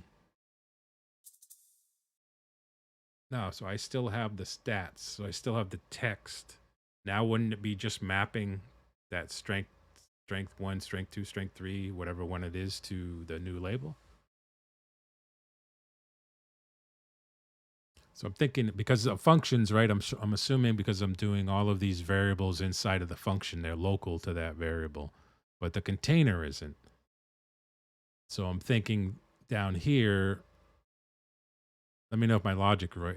If I'm down here and they press stats 1, I should be able to just take here with the new container like this. It's final stats. So I should be able to kind of take this whole thing like not like this, but just this final stats, copying that. I should be able to just go like final stats,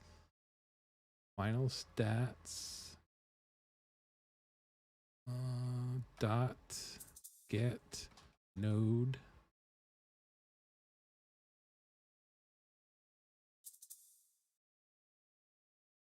Can't I just call them out like that? Can't I just map them like this though? Like final strength label. equals strength. Because it's already defined, right? Or wouldn't this just be...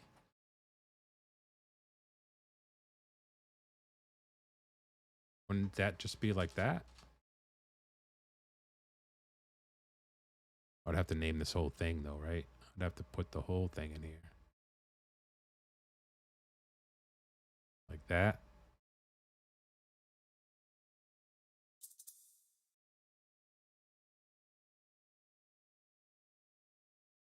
It's a well. That's what I thought. I could get the strength. I know that this one is local, but this isn't though, right? The container or the label isn't. So shouldn't I be able to just get the label, the text of the label? Stats container one get node. Oh, I'm on this one, so I want to get strength.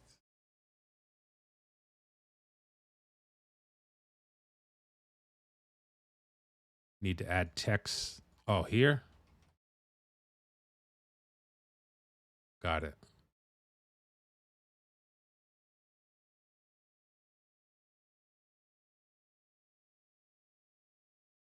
Roll stats. Select. Oh man, this is intense.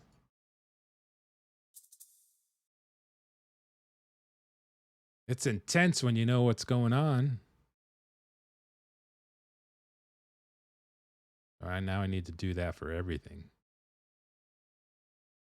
Here's where it gets messy. Don't close your eyes, guys. Close your eyes.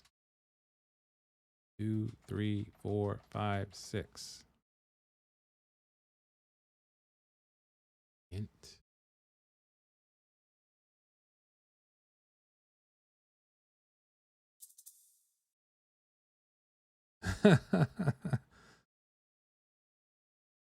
He's like, oh no. Got to get the basics working, guys, first. The basics. Wisdom. Dex. On. Charisma. I will not resent the responsibility for any duplicated code.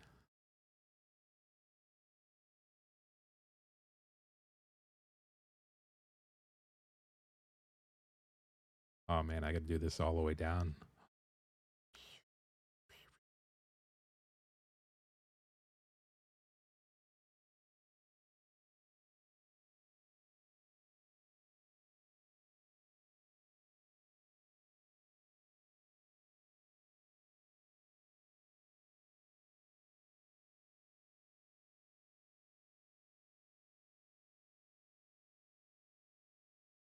All right, you ready for this?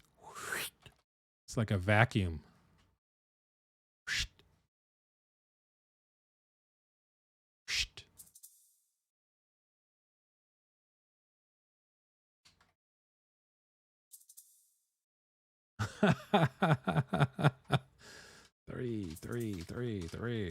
Three. Copied the wrong code. What? Isn't all str on the right?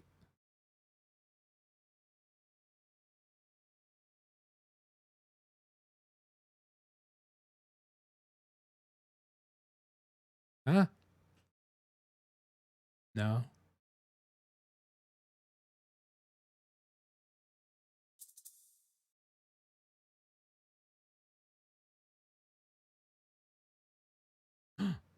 Check your right side.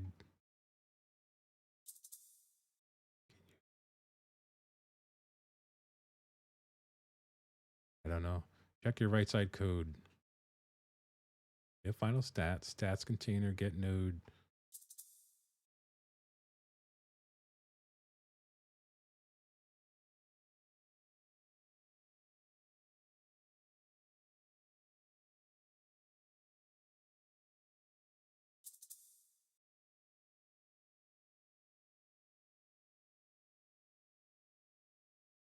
$78.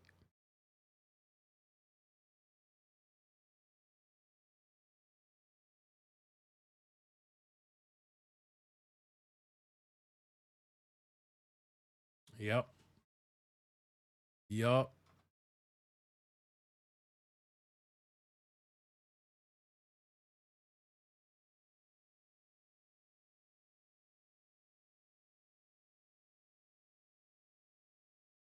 Is that what you're talking about?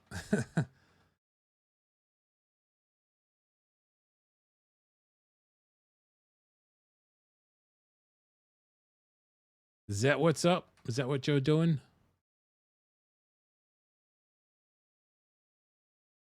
Look at my backspacing ability.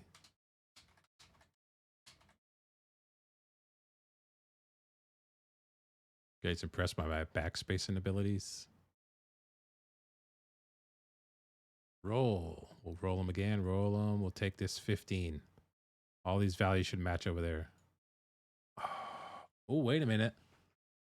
It rolled again, though. Oh, because I think that's an issue because of. Yeah, I was waiting to say that. I think that's an issue because of. No, let me figure it out. Let me figure it out. Let me figure it out here. Let me figure it out. Because it's actually final stats. Roll all of these up. It's just fine.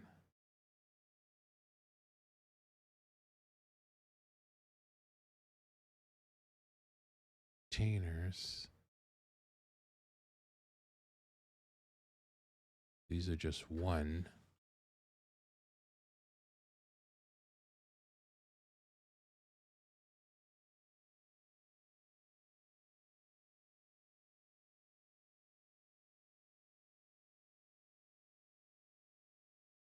If I press that button, select. Let me go to the select on buttons.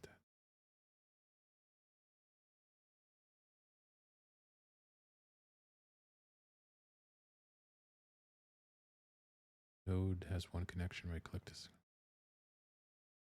That's the stat. I wonder because these nodes are linked.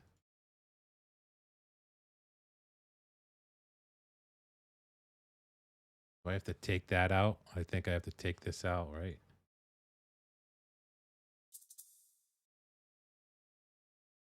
No, that's what I have to do. I have to take this out of each of the buttons. Because right now it's two functions. I don't need to delete that.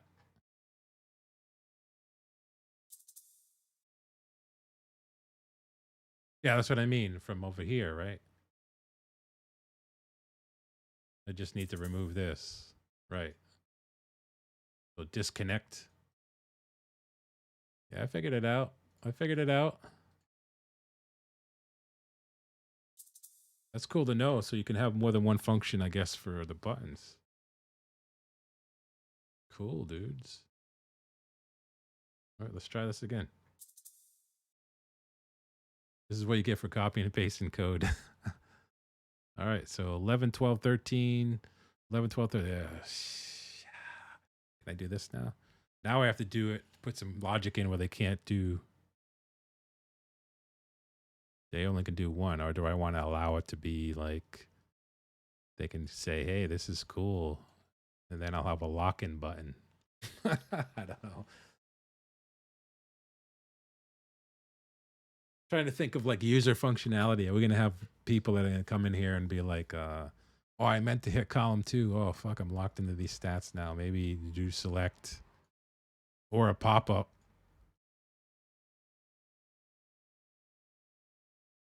You have selected this thing. Select.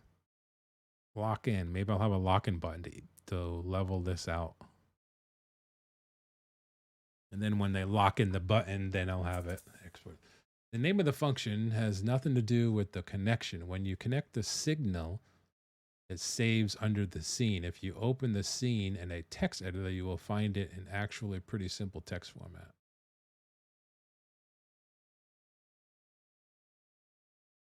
All right, so let's use my newfound logic to carry over the class that they chose from the prior scene. Oh, how do we do that?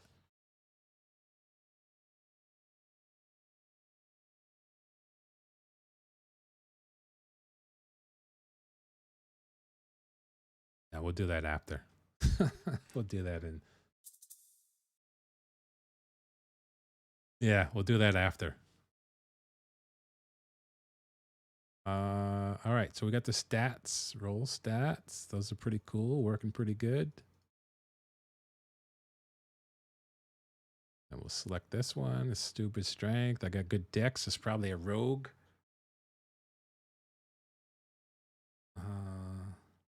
Okay. We want a lock-in button. Named items next. Let's go. Let's write.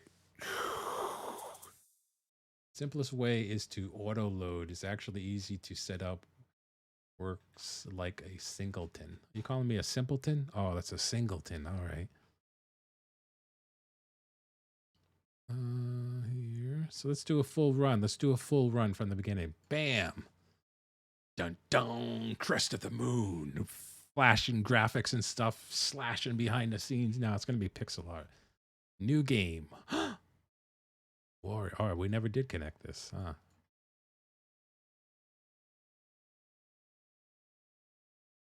I got to connect this now to the stats page.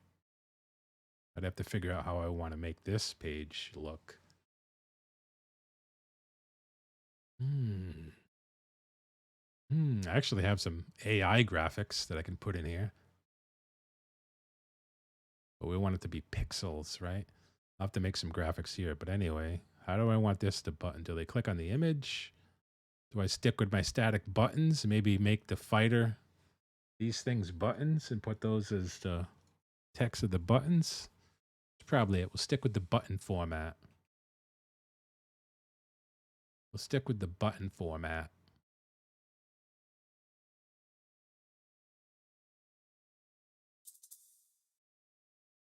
Fighter, Conan, Wizard, Harry Potter, Cleric, the Pope, Thief, Honey Badger. That's what we'll do.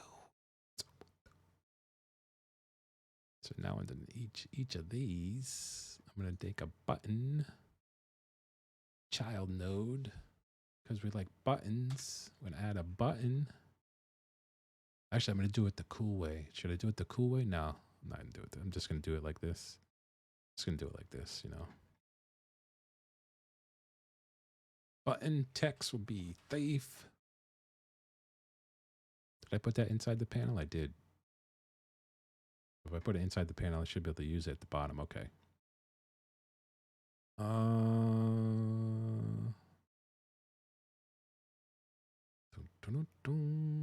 Clip text. Down here to layout. Good. Good. We'll come on up here like this. Go to center. Or I can bring it down to the bottom. That. Get rid of these big text boxes and put this in there. We'll override the buttons. Override the themes. Font sizes. Make this, what, 30? 40. 40 is good. Get rid of this. This. Get rid of this. This. Button.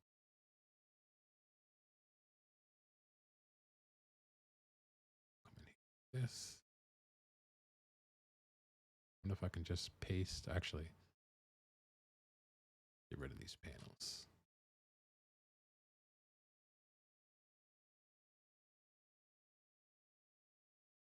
Oh. Thief. Yeah. How do I reuse stuff? I'm all good. I'm good like that. I'm good like that. What was next to it? It was cleric.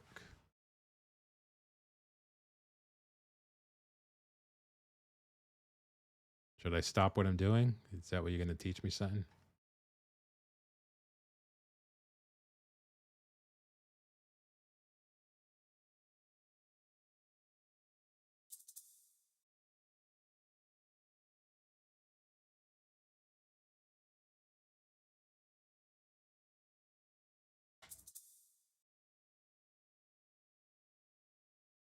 Let's see. Right click on the panel thief and you can select save branch as scene and then you can configure the panel somewhere. Then all you have to do is duplicate it in your scene. So you want me to delete these?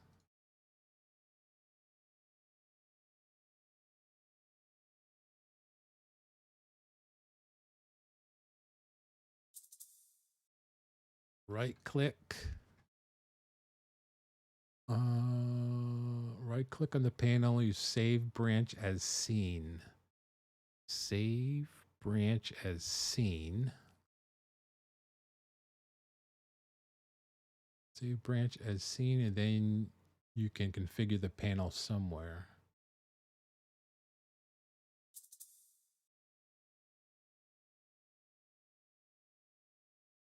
Panel class.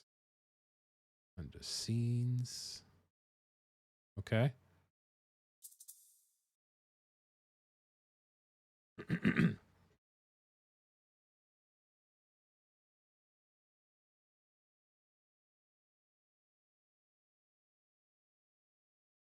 Panel. Now you open the scene and add all the things you want. So like double click it or what? Open an editor.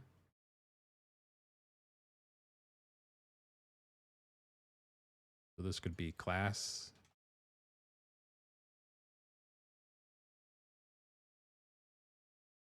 Am I trying to make it generic? Is that what you're talking about? So I can just do panel.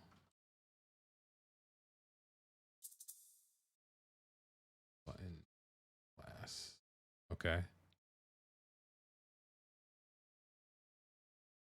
Save. So now you're saying I can just come in here. Let's delete this. Right? And then I can add, I'm assuming I can add the scene itself multiple times.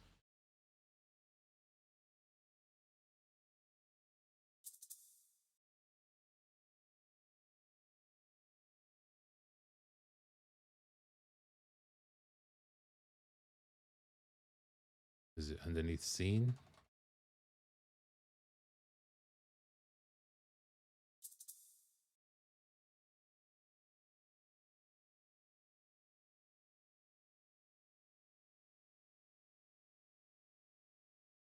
So I didn't want to delete that.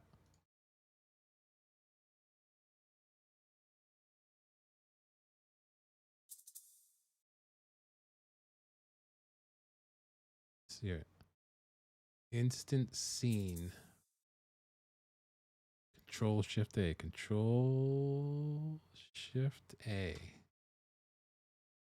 Oh. Oh.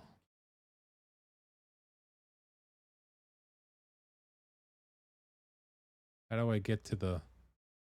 Oh, okay, I have to click on it. Oh, how do I get...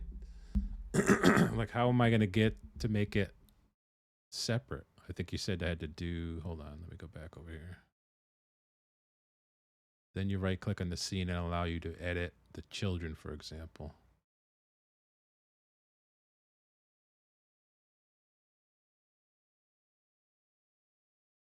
So I would add another one.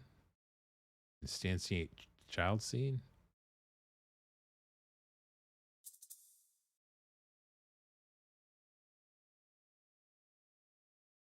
Editable children. Oh. So and I can duplicate this. That looks like it's just that.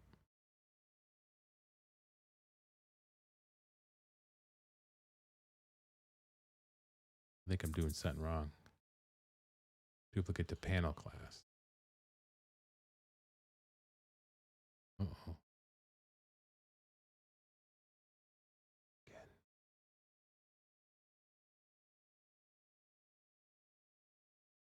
Right click, add.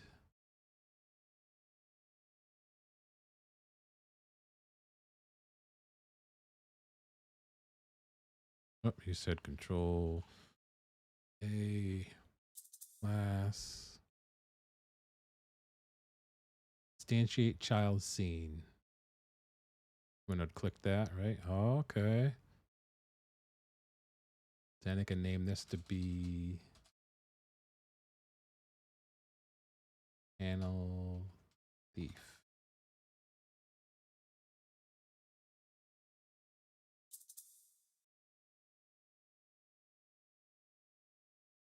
Oh, so they're separate then, right?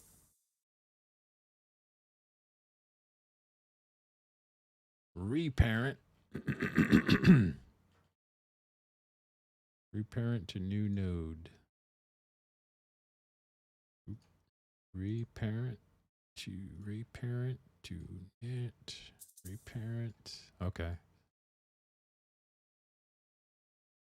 Oops, shit.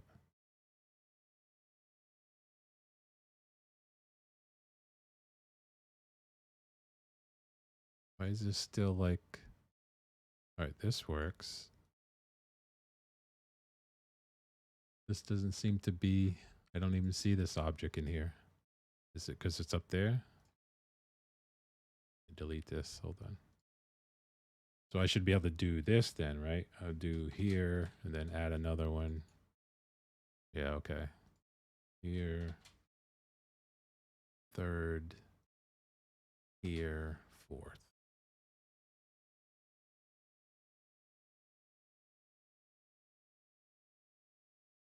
That. That. That. Like that.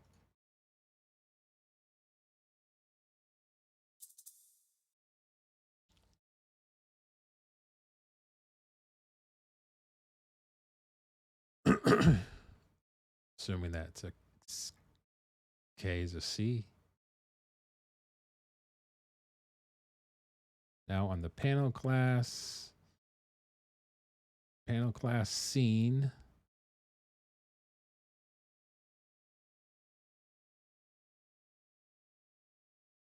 This part, the top part. New game.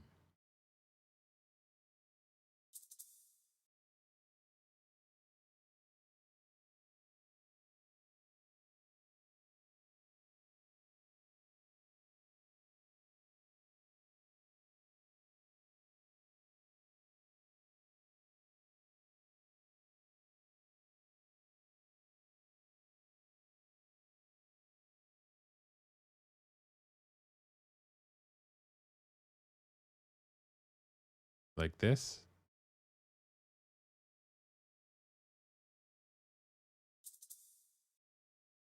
Yep.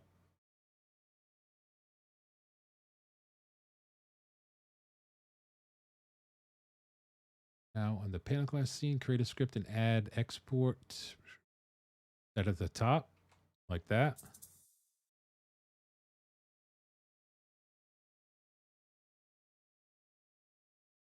Okay.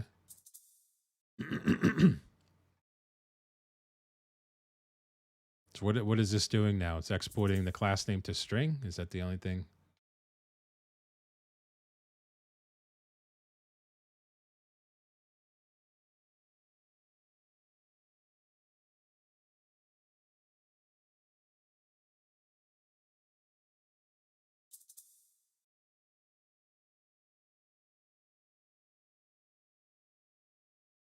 Class name null.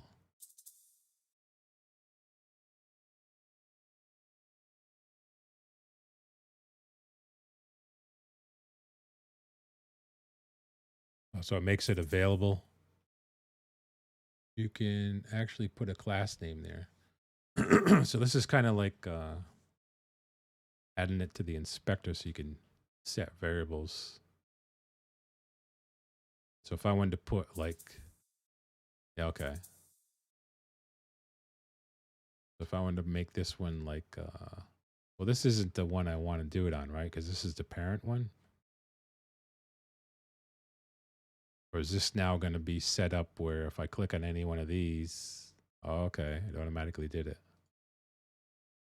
Okay, so now I can put like fighter,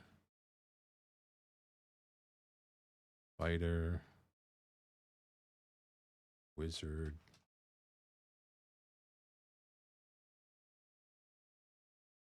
Cleric. Thief.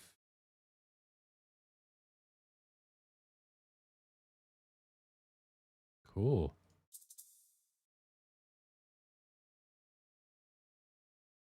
On the main panel class, on your function ready, add this get node ready. Get node etn class x equals class name.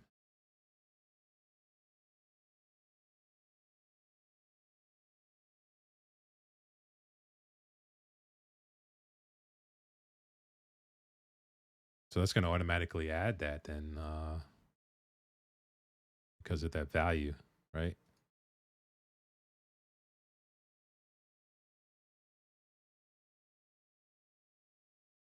So this is going to pull from the class name at load in, and it's going to change all of these classes to be what we named the class, correct? Got it.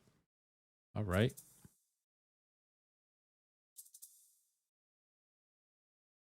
Yep. Bam. Just like that. The power. The power. Fighter. Now I want each of these, obviously, to do the same thing. I wanted this same thing. When I click the button, I want it to go to the stats page.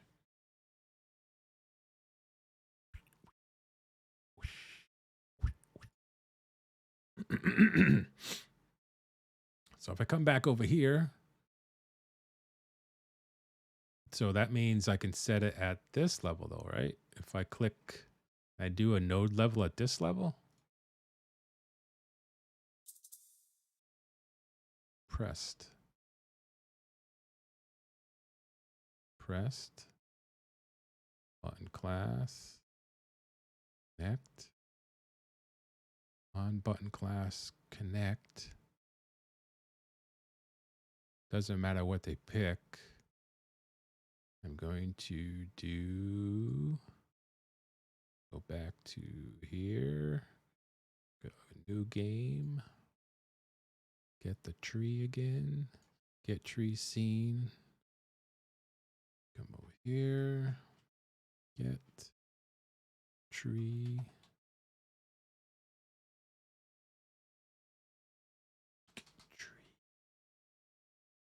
oh, change scene to file. Get tree dot change scene to file, new stats.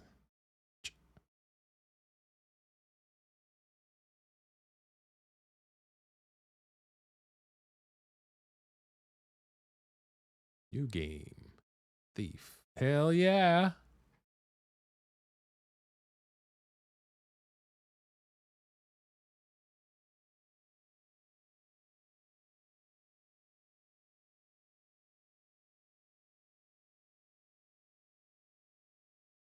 That's cool.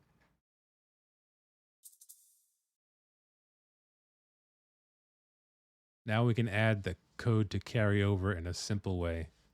That's on this panel, right? You have chosen, let me put another label here. Text chosen class.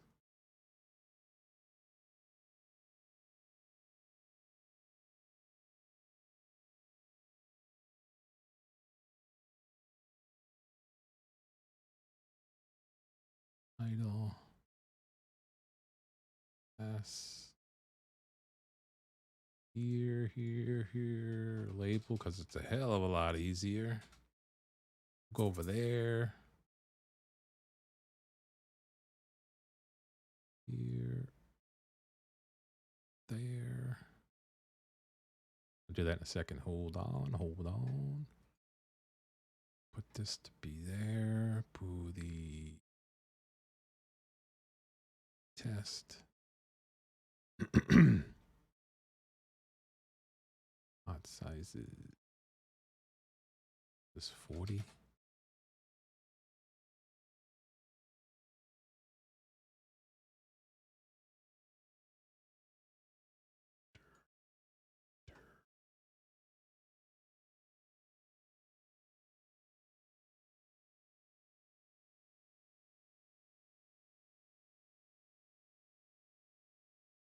Okay. Add a new script on your scripts folder called character or something like that. Add a new script on your scripts folder. I can add it directly down here. New script. Character. Character class. Create. Okay. Open that up, I'm assuming.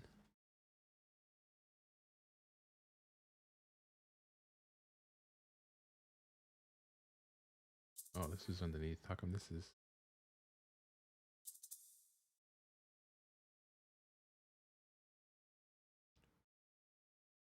Why is this saying new stats though? I haven't saved it yet.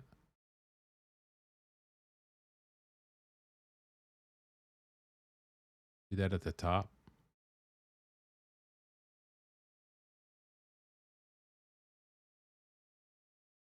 Huh?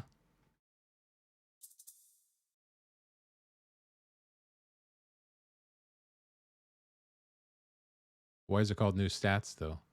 Because you added a script, not a scene.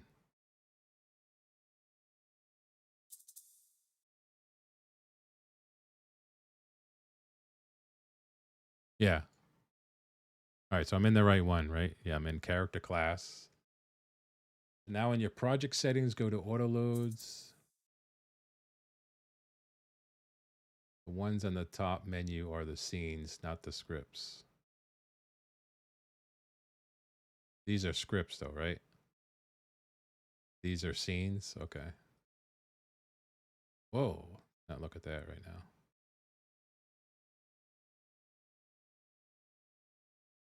Okay. I was just confused because I'm looking at the top here thinking it's going to be tabbed. That's all right.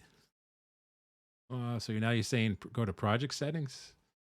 Go to project settings, go to auto loads, auto load. Yeah, toxic. The ones on the top menu are the scenes, not the scripts. The script for character class is open.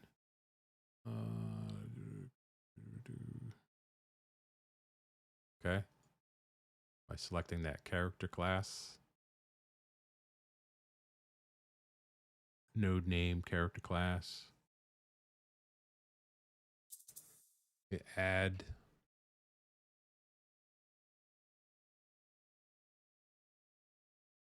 Character classes. So this is global variable.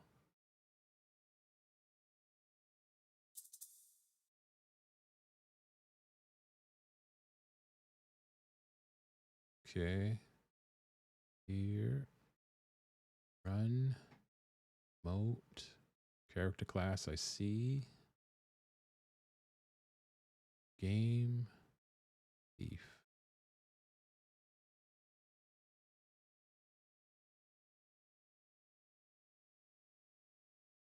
Inherit.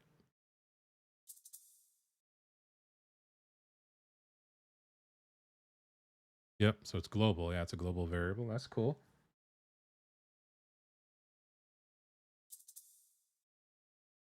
Okay. So eventually I want to like the game I have to make this is probably, as we start getting into saving and stuff, I need to save it to I don't know if this supports like XML. Does do people normally save to a database or YAML or what? I don't know what the hell what this supports, but we'll get to that when we get to that. But so now I can basically just use character class and use that over here on the now create a variable on their class name or something like this. Where's my new game? Here. New stats. So this is where I want to change. So I would add the words class, class name, and name are already used by Godot, by the way. Yeah, so that's why I put class with a K, the reserved name.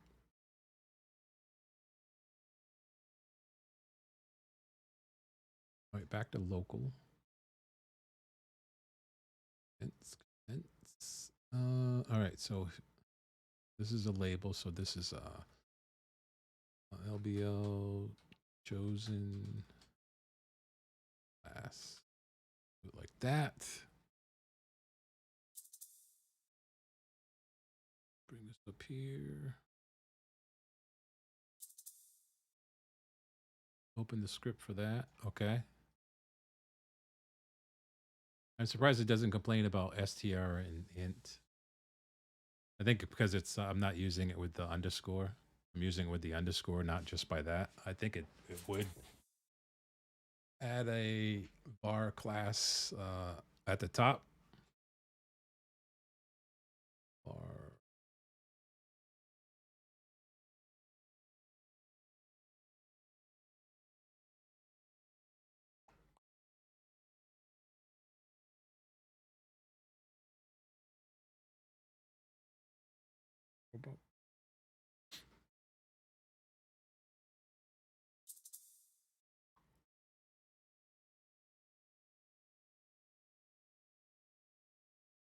Maybe var class string equals thief would be better. I think the actual code you didn't shorten if you actually wrote out strength, right?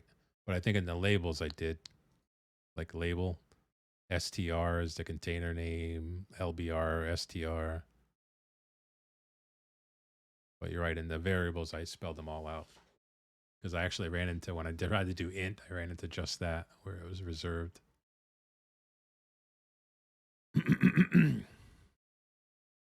So you're saying maybe var class underscore name string equals thief would be better, yes, at the top. Well, I don't want to have the hard coded value though, right?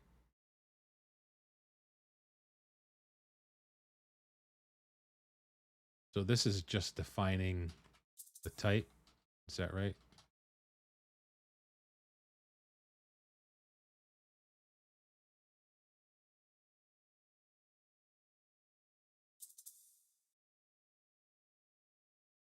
Okay, so it's just a placeholder then, right? Okay.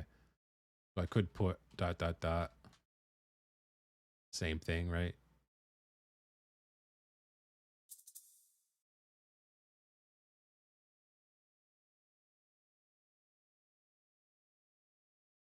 Yeah, I'm not sure if I should put that instead of in case something happens with it, dots or something trying to. All right, so then you're saying on my panel class, you're saying now in your panel class you can do character.class on my panel class.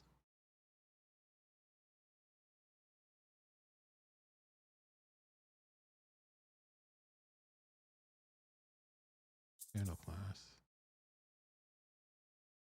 When I do the change scene, panel class. It's like down here, so that would pass that in. Yeah. I can do var class name.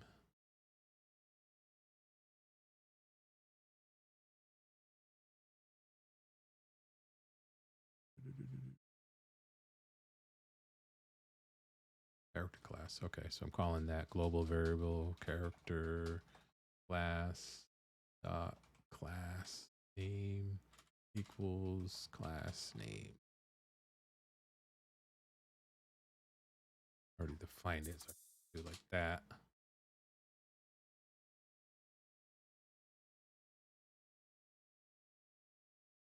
So then when they're over,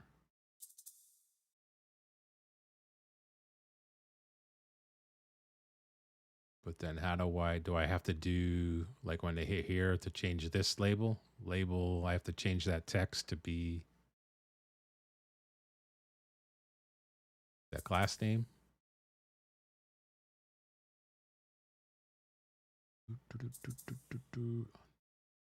Yep. So we're on this side. Let's go to scripts. Oh my God, let's not look at that here. So this is going to be LBO class. This is in, do I just have to get?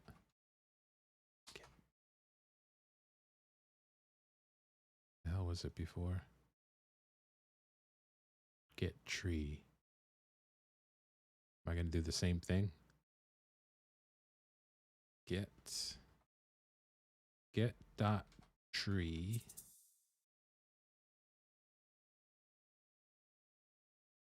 So I can just add this to be right click and do the same thing over here. This node, just unique name. Drag and control. And that. And get tree dot get underscore tree dot get seen by file. Not get tree.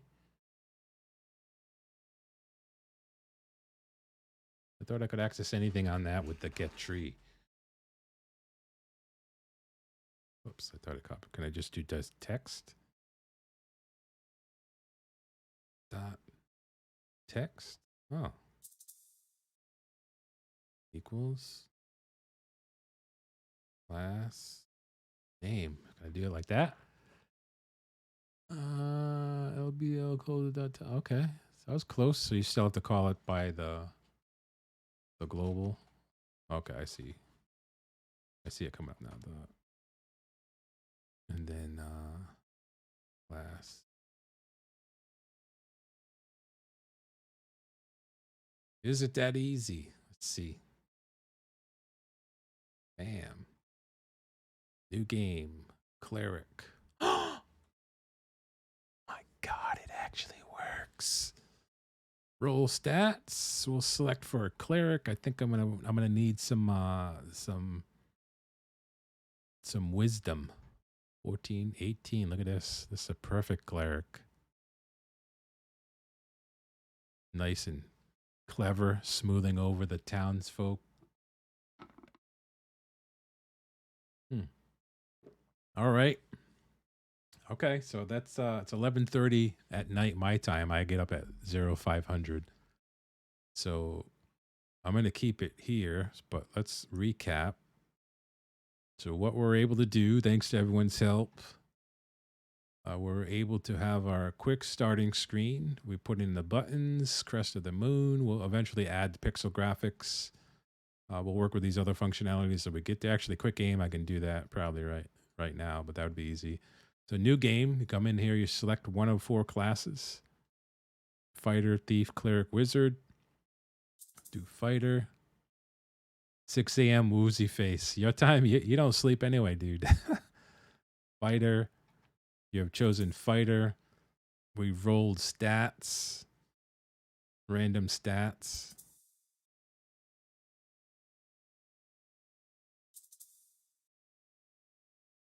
Where are you? Around 1:30? It was at 12. Yeah, 12, 1.